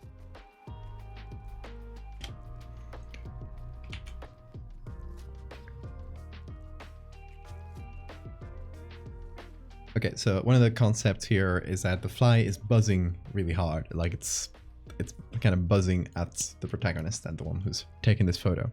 So I'm gonna make this. Oh my god, this screen is full of cat hair. That's what I get for letting him make this table his home.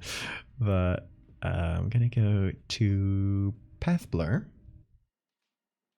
and I'm gonna do a separate blur for each wing, because I want it to follow the angle here.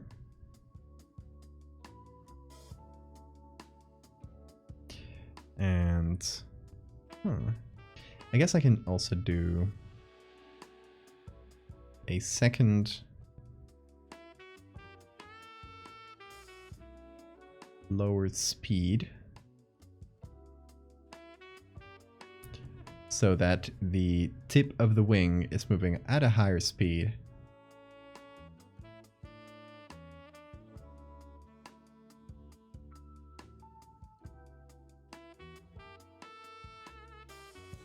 That'll make it feel a little bit more complex.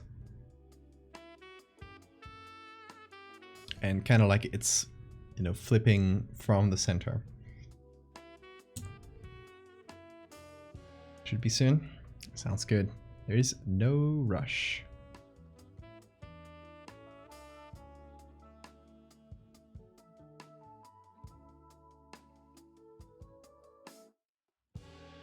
And what I can do here is I essentially copied the same filter, and I'm just gonna move it to the other wing.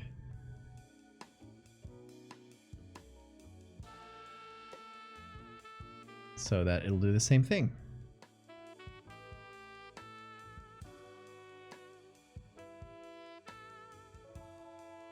Whoa. I accidentally dragged it. Bean has blessed the screen with his hair. True. Have you? Those eyes. I'm worried that he might have like a pink eye or something like that, or the cat equivalent of it, because he's been having like a lot of eye boogers. So I'm wondering if that might be the reason. But I'm looking at the and right now I kind of got a peek at the corner of his eye, and it looked a bit red, but no, it was just my imagination. Looks good. You're free to keep sleeping, Bean. Sorry. He looked kind of annoyed at me and just pulling his eyes like this. Mostly confused, I think.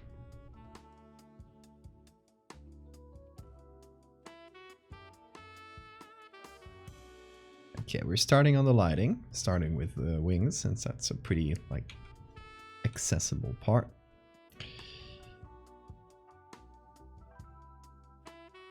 And oh my god, that's gonna be complicated lighting.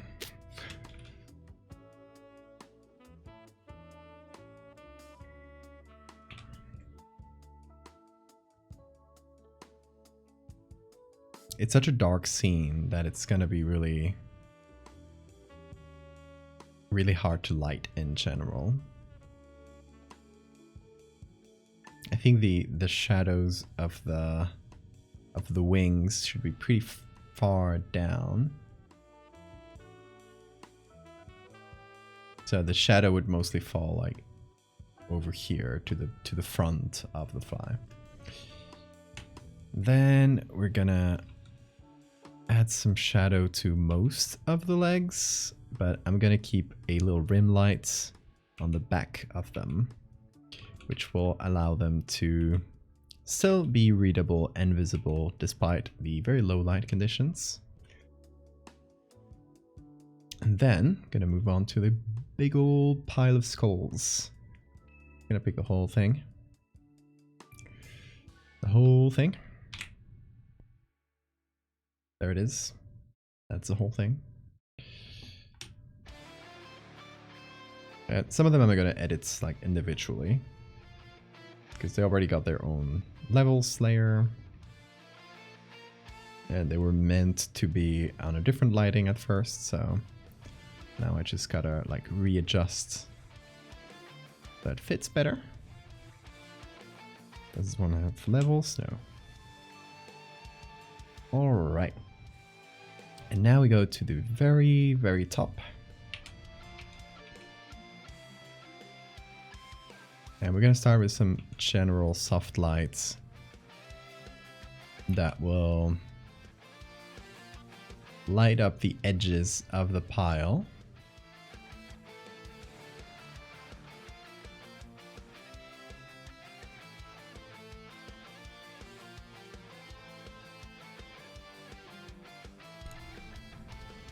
While darkening the rest, which makes things hard.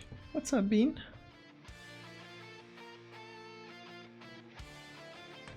Okay, Dawn. Have a fantastic night. Thank you so much for coming. Oh, Beanie. Oh, what a cuddle. Is that it?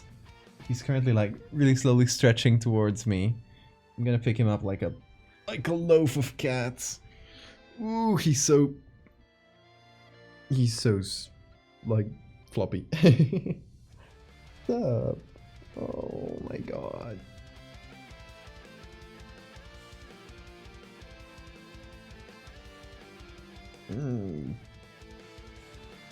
What's up, you sleepy creature?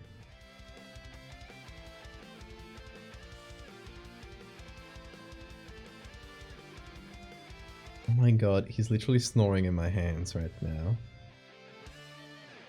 What's up? Like half snoring. Doing little breathing noises, because it's just like half awake. You're a baby, you know that. You're an adult baby. He's Sammy's, yes, as far as we know. He might have some other genes mixed in. We picked him off the street, so we don't know much about his age. We know his age is like between 1 and 2 years, and yeah, he does have like the Siamese colors, so, and the eyes, so pretty likely that he's a Siamese. Yeah, he's incredibly cuddly.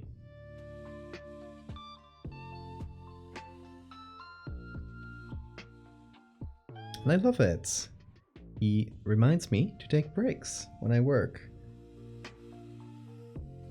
by demanding cuddles.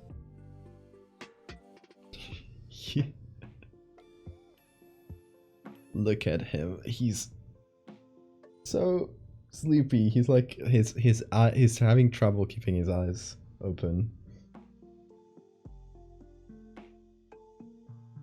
Quarter eldritch being, yes.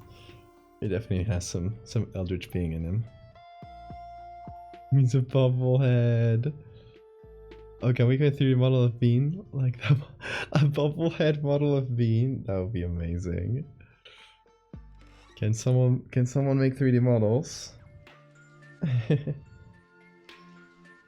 What's up?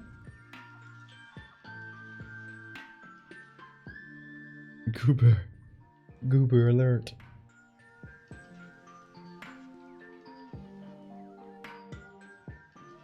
And I love it because even though he's so sleepy, he'll bob my face. He has his hand on my face.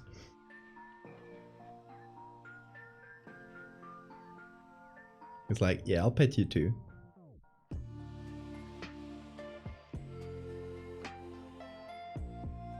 You found a bobblehead? I will click on it once my hands are free.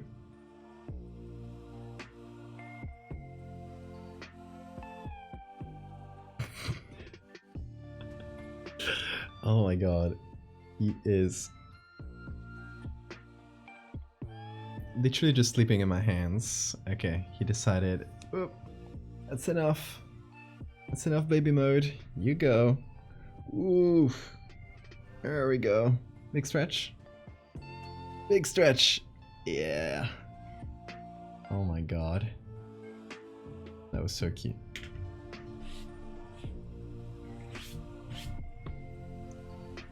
Where are you going? Okay.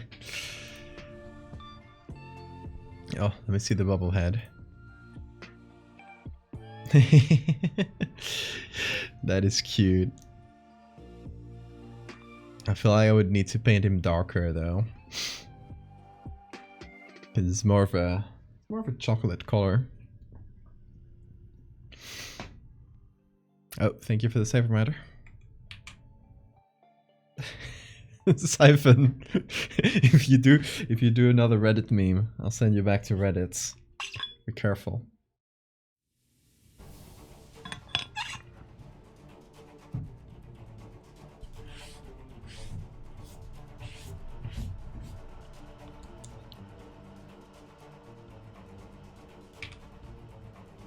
You're already on Reddit. You'd freely admit to that? Okay. I won't judge.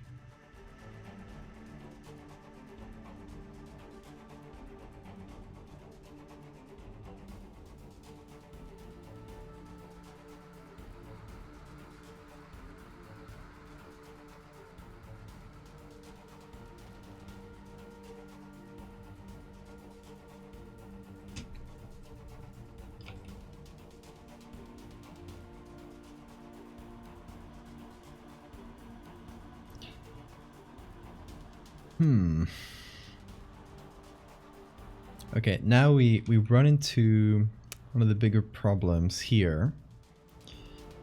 Is that there is a fight between readability and realism.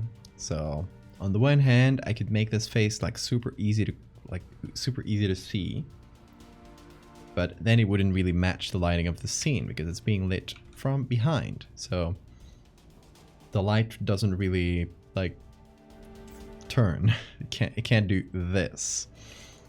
So we have to do we either do bounce lighting, which there would definitely be some bounce lighting going on around here. Trying to get a cat hair out of my mouth. That's on me. There would definitely be some bounce lighting, but not a lot.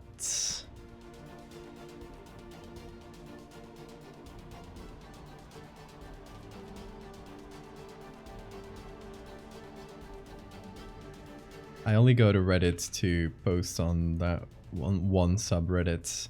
That's the only like artist-friendly place for horror art in the whole site. Other than that, I would say most of Reddit is pretty bad. It's good for like niche communities, I would say.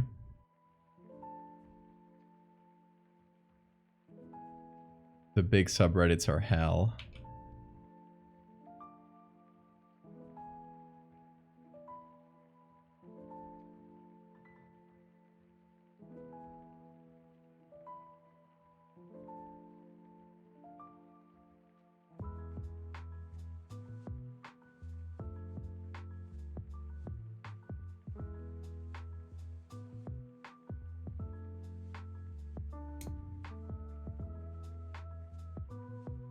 Would it be possible to have another light source?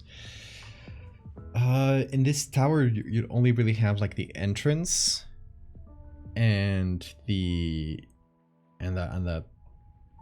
clearing above, like the ceiling, which is what we're seeing there. We could have like some off-screen light coming from the entrance.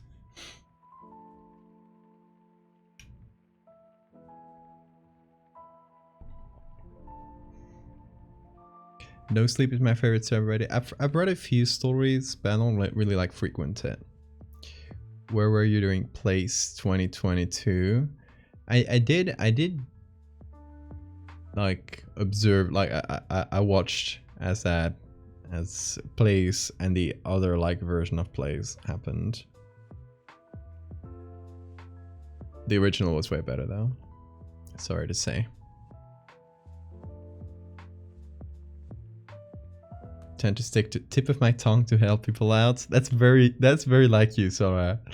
I love that. Imaginary horrors. That's where I post my stuff.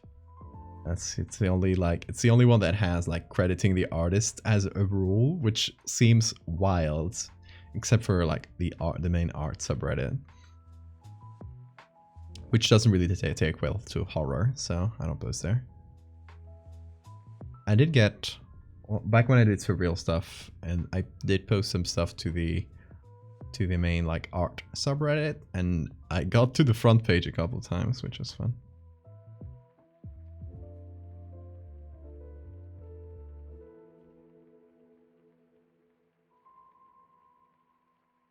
Yeah, and the art subreddit, yeah, they hate you linking your socials. Yeah, the only good ones I've seen in terms of like letting you link your socials and, you know, artist friendly things are the ones that start with imaginary. So it's like imaginary horrors, and then there's imaginary this one that's like imaginary leviathans, and it's for like sea creatures, and there's you know, there's like a bunch of imaginary X or Y. So mostly posted to the imaginary horrors one. But if you go to the top posts of all time on that one, you'll see me a few times in that list, which is fun. Okay, this is the fly. No, wait, that's not the fly. That's skulls and head. That's wings, and that's the main body. And that's the shadow. This whole thing is the fly, or I guess properly called Nasu.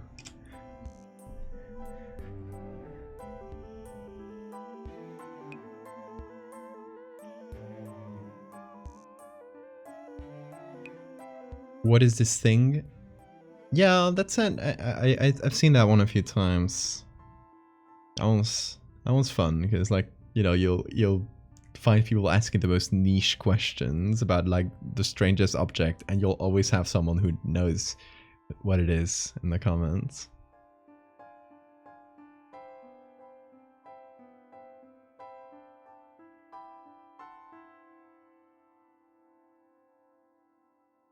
Got told by staff on another subreddit I was making content for that. I wasn't allowed to link my socials. I stopped making content for that sub because fuck them. Yeah, absolutely. Fuck them.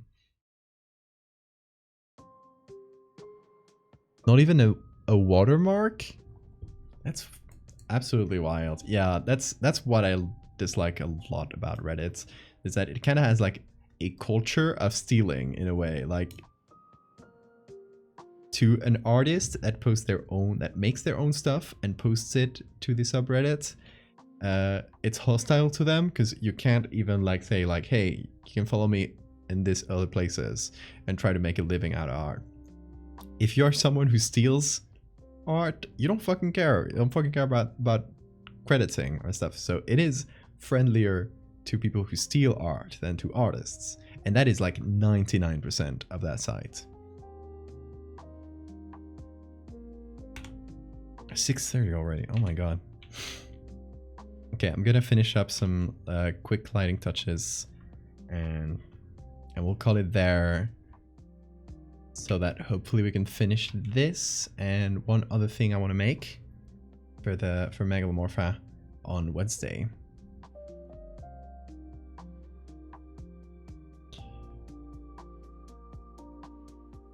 You're right that we could have some bounce lighting coming from below. That would probably help like balance out the lighting a little bit. Even if it ultimately makes the whole like lighting situation a bit more confusing.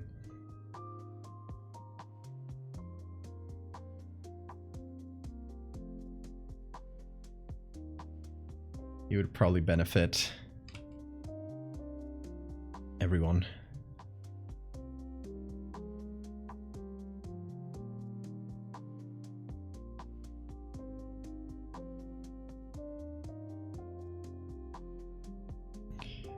The annoying thing here is that the texture is so, like the bone texture that Nasu here is on, is so complex and like granular that it's really hard to actually make it out from the background. So I'm thinking I'm gonna add like pretty strong shadows and just generally darken the background so that we can see the fly a bit better.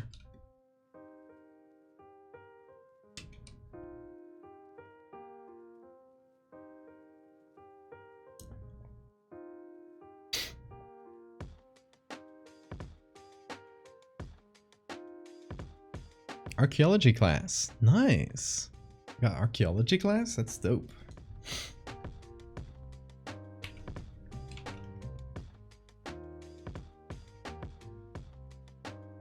Are you studying archaeology specifically, or are you just taking an archaeology class? Or something else? Oh, well, feel free to... We can chat about this next stream.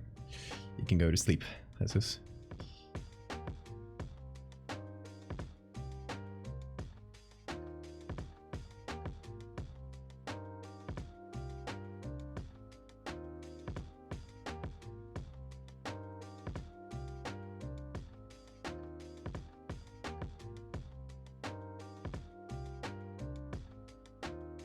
Yeah, in terms of like Reddit complaints, I will complain that mods tend to be generally pretty annoying and dismissive. I've had, obviously that'll depend on which community, but on the only one I post to, which is the Imaginary Horrors one, they started deleting my posts because they said I was posting too frequently. They literally made a rule where you could only do one post per week because they were saying, oh, there's people that are posting there too frequently. Okay, all right, I'll follow your rule of posting once per week. But they give you like I don't know, like basically the length of letters of a tweet to make the title. So I said, hey, I'm just going to post like most of the tweets. I'm going to cut down a few words and I'm going to make that the title. Sounds good. It worked really well. People really liked my posts over there. I got, like, as I said, like some of the top posts of all time on that subreddit were done using that title, like that way of formatting the title. And suddenly, out of the blue, one day they started saying, no, you shouldn't do titles like this. Titles should be short. And like, you're literally giving me the words and my pieces have no titles. Would you be okay if I posted like a little bit of context and kept kind of doing that? I can shorten them. No. They deleted my posts if I posted even a tiny bit of context on the title. So it's annoying.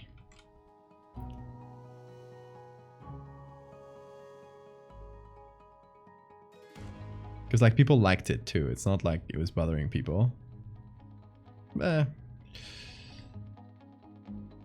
They can run their community however they want.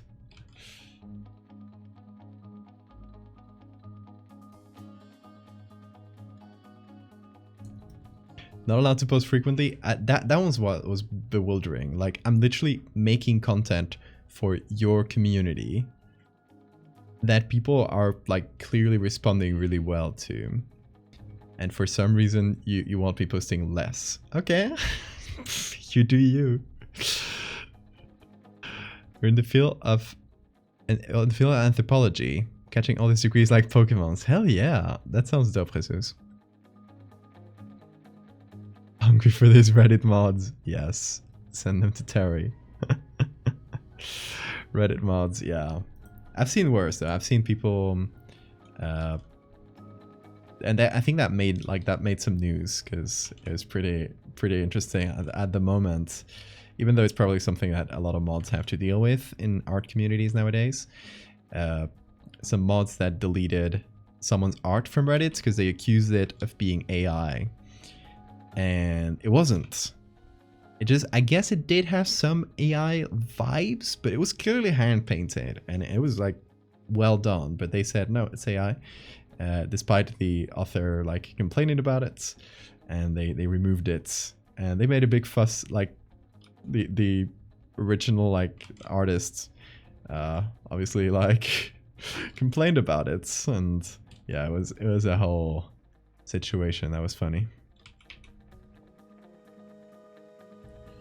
I guess that's Reddit mods.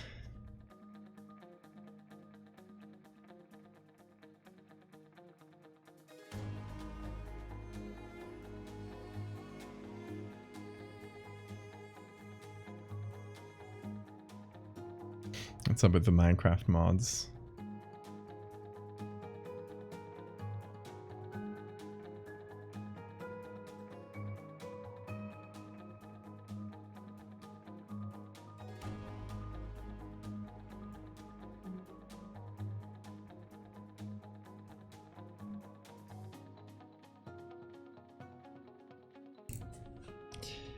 More like other Redditors where make CG 3D horror art, like literal biology organs and mechanical parts, and someone was complaining that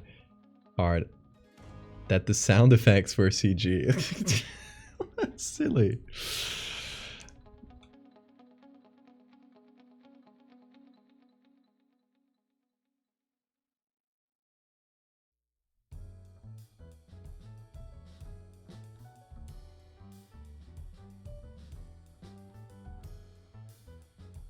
Said something about how good looking the AI images are getting.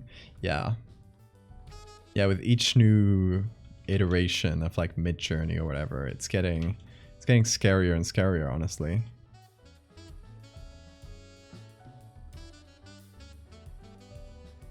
I feel like I don't know. Okay, how many of you agree with me after having seen so much discourse about AI, so many AI images? How many of y'all catch AI images by the vibe? Even the latest ones, there's like an AI vibe that they have. It kind of looks like a 3D model, but that's way too complex. Even in the more detailed ones. Sometimes I see pictures floating around, and people are reacting to them as if they were real. I'm like, that's AI, that must be AI. And I dig a little bit and I look at some like really small details and I'm like, yeah, that's AI. And it always seems to confirm.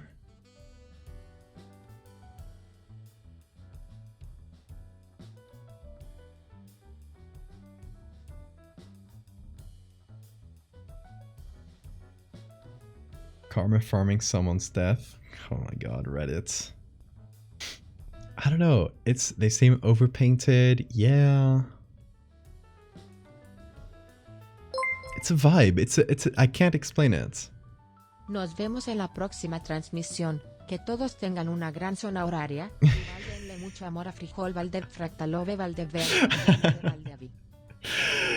Muchas gracias, Jesus. Thank you so much. I will. Hey, look. Here's a kitty cat who just woke up for you, and a little kiss.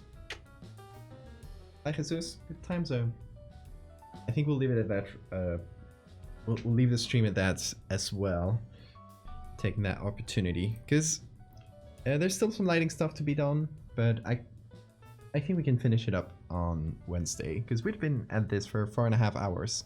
So I think it's gonna be good as well for me to take a break on it, because I've been looking. It's such a like complex, full of little details piece that with some like weird perspective things, and it's gonna break my brain if I keep looking at it. So yeah, it's gonna be good to like just stop looking at it for a day and then come back to it and say like, okay, now I know what to do.